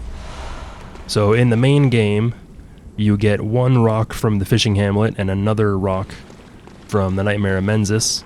Otherwise, the only way to get them is to farm the chalices, or once you've killed Wet Nurse at least once along your New Game or New Game Plus adventures, you'll be able to buy rocks with Insight at the Insight vendor.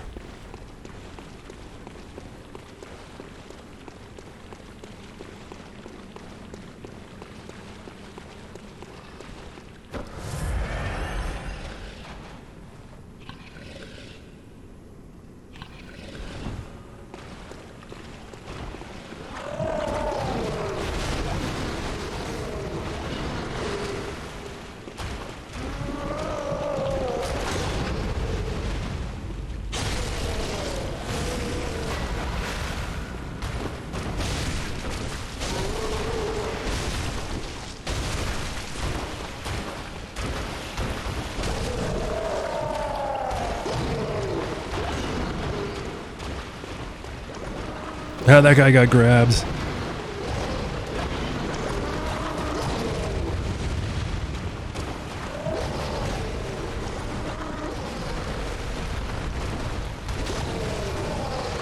Oh no, I'm dead. I'm fucking dead. Oh, so greedy. That other one was one shot away, so I tried to get in and do some damage, but it wasn't enough. Alright, so there we have the grab, where they eat you whole, which is pretty brutal. And yeah, this is one of the most difficult encounters, if not the most difficult encounter from a normal creature in the game.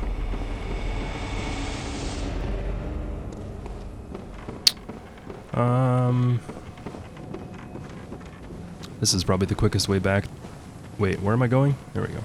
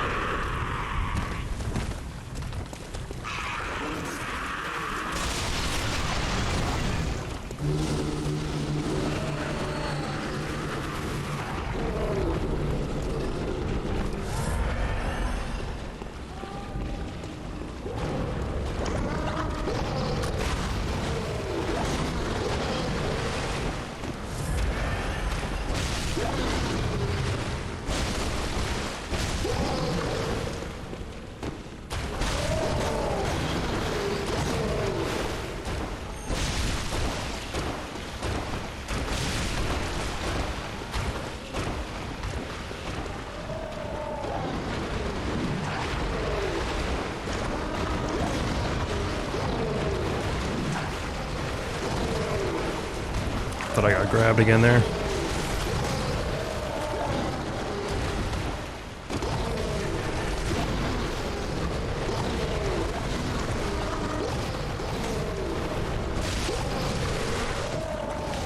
Fucking hell, man. Am I dead again? You can break free! You can break free! Holy shit, I didn't know you could do that. What's wrong with my... Why am I going that way? Okay, there we go.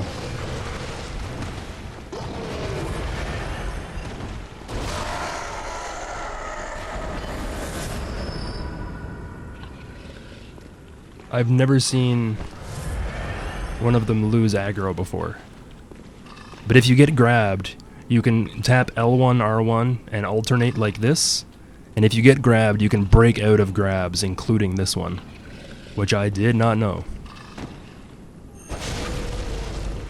Hey, Speed 84.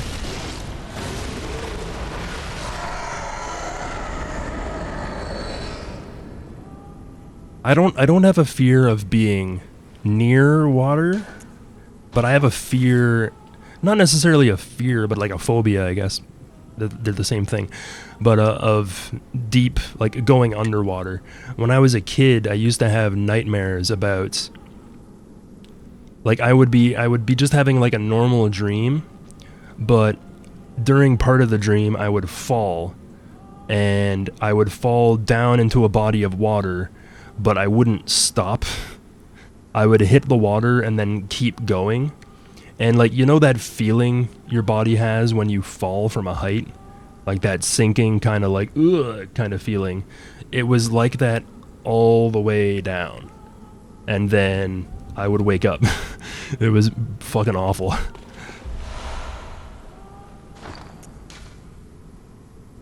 But if you have like those pictures of like divers like underneath boats and like underneath the water, and that's like, that shit just triggers the fuck out of me. I can't stand that sort of stuff.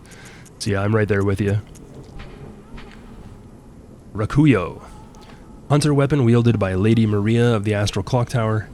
A trick sword originated in the same country as the Kanehurst Shikage, only this sword feeds not off blood but instead demands great dexterity or skill. Lady Maria was fond of this aspect of the Rakuyo, as she frowned upon blood blades, despite being a distant relative of the queen. But one day she abandoned her beloved Rakuyo, casting it into a dark well, when she could stomach its presence no longer. So one of the best skill-based weapons in the game. It's also got a really interesting moveset. When you have it in untricked form, it has a blade on both ends, so you slash and then poke with different ends of the blade. The R2 is a thrust, And if you just do a standing R2, it's a big swipe, but it's actually one of the quickest R2s for just like a tap in the game. When you trick it, you pry it apart into two, sword and then like a shorter sword in the offhand. The R1 attacks with both, and you see very similar moveset to what we have with the Lady Maria boss fight. The R2 is still a thrust, but you thrust with both weapons. And the L2 turns into a spin that actually combos, so you can do L2 and then L2 again to spin the other way. Now, one of the more interesting aspects of the Rukuyo is that I believe it's the only weapon that has alternate moves depending on what you use L2 after. So typically L2 is just its own attack. You hit L2 twice and you'll do a particular attack. But if you do R1 and then L2, you'll do the double slash. And then if you do R2 and then L2, you'll do the double poke. And I believe that's unique to this weapon. The only other weapon you can dual wield is the Blades of Mercy. And if I do R1 and then L2, yeah, it's always the same attack when you L2 with this. So that property is unique to the Rukuyo. Once again, when you have it tricked, you can tell whether a weapon is tricked or not, because if you look underneath the Quicksilver bullets, it's yellow when it's tricked, and it's not yellow when it's untricked. But if you do L2 after an R1, an R2, or an L2, it's a different move. So it's got a very diverse moveset.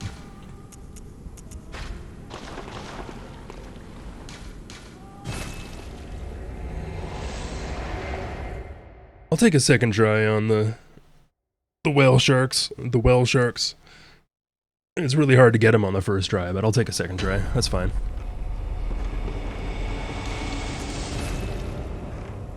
Alright, I will be right back.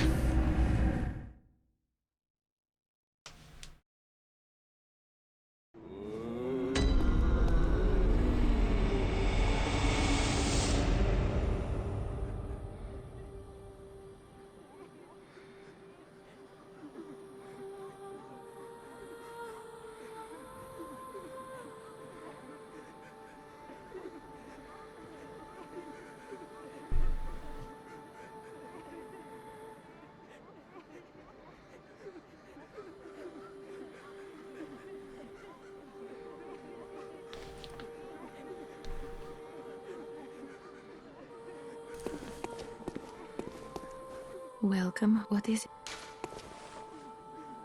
Very well. Let me.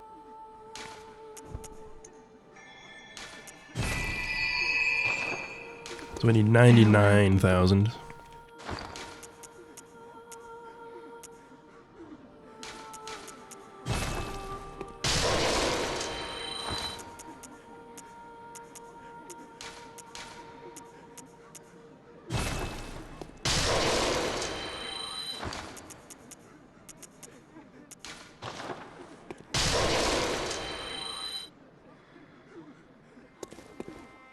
What?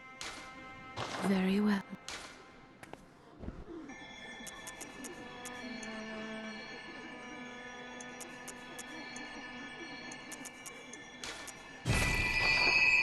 Farewell, good hunter.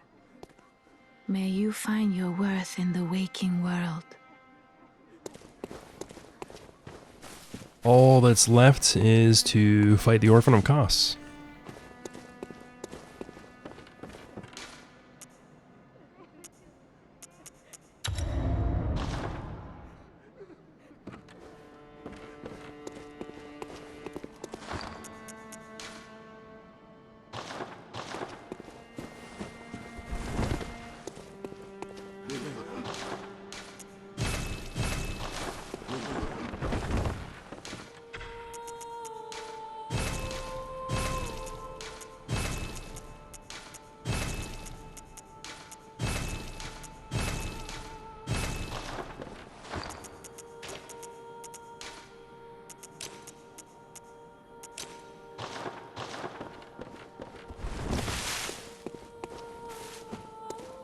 Oh yeah, I did forget to mention earlier when I was talking about Gurman and Maria. Then when we visit the abandoned workshop in the waking world, this is the only grave that's actually in the real version of this place. It's where we found the hunter's bone, and while the bone specifies that it belonged to a male who was an apprentice to old Gurman, the Japanese translation lacks a definitive gender. It uses a gender-neutral pronoun. So in the Japanese translation of the Hall to Hunter bone, we could infer that it's the bone of Maria that we use, but the English translation specifies twice that it belongs to a male. This isn't the first example of somebody being misgendered throughout the translation process, so I've often wondered whether it's an error on the localization department's beheft, or whether it's like something that's actually done on purpose. It leads to a lot of speculation, but my personal opinion is that the grave that takes us to the Hunter's Nightmare is Maria's grave, because it makes a lot of sense.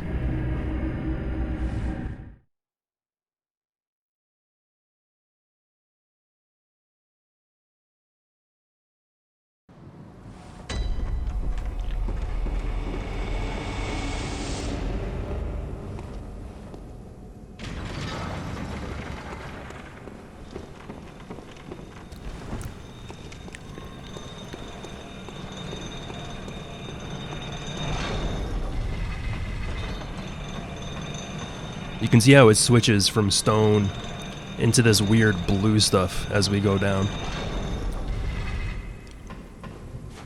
Yeah, in Japanese, the old hunter bone, it doesn't specify that it belonged to a male or a female. It uses stuff like they or them, I would imagine.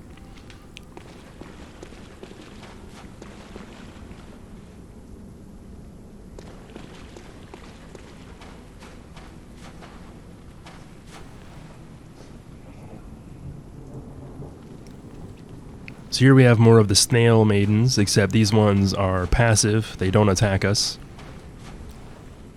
You can see how a lot of creatures that inhabit shells, they usually have like a very slug or snail-like appearance. And we can also see that these ladies have fish scales all over their hands and different parts of their body. These things appear very similar to not only the crawlers that we saw in the Nightmare Frontier, but also Koss and the Orphan themselves. They have this kind of pale countenance, and obviously a lot of sea creature aspects to their appearance. You can also kill these things by rolling into them. But because they're also all female, so a lot of different creatures that we've seen throughout the DLC, it's only women that can turn into certain creatures. Similar to how it's only women that can be cultivated for worthy blood in the main game as well, in certain cases. They're obviously praying to the corpse of the god that they worshipped. And they also might be lamenting what happened to Koss as well as the orphan.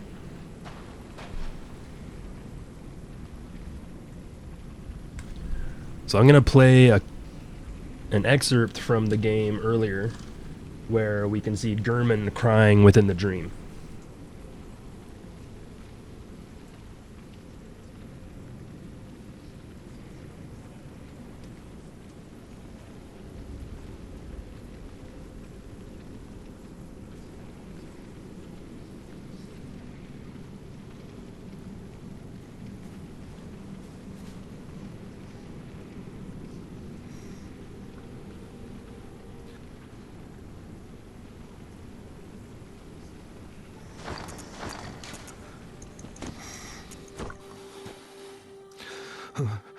Oh, Lawrence, Master Willem, Somebody.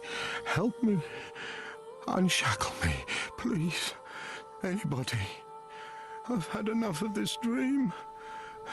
The night blocks all sight. Oh, somebody, please.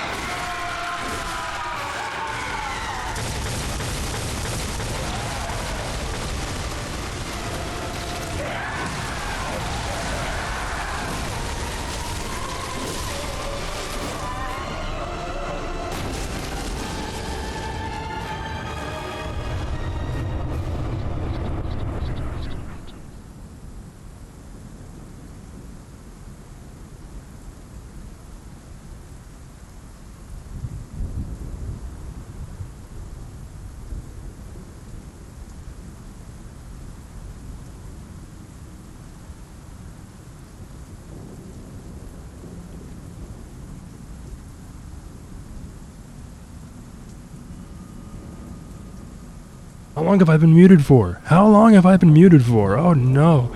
Okay, well yeah, that fight was crazy. There was at least twice where I rolled into the enemy's weapon. And yeah, that was friggin' insane. That was a friggin' insane fight.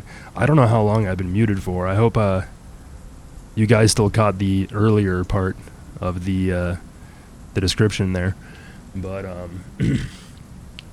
yeah, the cry that we heard was the same cry that we heard from Gurman early on when he was asleep in the dream. The fishing hamlet priest said, "Mercy for the poor wizened child," and wizened means to grow old quickly. Yeah, I was trying to draw a distinction between the yellow lightning of the fishing hamlet priests and the blue lightning of Darkbeast Parl, but I did mention that the lightning that happens during the orphan fight is still blue, so there's no real, discrepancy there, I'd imagine. I didn't say anything during the fight. I only said a little bit before the fight, so it should be all good. I was trying to make sure that I wasn't saying anything during the fight, except I think I went, and just like made gamer noises when epic stuff happened. But no, that was one of the more epic Orphan of Kos fights I've ever done.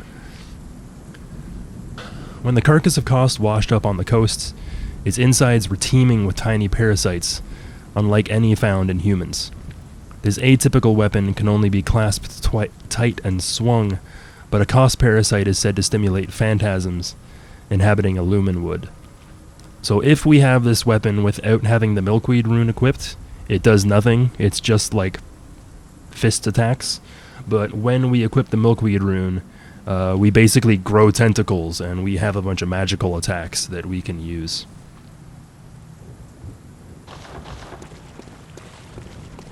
So the main thing here is that it says, when the carcass of Kos washed up on the coasts, its insides were teeming with tiny parasites. So we're not really sure how Kos died. I would imagine that if this is the sin of the hunters, it was likely the hunters that killed Kos. But we have to remember that the fishing hamlet is a whaling village, after all. So there could have been the case where the people of the fishing hamlet accidentally fished up the god they worshipped, but I don't really think that's particularly the case. I think all the blame in the story is pointed towards the hunters and what they did. But we also find parasites all over the corpses of the villagers as well, so that may imply that the corpse of Kos washed ashore before the hunters even arrived. So all we can say for certain is that Kos died and the corpse washed ashore, but to me, the evidence says that it was likely something that happened before the hunters arrived here, because they would have decapitated all the villagers, searched their skulls for eyes, and then we see the same parasites on the corpses that are all around the town. So Kos is a great one that's related to the deep sea. So whereas most of the other great ones have an attribution to either the cosmos or the nightmare itself, we also have a connection between large bodies of water and the nightmare, as evidenced by the lake runes and the deep sea runes.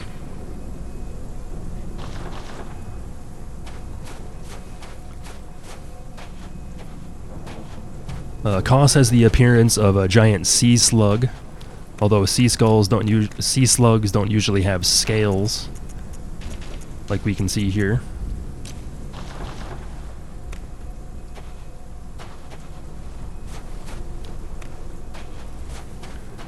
And if we take a closer look at Kos, we can see that she has very normal, almost kind of human-looking hands, and her face as well is way more human-looking than we saw for a lot of the other great ones. They're usually a lot more nightmarish and bestial in appearance. Not bestial in particular, but you know what I mean.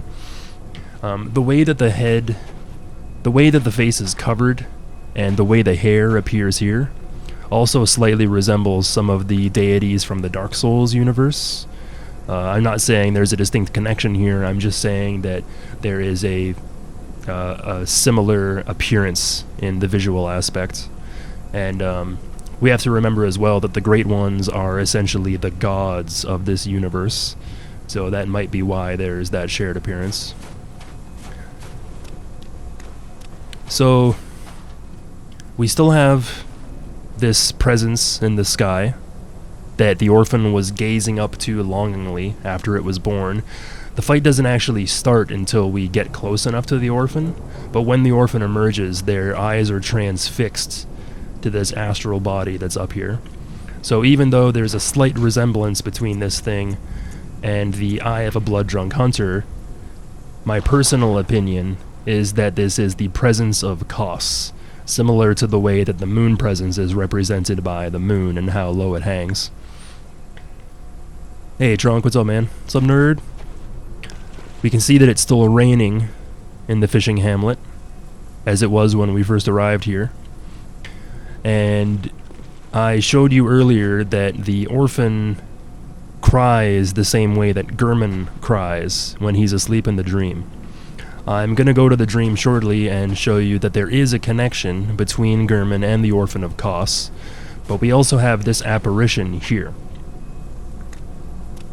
This apparition almost kind of looks like the ghost of a human, to a certain extent, but my personal opinion is that the Orphan of Kos that we fight is a part of Gurman's consciousness that has been trapped in the nightmare and is being punished for the sin that he committed.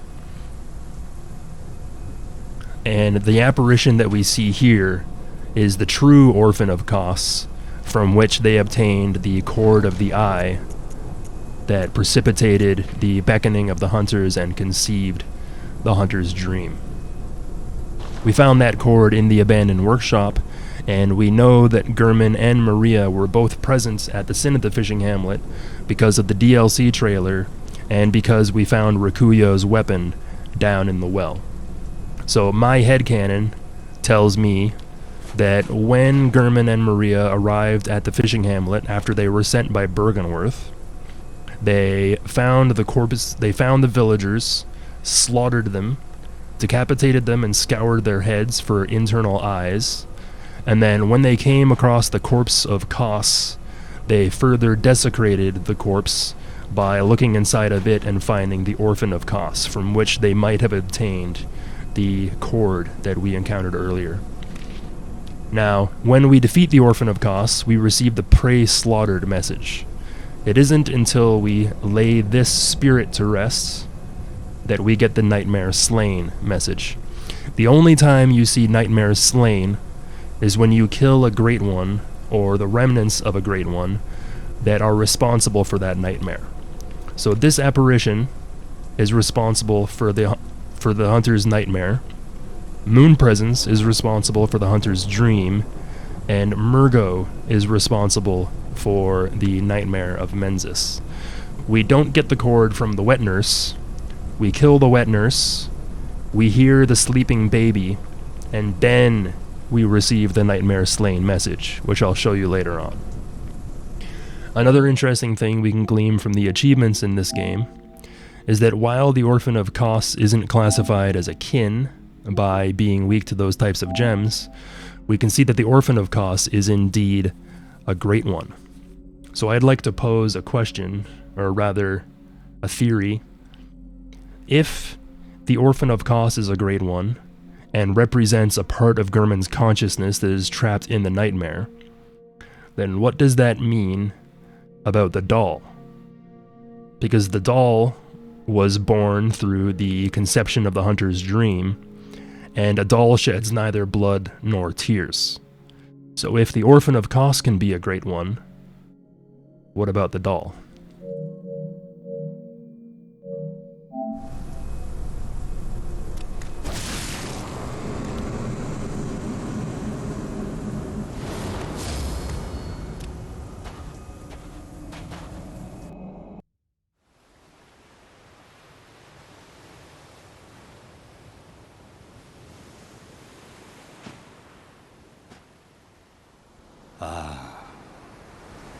sweet child of Kos returned to the ocean.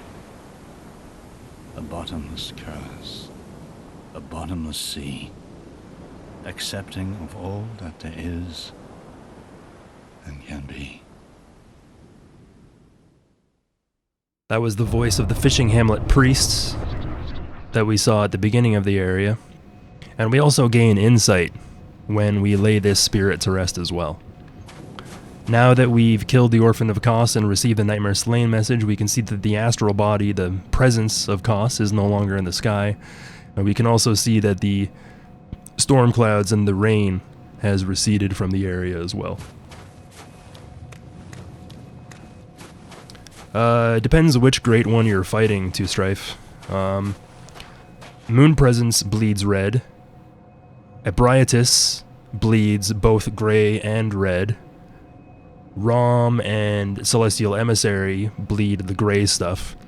So the white blood is unique to the doll, but I'm not sure personally whether the pale blood is supposed to be, or whether the white blood is supposed to be the pale blood that we seek, or whether pale blood refers specifically to the moon presence. I believe it's the latter, but I think the doll bleeding white is supposed to be like a misdirection to the player. If we accidentally hit the doll along our adventure, we see pale blood, so we might think about the doll earlier than we're meant to.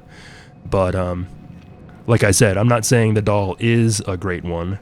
I'm just saying that if the orphan is a byproduct of the hunter's nightmare and part of Gurman's consciousness, then maybe the doll has the same kind of aspects.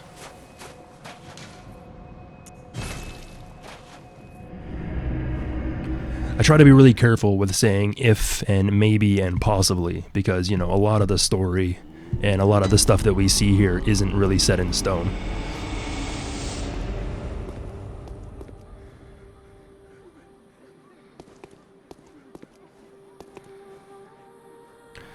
So if we leave the wet nurse alive and we kill Maria, the doll gets extra dialogue confirming that the doll is connected to Maria's consciousness in some way. And if we kill the Orphan of Kos, we get the same thing about Gurman. Oh, good hunter. I can hear Gurman sleeping. On any other night, he'd be restless. But on this night, he sounds so very calm. Perhaps something has eased his suffering. Farewell, good hunter. May you find your worth in the waking world. So that's the only time we get that dialogue. I say that the wet nurse has to be alive, because once we kill the wet nurse and lay Murgo's spirit to rest, the doll gets stuck on go fight Gurman at the tree in terms of dialogue. So if you want to eke out the extra lore dialogue about Maria and the orphan, you have to leave wet nurse alive before you clear the DLC.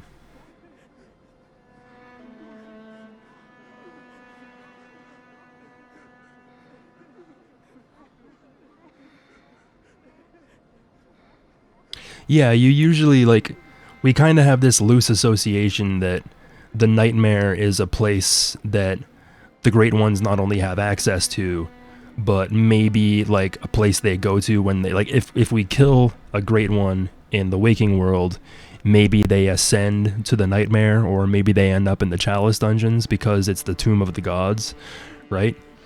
But, I don't really know if there's a 100% justification for why Kos is dead in the fishing hamlet in the Hunter's Nightmare. We never get to explore the fishing hamlets in the waking world, right? So we don't necessarily know what the state of that place is like, or if it was a place that was transported to the nightmare. We have no idea. It's all left to supposition and interpretation, if you want to put it that way, I guess. Okay. So I got the Kos Parasite here. When we have the Kos Parasite equipped, it doesn't even appear as a weapon. We just have, our unarmed state. But when we have the Milkweed Rune on, We get tentacle hands, and we have a purely arcane-based weapon that has tentacle attacks.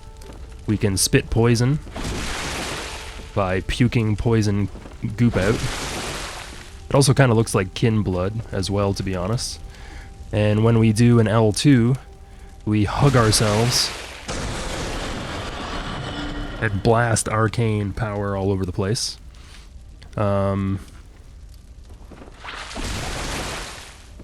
The backstep R2, you can see we use our tongue in that attack. The jumping attack is a headbutt, where we also lash out with our tongue. And one of the transform attacks, we spit slugs all over the place.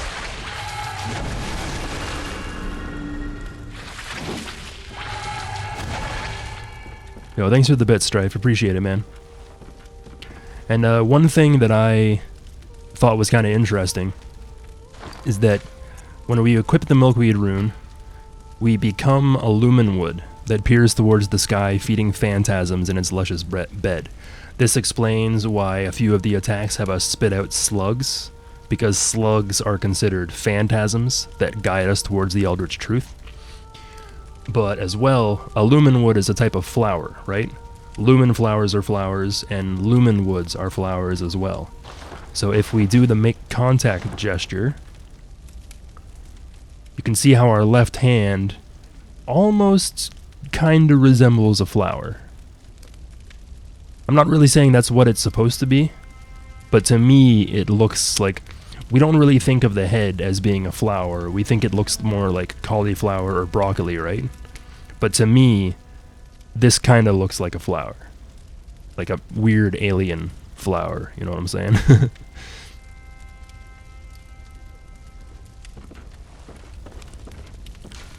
I remember looking up milkweed a while ago, and I know that a milkweed is a type of plant, but I never understood the significance behind why we're called a milkweed. Like, I'm not sure if milkweeds are tied to, like, slugs and that sort of stuff or anything. Milkweed is butterfly food. You can find butterflies all over milkweed. Ah. Ebrietis, or Ebrietis, is a genus of butterfly. Butterflies are creatures that metamorphosize. They transform from one form into another. They go from a caterpillar into a cocoon into a butterfly. And I would also argue that when Orphan of Kos goes into his second phase, his cape almost kind of resembles wings in a way.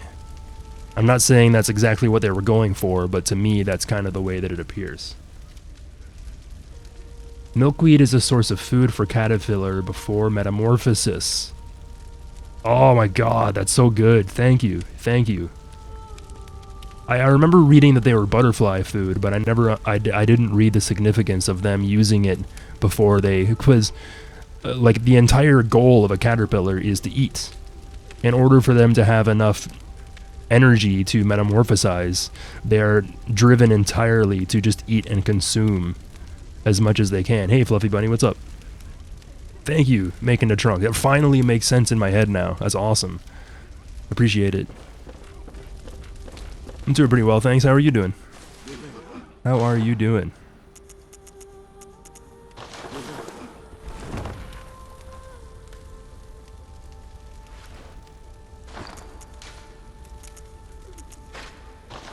Okay, I still have to go talk to Bradder, which I never did. I never get the doll's dialogue about Gurman when Gurman is chilling in the dream. One of these days I'll get it. One of these days. I got more eyes on the inside. Oh yeah.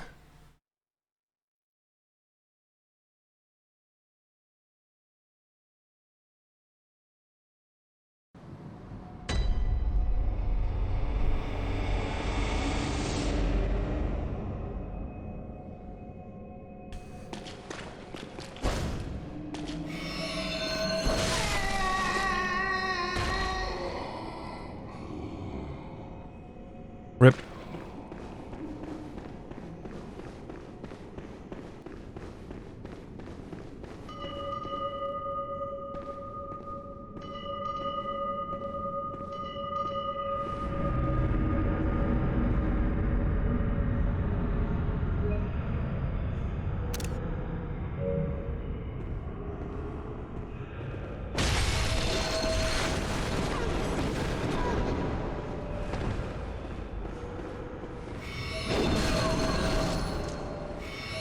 Don't drink the juice. No, he's in the juice. Oh, he iframed that. That was sick. Iframe this, you bastard.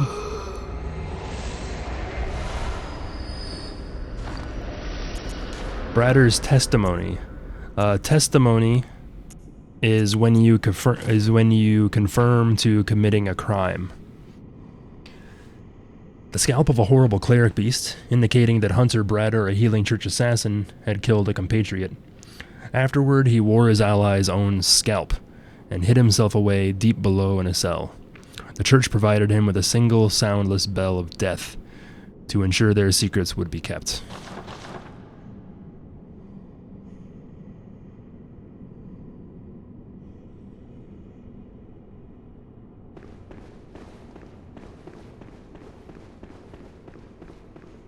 So if you've already gotten the inner cell key that opens the door, and you still want to get the dialogue, switch action.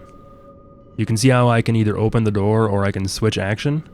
If I switch action, I can talk to him. Do you hear this? Fear the bell's toll. For only death awaits foolish prying eyes, and the church assassins are never far behind.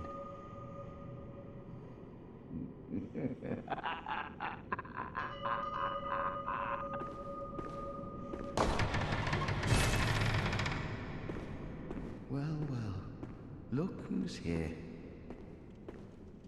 Welcome to my quarters. I've never entertained a guest before. Are you going to kill me? After all you've done, kill me? As if to right your wrongs.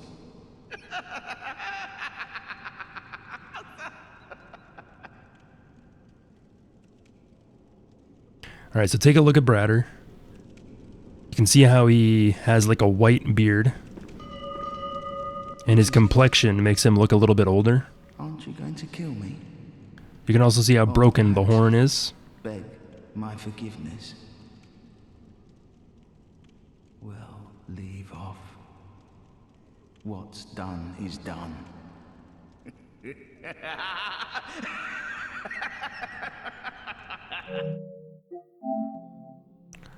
Now let's take a look at the screenshot I took earlier.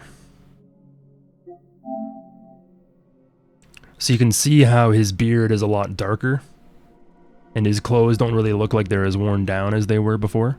You can also see that when he invades you, the horns are intact. But when we look at him here, he appears much older, and one of the horns is broken. So he uses this bell to invade you when you're in the fishing hamlet, but he only does this once you've actually encroached on the secret. Nothing changes. Such is the nature of man.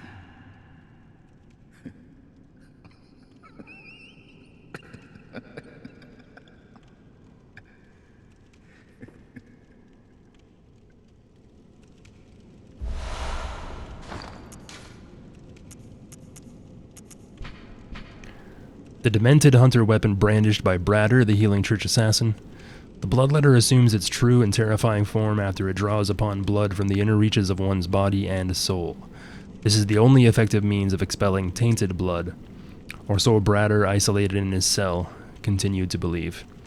So in untricked form, it's just a mace that does blunt damage. If you trick the weapon, you stab it into your stomach and impale yourself, and then when you pull it out, it's not only covered in blood, but it also becomes a giant two-hander with a much broader range of attack. Bloodletting is... I'm sure there's cultures and places that still perform bloodletting, but it was a method by which you would expel tainted blood by either draining it or just like cutting yourself in some sort of way. And the belief was that when you were sick, you had bad blood inside of you, so you could drain your blood in the hopes that the new blood that you created would be better. And we can also see evidence of this with like leeches and stuff, where even in like modern countries these days, depending on what kind of ailment or injury you might have, they'll put leeches onto your body as a means to not just really expel tainted blood. There's some other sort of like methodology behind it. But we have the bloodletter weapon as well as the bloodletting beasts. And this was something that was like, you know, before we had modern medicine, we didn't really know that like diseases could be a separate thing inside the blood. It was just believed that you had bad blood and you needed to get rid of it somehow.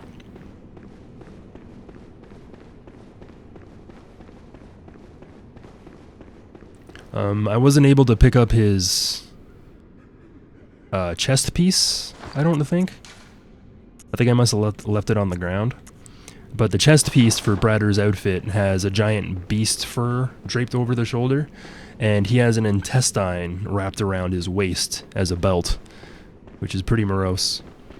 There is a theory that the compatriots that Bradder killed was Lawrence, but I think the only evidence for that theory is that the person that Bradder killed was obviously a cleric beast. I don't personally believe in the theory because we don't really know how Lawrence died. We could say that maybe he was burned to death, maybe the people who presided the ceremony or the ritual that transformed him decided to kill him outright, but the fact of the matter is we do not know the nature behind how Lawrence died in particular. So whether it was Brador or other members of the Healing Church or the villagers themselves, nobody knows, so we're left to suppose. When you kill the Orphan of Kos and you get the Nightmare Slain message, it also clears up the skies in the other areas as well. So when we explore the Hunter's Nightmare here, there's no longer the blue and red clouds everywhere, and the skies are nice and clear.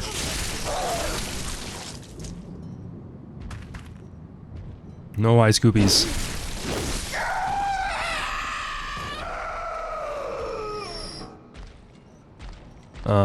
The clear skies in the Hunter's Nightmare also allow you to hear the speech going on in the fishing hamlet houses. You can hear that they're saying some sort of prayer or recanting some sort of message or mantra or whatever you want to call it. And people have been able to take the sounds from inside the houses at the fishing hamlet, and I think some of the lines are, "Mother is dead, her baby taken, a call to the bloodless wherever they be." So the prayer that we hear coming from inside the houses is very similar to the prayer being said by the fishing hamlet priests and others, but the main addition is that mother is dead, her baby taken.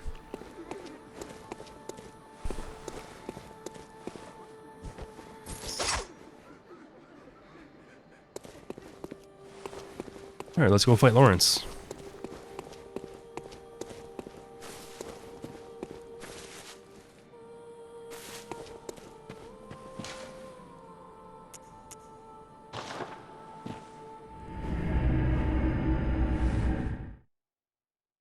So yeah, just Lawrence, and then Wet Gurman and Presence left. Got a long stream today, boys. Ooh, boy.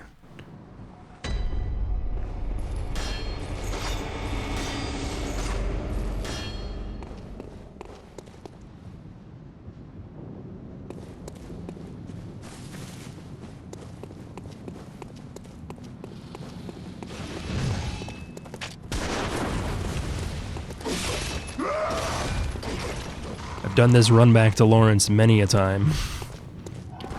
The first time I ever fought Lawrence on my first playthrough of the DLC, I killed him on my first try. Because I was acting basically purely on instinct, I didn't memorize any of his moveset or moves or attacks. So I think the second time I fought Lawrence, it probably took me like 30 or 40 attempts, and I basically struggled every single fight after that. So I got really lucky my first try, but it just goes to show you that even if you beat a boss the first try in your first playthrough, it doesn't mean shit. Because you can fight the boss without actually ever, like, learning the moveset.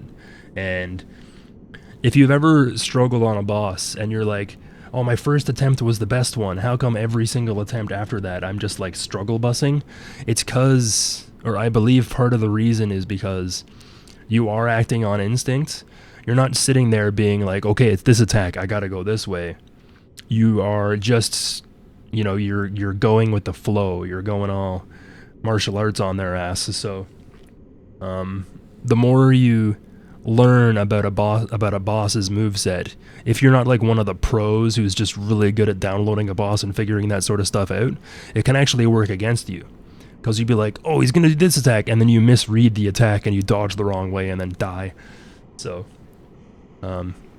if you ever have anybody come in and they're like, oh, this boss is easy, I killed them on the first try, ask them, what about the second? What about the third, the fourth, the fifth? Did you really only play the game once? Because I don't think that playing the game once is a good example of which bosses are difficult and which ones aren't. Yeah, the first time I did the DLC, I was on New Game Plus 2, and I struggled on Ludwig so much that I quit the game twice, and then when I came back a third time, I made a completely new character just to do the DLC on New Game. And then I came back on New Game Plus 2 and then finally beat Ludwig on that character. But by the time I had gotten that far on my main character, the other character that I made already had more plus 10 weapons, better gems, more other items. So I actually ended up deleting the very first character I ever made in Bloodborne. But I have the visage of that character saved in my appearances. So leeches aid with vascularization of grafts. Leech treatment is still used in hospitals because leeches produce components that prevent clotting, so people keep bleeding in small amounts, which makes it so the tissue of the graft remains vascularized and thus remain viable and alive. So it's like, if you use leeches as part of a skin graft or another injury, they basically thin your blood without getting you addicted to some sort of drug that you might get withdrawal from. That's interesting. Yeah, the DLC is definitely rough. Like, even if the Living Failures is considered to be way easier than the other bosses, I still consider the Living Failures to be pretty difficult. I mean, you're fighting 4 things at once, right? Yeah, beating Orphan on the first try would make you feel like a god, and then struggling on it afterwards. I mean, Orphan is, like, basically the hardest boss FromSoft has ever come up with. I put Ishin Sword Saint right up there with Orphan, because I don't know though, like, I've heard of people getting lucky against Orphan and Lawrence, but I don't think I've ever heard of somebody accidentally first trying Ishin Sword Saint. And if they did, they should buy a goddamn lottery ticket. Yeah, Lawrence on New Game Plus is absolutely outrageous. He has so much bloody health. Alright, I gotta go to the washroom. I'll be right back, and then we can wrap this bitch up.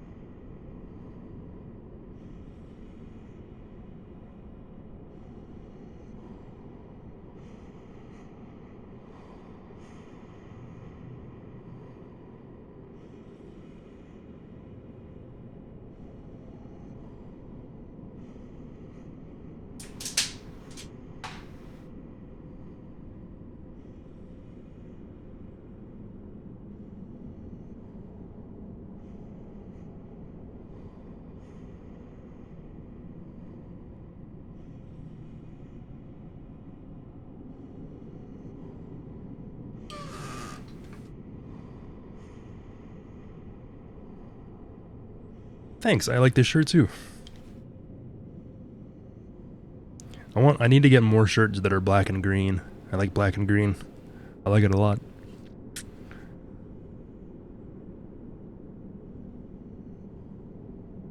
So yeah, by the way, this lore playthrough is going up on YouTube. I've already got most of it up there already.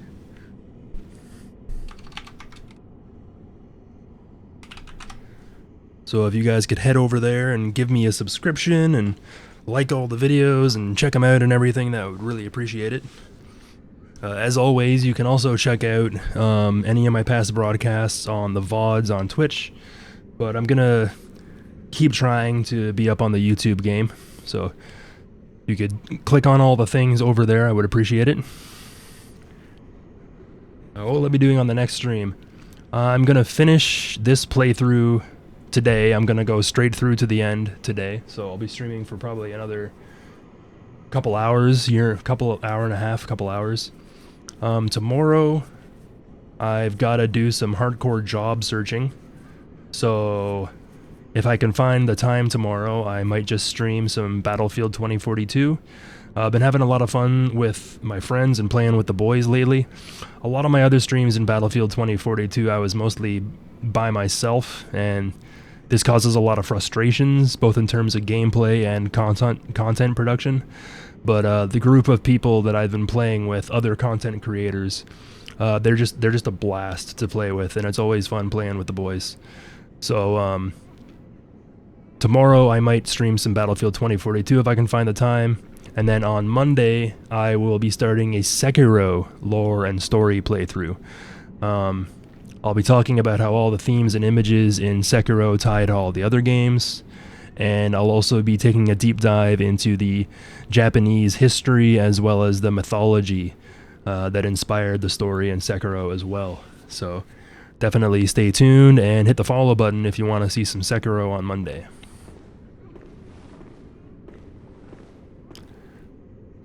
So yeah, here we have Lawrence, the first vicar of the Healing Church. A vicar is somebody who is in charge of a cathedral or in charge of a holy order. I think you should die. Have all the sock. Appreciate it, man. Thank you. There's no room on this paper to properly describe how much I hate you. Go die. And a vicar is basically the same kind of rank as a pope.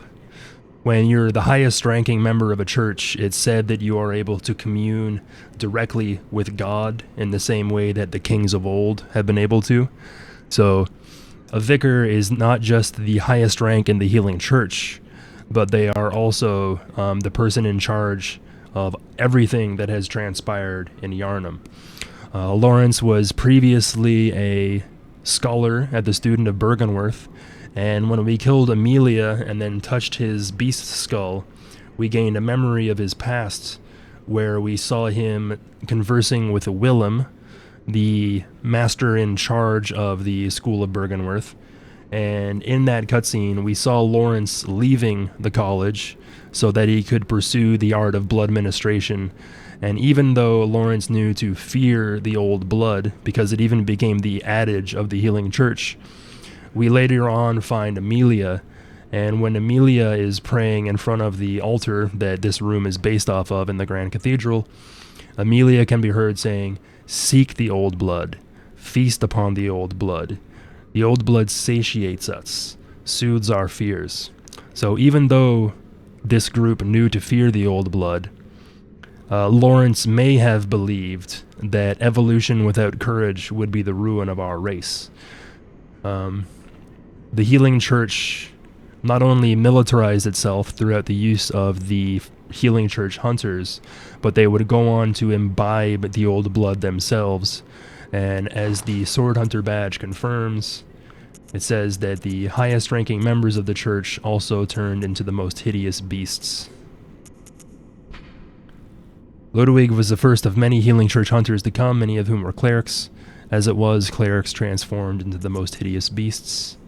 Here's the gem that we got from Amelia earlier. Most radial blood gems have effects that bear upon physical attacks, and this golden radial blood gem, kept for generations within the church, strengthens attacks against those afflicted intensely by beasthood. When clerics began transforming into unspeakable beasts, the church needed something to retaliate with.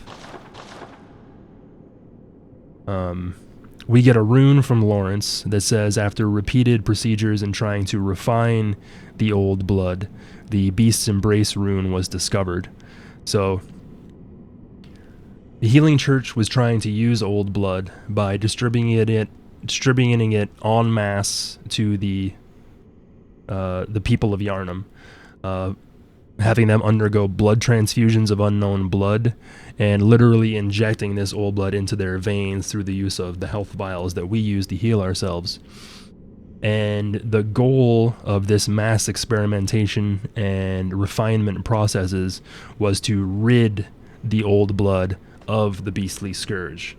They came to discover that the reason why people were turning into beasts was because of the use and the imbibement of old blood, but they were not only dedicated to the pursuit of evolving humanity to their next step of evolution, but they were trying to do this by refining the old blood and getting rid of any impurities. I hate you, and I think you should Beckmar, die. 95, thank you for the Your follow. voice, there's no room on this paper to properly describe how much I hate you. Go die. So the lesson that we learn from the Healing Church and from the way that we see Lawrence here is that the notion of the Healing Church's blood purity was in fact a falsehood. You cannot rid the old blood of the beastly scourge. The reason why people are turning into beasts is because they were being punished for imbibing the old blood and maybe even uprooting the old blood and these other ritual materials and artifacts from their resting place in the Chalice dungeons. A beast is a curse, and a curse is a shackle. You cannot imbibe the old blood of the Great Ones without being cursed in return. And Lawrence learned this lesson the hard way.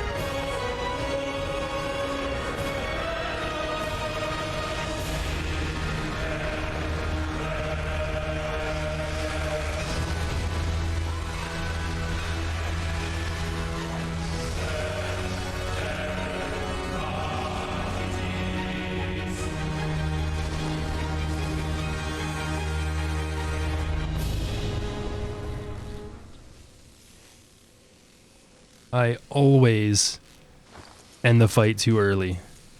Always, always, always. The sad violin!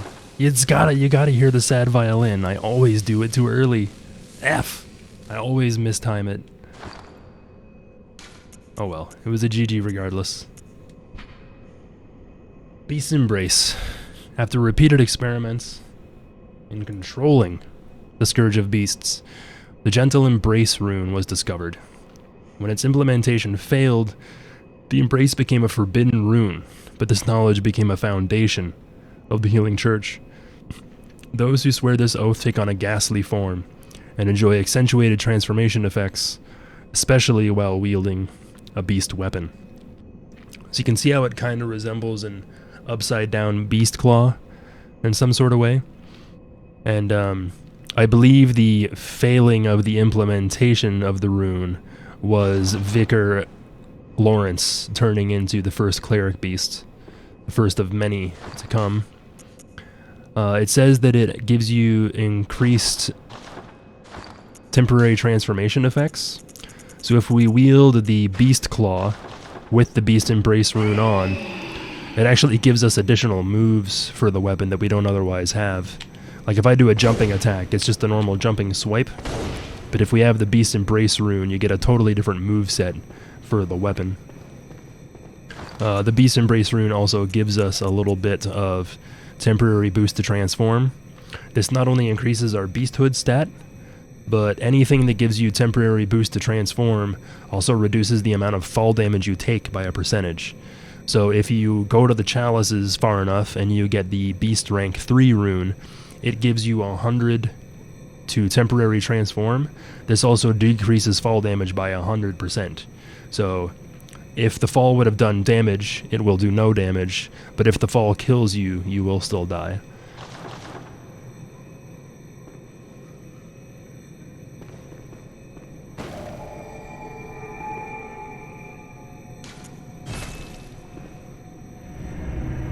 Yeah, it's very similar to the Beast Rune, which also depicts a Beast Claw.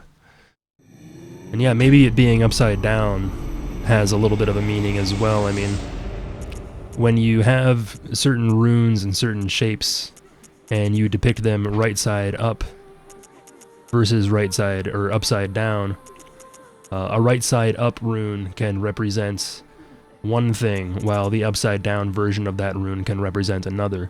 So when we're talking about occult imagery, there are certain occult images that resemble holy images, like crosses and ankhs and all that sort of stuff. So if you take a cross and you invert it, it means the Antichrist, as opposed to being a symbol of Christ. So the upside down Beast's Embrace rune may represent the hideous transformation that the cleric beasts turn into. Possibly.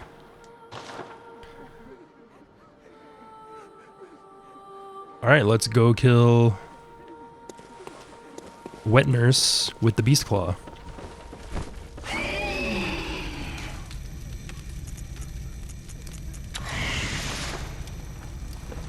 So this is the ghastly form that we take, and it allows you to turn to and from a beast. So we have the Beast Embrace rune turning into a beast, and you also have the Milkweed Rune, which turns you into a kin.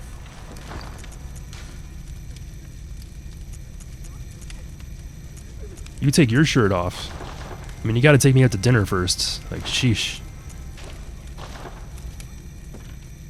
And you can see here how it has the same kind of chests as we saw on the cleric beasts. I got my hammer pants.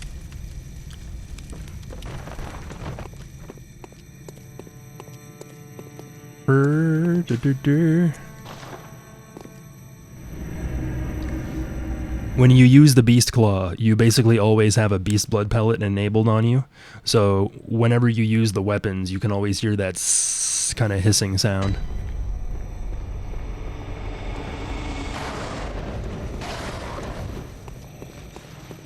Holy shit, I did forget Gascoigne's daughters. You're right. Thank you, Nick. I'm pretty sure that's the only NPC thing that I forgot. I hope. Fake lore run! Fake lore run! Doesn't do all the lore. Unbelievable. Absolutely unbelievable. I mean, I forget something. Every one of these runs, I always forget something. So thank you for reminding me.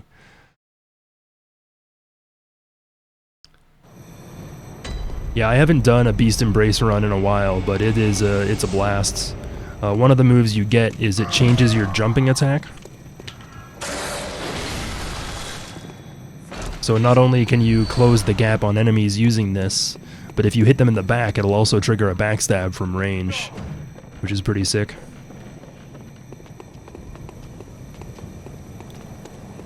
The Elden Ring lore run will be after I've played my first playthrough, but when I'm on my first playthrough of Elden Ring, I am going to be still focusing on the lore.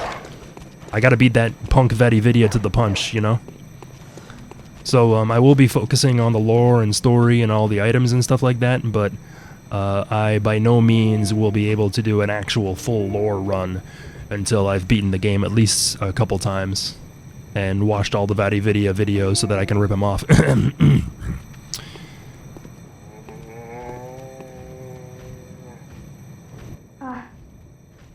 You haven't by any chance seen my little sister, have you? I told her to look after the house, but she's run off somewhere. She's still quite small and wears a big white ribbon. Have you seen her out there anywhere?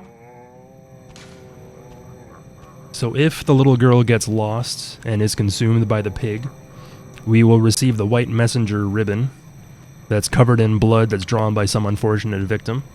And after we kill Rom, we can come back to the window and we will see that Gascoigne also has an eldest daughter who is concerned about the well-being of her younger sister.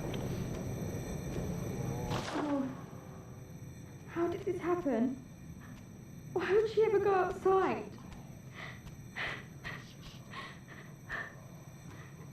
At least I'll have something to remember her by.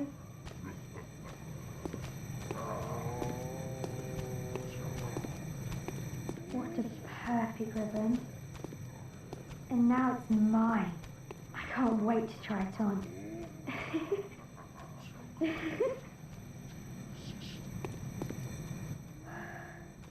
Oh, it's wonderful.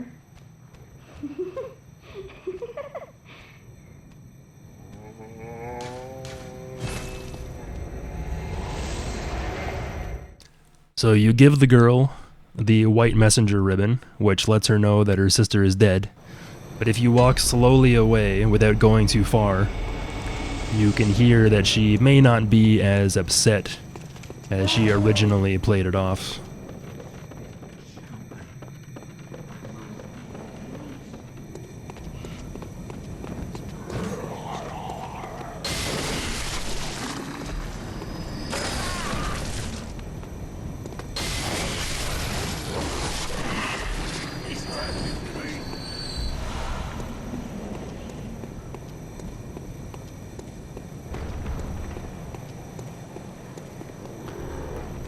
Yeah, it's one of the few physical similarities between kin and beasts. Damn near everything that is transformed into something else has this quality of either an open rib cage or a visible rib cage.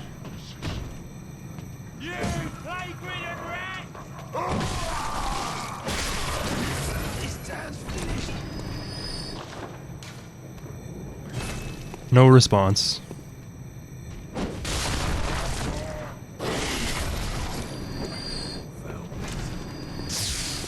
And this is why.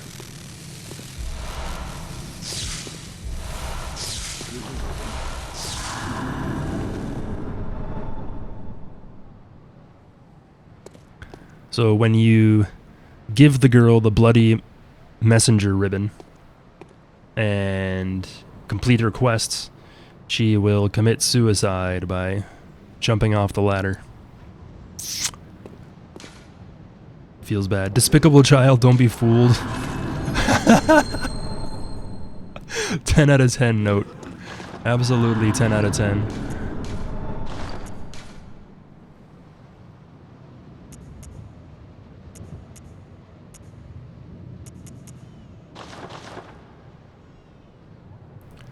Alright, let's go take care of that baby, shall we?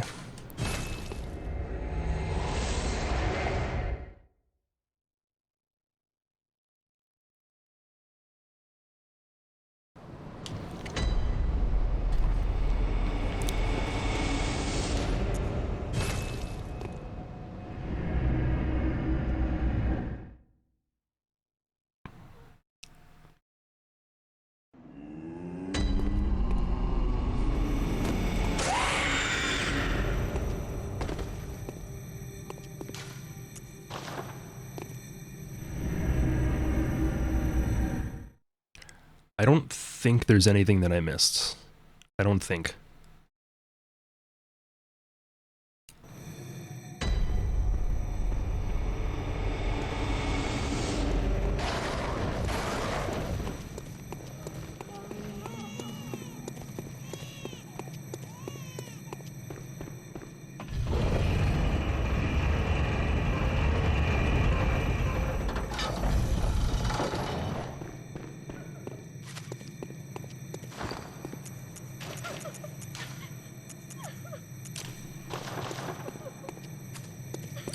So here we have Queen Yharnam, the Tumerian monarch.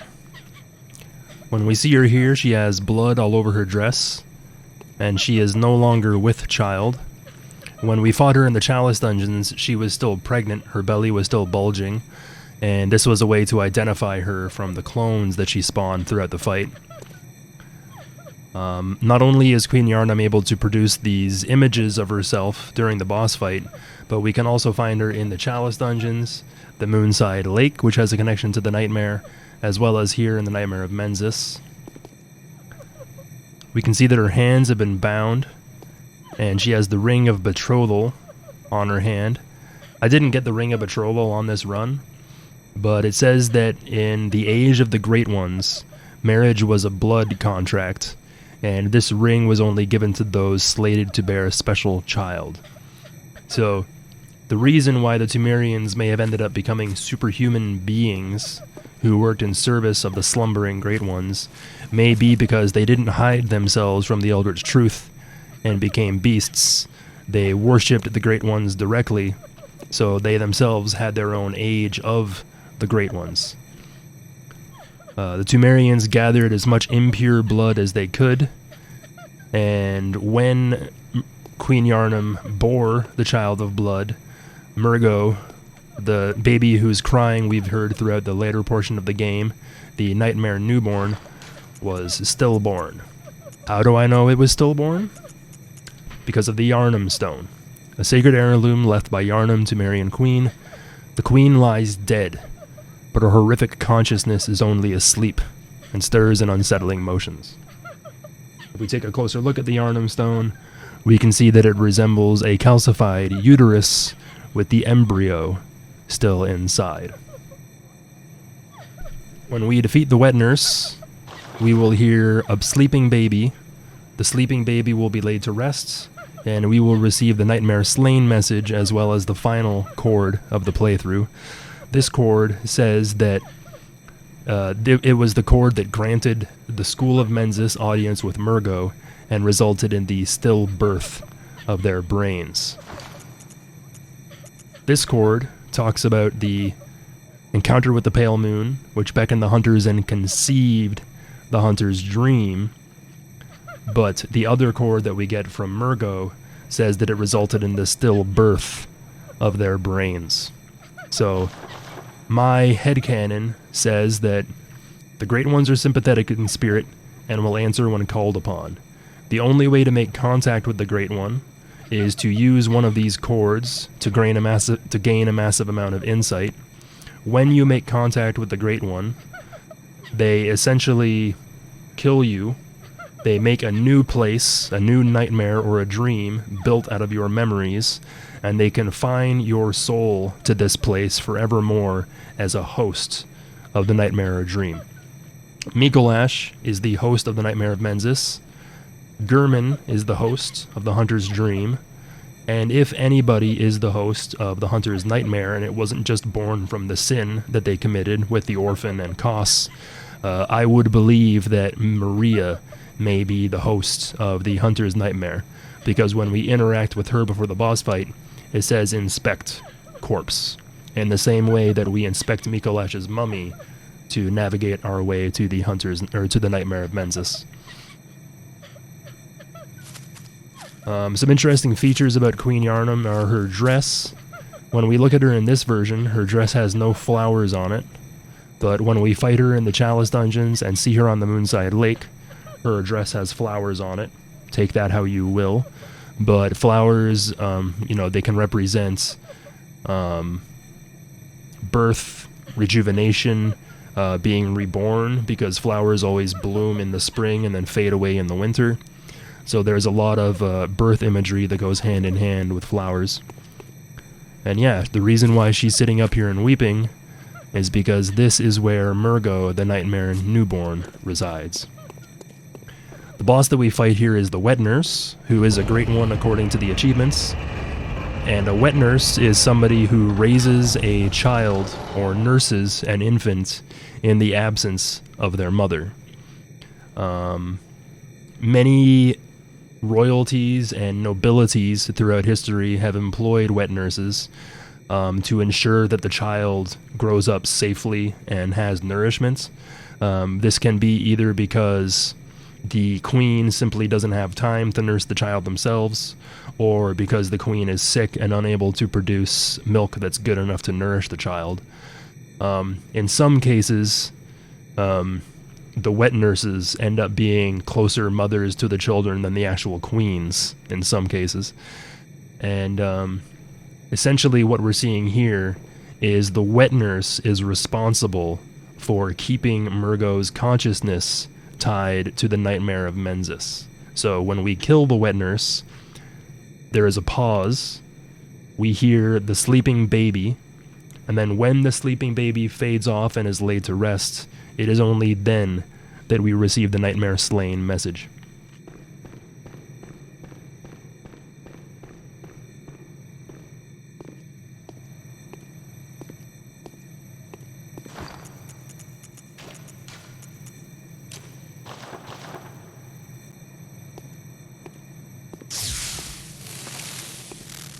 We have a lone carriage in the boss arena. Now listen carefully when the wet nurse falls on the carriage.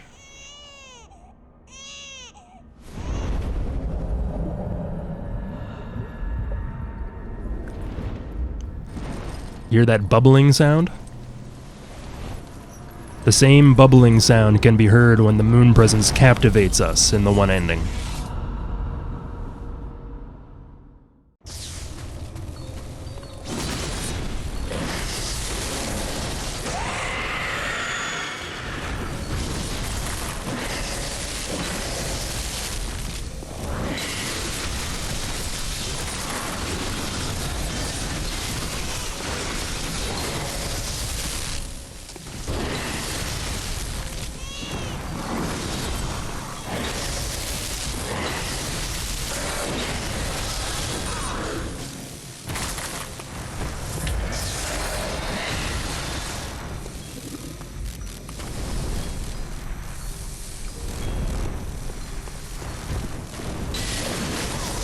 Nice.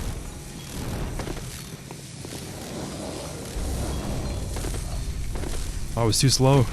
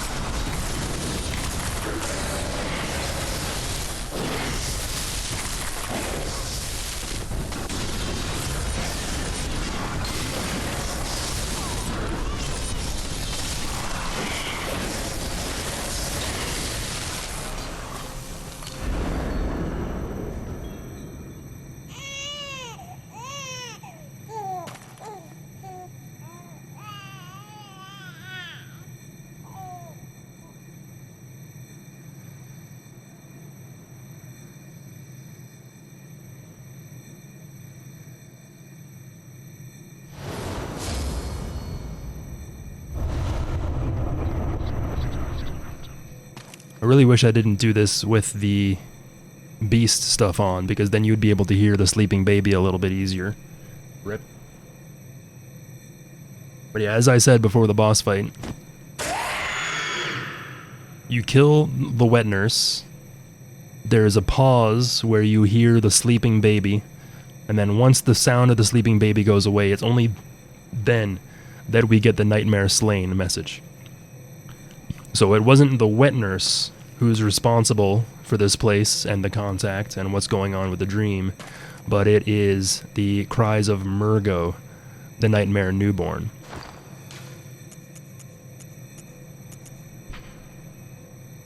Every great one loses a child and then yearns for a surrogate. This chord granted Mensis audience with Murgo, but resulted in the stillbirth of their brains.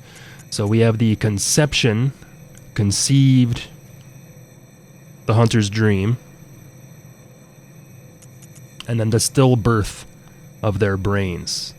The only member of the School of Mensis that we can find here intact is Mikolash, and we also have the brain of Mensis, which was a full-on great one that was discovered inside the Nightmare of Mensis.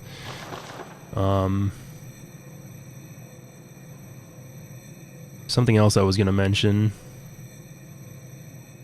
We learned in the Unseen Village that the purpose of the Rensis ritual was to beckon the moon. Whether the One Reborn was the cause of this or a happy accident isn't really too well known, but I guess the best theory is that we not only use body parts and invertebrates and stuff like that in order to beckon the Great Ones, beckoning ungodly forces, like it says in the inflicted organ and the yellow backbone, but we also use the remains of the Bastards of Lauren, which are the remains of a Lauren infant infected by the Scourge, as well as the Red Jelly, which is a stillborn infant of unknown origin that is found deep down in the Chalice dungeons.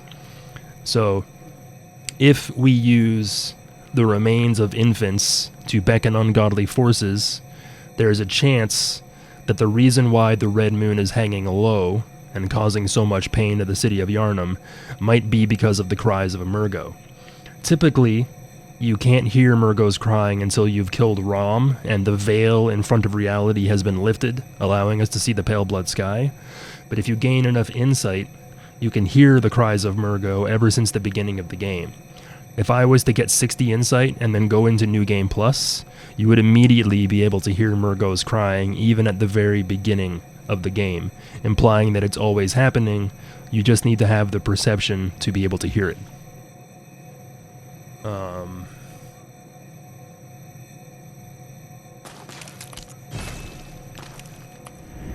So when we go to the Hunter's Dream after defeating the Wet Nurse, we notice a change in the place. You see that the workshop is now on fire, and we get some new dialogue from the doll.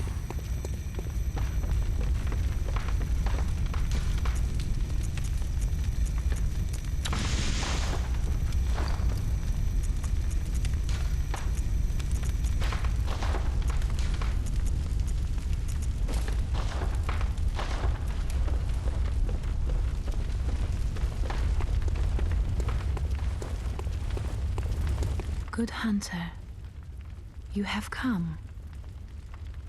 Dawn will soon break. This night and this dream will end. Gammon awaits you at the foot of the great tree. Good Hunter. Very well.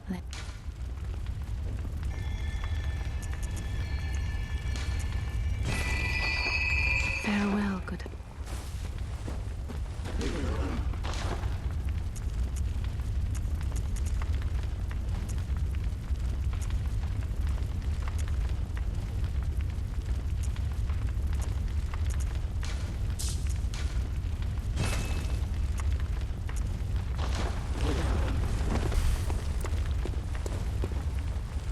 Alright, so when we kill Murgo / the Wet Nurse, that's when the dream starts to fade, and when dawn will soon break. When the doll says that this night and this dream will end, the night of the hunt goes in tandem with the hunter's dream.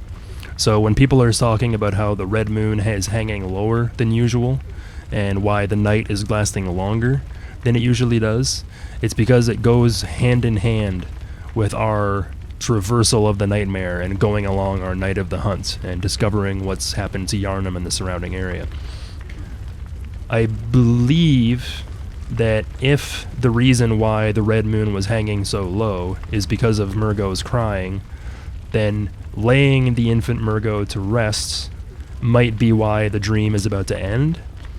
It doesn't necessarily mean that the moon presence wants to kill all the other great ones. It could have been that the cries of the nightmare newborn are what was beckoning the moon in the first place. Possibly. But to be honest, this whole situation is pretty vague, and that's the best explanation that people like Cool Man and Last Protagonist were able to help me out with.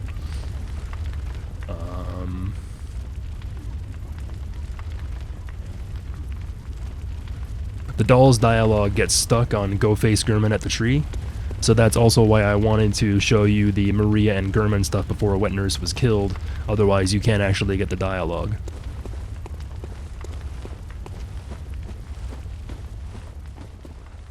So now we have access. This gate is now opened, and we can see the final boss arena of the game. There's a bunch of crucifixes here, which are reminiscent of the crucifixes we saw the beasts on earlier in Yharnam. And when it comes down to the symbolism of a crucifix, it's most attributed to the death and rebirth of Jesus Christ. One of the punishments in the Roman Empire was to have people be crucified and basically hung up this way before their death. And they would be affixed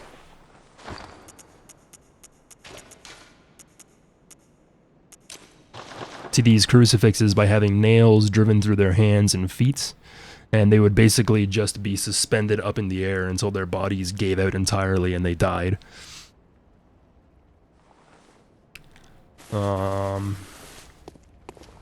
Earlier on, we got some dialogue from the doll saying that over time, countless hunters have visited the dream, and the graves here stand in their memory. So we've got countless graves surrounding the area, including the ones in the ground here. If we choose the one ending where Gurman decapitates us and frees us from the night of the hunt, when we go into New Game Plus at any time after receiving that ending, we can occasionally find the doll praying at a gravestone here, where she says, "This grave stands in memory of a hunter I once knew. I hope you found your worth in the waking world." If we look out into the distance of the hunter's dream, the internal file name for these stone structures, these stone pillars we see in the distance, is Shrine. It's called Shrine in the file name. A shrine is a altar you put in the memory of somebody that was important, whether they be a warrior or a religious figure. Shrines in Shinto and Japanese folklore and religion can usually be found on higher places, and it's kind of like putting these altars at a higher elevation puts them closer to divinity or closer to God. If we look in the distance around the hunter's dream, we not only see mist and fog, but you can just barely make out rolling waves of water in the distance as well. You can see them more clearly here. The fog prevents us from seeing the blue hue of the water, and it doesn't look like normal water either. It looks like, swirling, churning nightmare water, if you want to put it that way.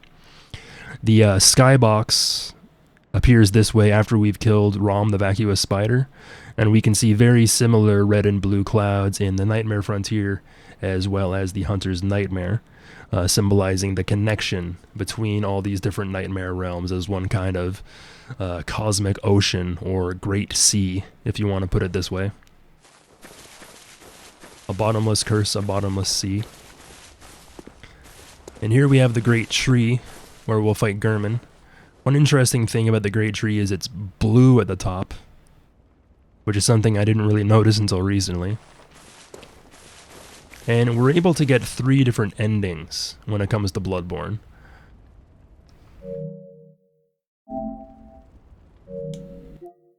So I'll talk about the endings now. So Yharnam Sunrise, you lived through the hunt and saw another day. This is the ending we get when we choose not to fight Gurman. He decapitates us, and then we awaken in Cathedral Ward under a morning sun.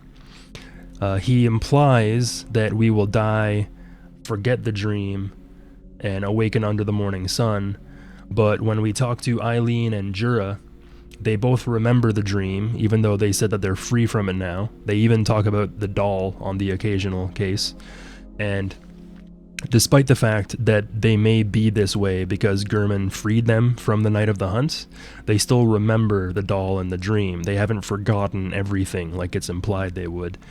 Even when we kill Mikolash, host of the nightmare, he says, "Oh, I'm waking up, I'll forget everything." And when we're talking about H.P. Lovecraft lore, there's this place called the Dreamlands. When you dream, you visit the Dreamlands, and if you achieve your goal at the end of the dream without dying in the Dreamlands, you will wake up and remember your dream. If you die in the dream or fail to reach your conclusion or your goal, you will awaken suddenly and not be able to remember any part of your dream. And that's part of the H.P. Lovecraft canon. So that you can see how multiple facets of H.P. Lovecraft lore lend into what we see here with Bloodborne, which is a really good take on the foundation that H.P. Lovecraft set up. And even though we're supposed to be free from the hunt when we choose this ending, we still wake up in New Game Plus and forced to relive the night of the hunt over and over again, and we also have that gravestone that's placed in our memory. So the implication, I believe, is that even if we choose this ending, once we die, and we die for good, our consciousness is trapped by our own night of the hunt, and we're forced to relive it over and over and over again. The same events, the same places, the same people. Honoring wishes. Captivated by the moon presence, you pledge to watch over the hunter's dream. When we choose this ending, we fight Gurman, but we haven't consumed 3/3 chords. And even though we defeat Gurman, we end up taking his place, and the night begins again. I said earlier to pay attention to the noise that happens when the wet nurse falls on top of Murgo. You can hear this bubbling kind of noise.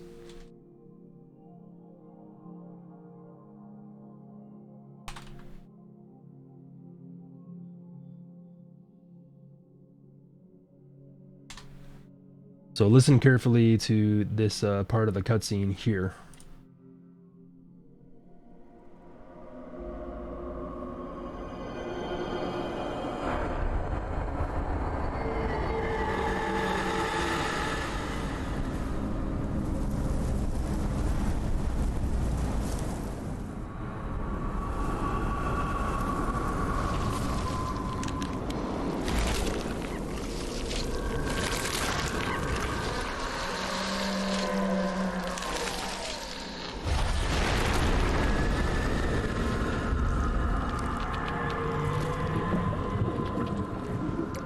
Bubbly, bubbly.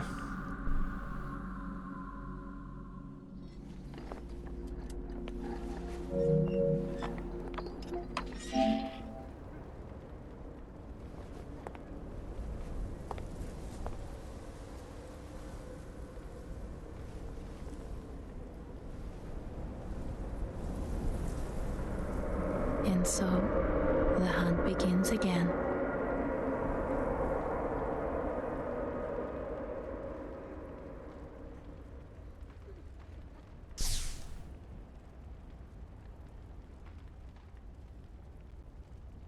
So we effectively take Gurman's place as the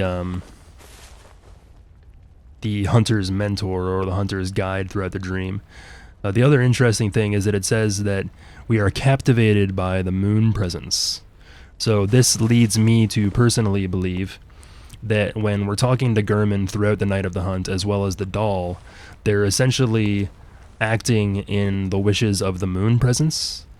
So when we hear Gurman sleeping in the dream, That's his actual subconscious thoughts coming through. It's not something that's being projected by the moon presence's control. And we also see something similar with the doll, where she can be found praying in front of a tombstone, but when we interrupt the prayer, or when we talk to her afterwards, she says that I must have drifted off, like she was talking in her sleep.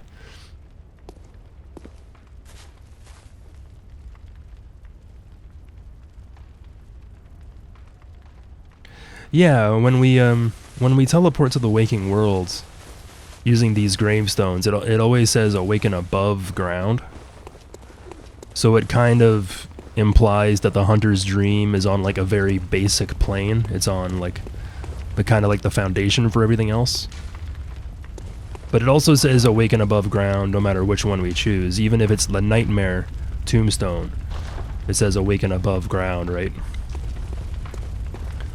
But people have taken a free camera and they've gone out to the stones, and there's no extra detail if you get closer to them. They are literally just rocks that are out there.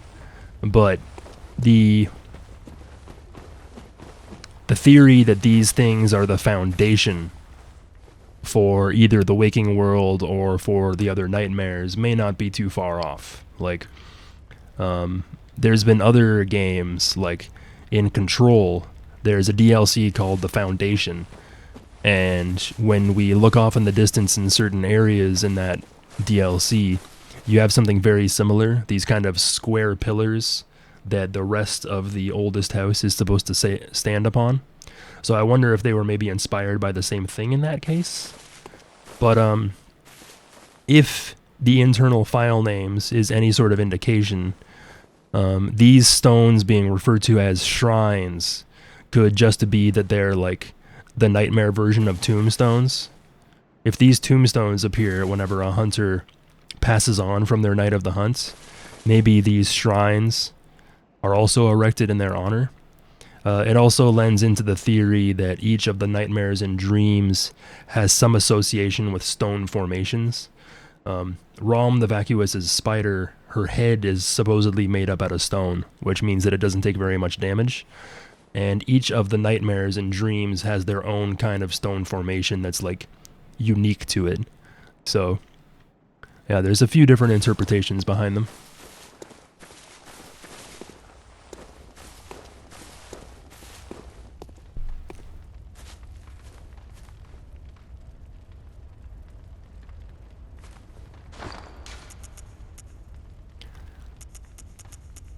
So when we consume certain objects, I mean, a lot of items are considered consumables, right?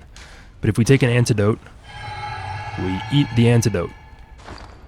If we take a beast blood pellet, we eat the beast blood pellet. When we use a madman's knowledge, we crush the skull and gain the memories of the madman that it belonged to. And as well, we don't eat the cords, we crush the cords and gain the insight from them.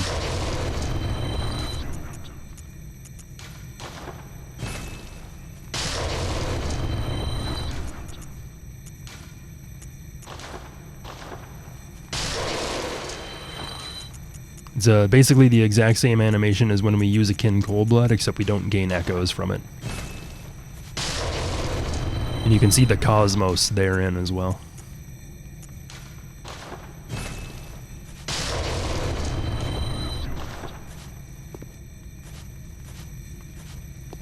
Good hunter, you've done well. The night is near its end. Now, I will show you mercy. You will die, forget the dream, and awake under the morning sun. You will be freed from this terrible hunter's dream.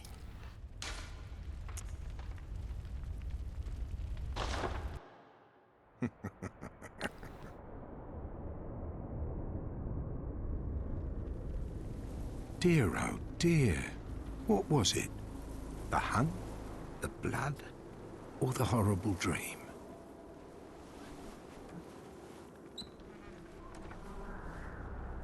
Oh, it doesn't matter.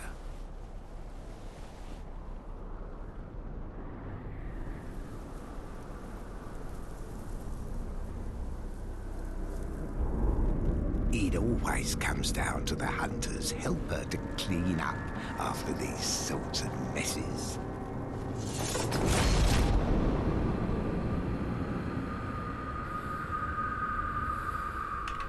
Tonight, Gammon joins the hunt.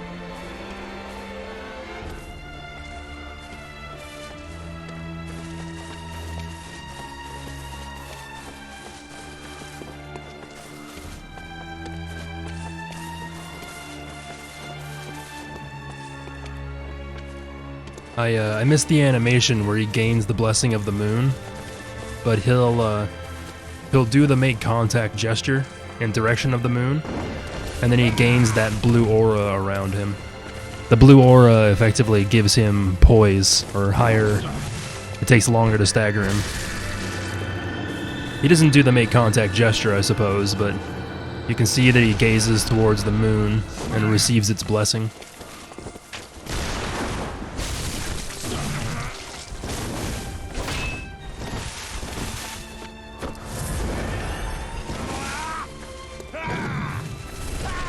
Too late. I can dodge that attack pretty well, I just messed up the timing there.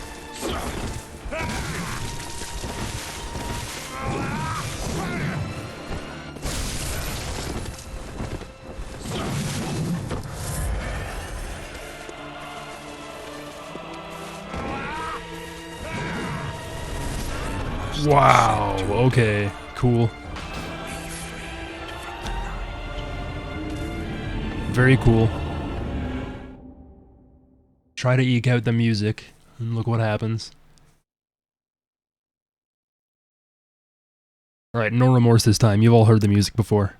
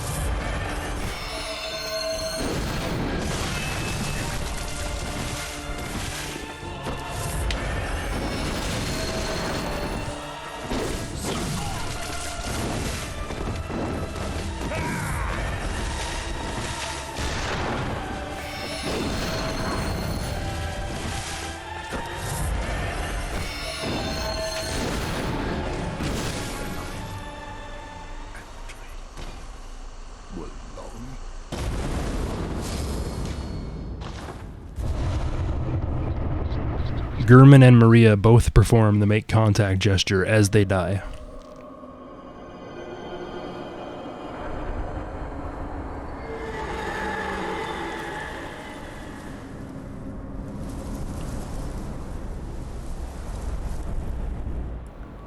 O Flora of the moon, of the dream.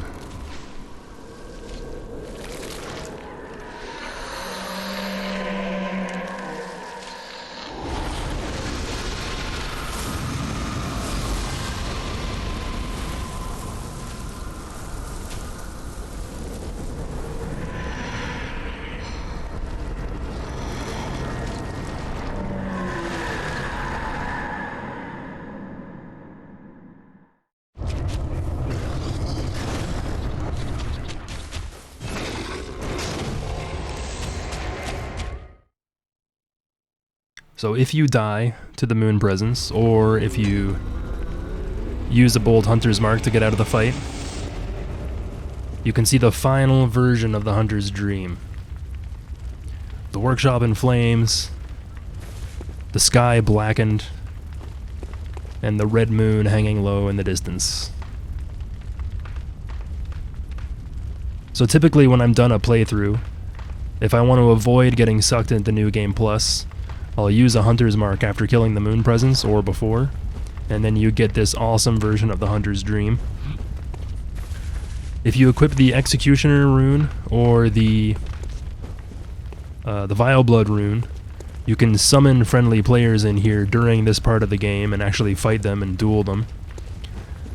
As long as the boss fog here is open, whether you have German or moon presence left to fight, you can summon people in for co-op, but if you have those runes on, you'll be opposed to each other. So you can duel in this arena, which is pretty fun. Spin to win, till you die.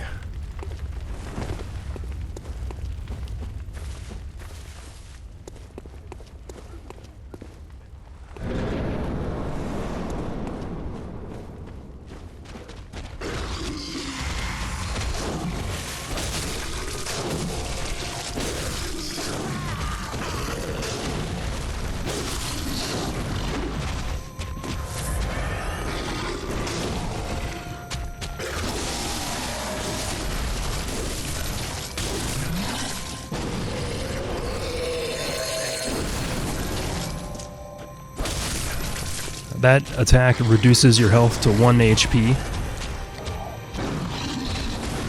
but you can rally all of it back, so it's not that big a deal as long as you're close enough.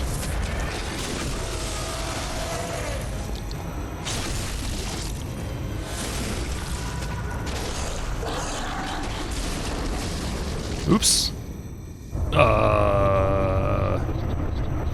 I guess I did too much damage. Rip. I didn't think I was going to do that much damage.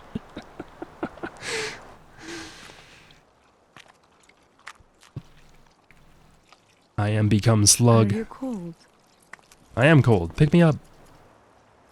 Warm me up with those dead-ass hands. Lousy doll.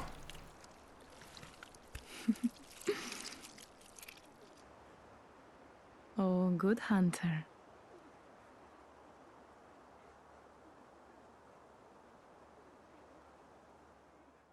So when we use 3 chords of Infant Great Ones, and we defeat the moon presence, we become a Great One ourselves. The big implication behind that is the revelation that humans can become Great Ones. There's been a lot of hints of it throughout the game. Like Mikolash saying that Rom was granted eyes by Kos during his boss fight, but the true revelation of the secret ending is not just that we turn into a Great One, but it implies that any of the other Great Ones we see could have previously been something else.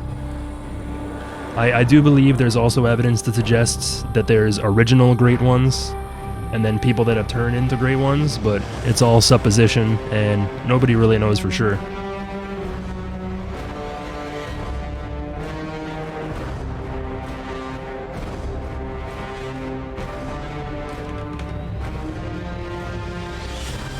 Now there are some other theories towards this ending, where maybe because we turn into a Great One, we become the new moon presence.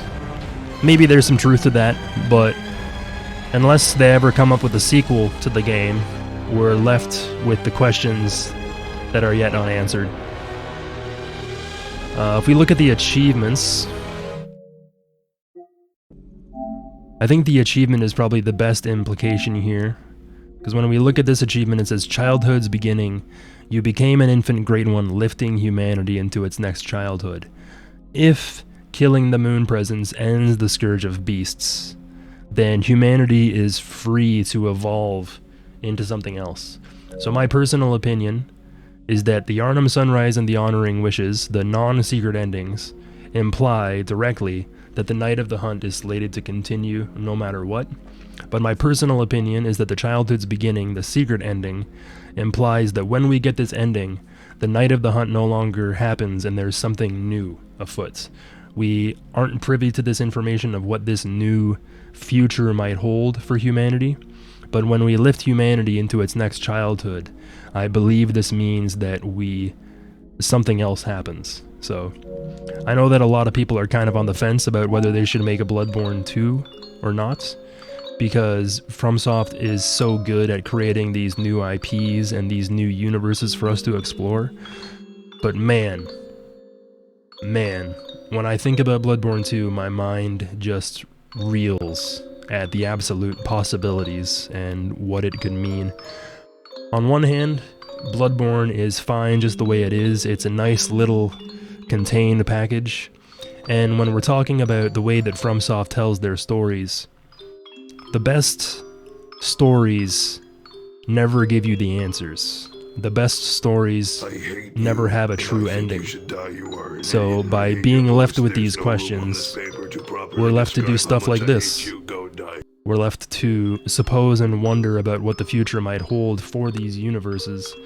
And when we're talking about especially Sekiro and Bloodborne, it is the open-ended nature of these universes that makes them so compelling and so interesting. And they're also what makes my job doing these runs so bloody hard. Lord Beberto, thank you very much for the follow. And yeah, thank you all for hanging out. Another lore run in the books. Looking back, I've been doing these sort of playthroughs for 5 or 6 years now. Basically ever since a couple years after the release of the game. And I'm still learning new things. I'm still finding new ways to articulate the meaning behind these stories and the characters and settings that we find them in. I'm still discovering the H.P. Lovecraft tales and the mythology and the history in our own world that helped give rise to these sort of stories. And like FromSoft is just, they're the gift that keeps on giving. And not knowing the answers is a big part of that puzzle, and it's what makes it so compelling. Stay tuned on Monday for a lore and story playthrough of Sekiro, where I'll be explaining not only the ties between the Sekiro universe and the other FromSoft games, but also talking about the Japanese history that inspired the setting in feudal era Japan, as well as the Buddhism and the Japanese mythology that the game also refers to. So yeah, thank you all for hanging out. I might stream tomorrow and get some Battlefield 2042 action going on. I might stream tonight and play some Battlefield 2042. I don't really know.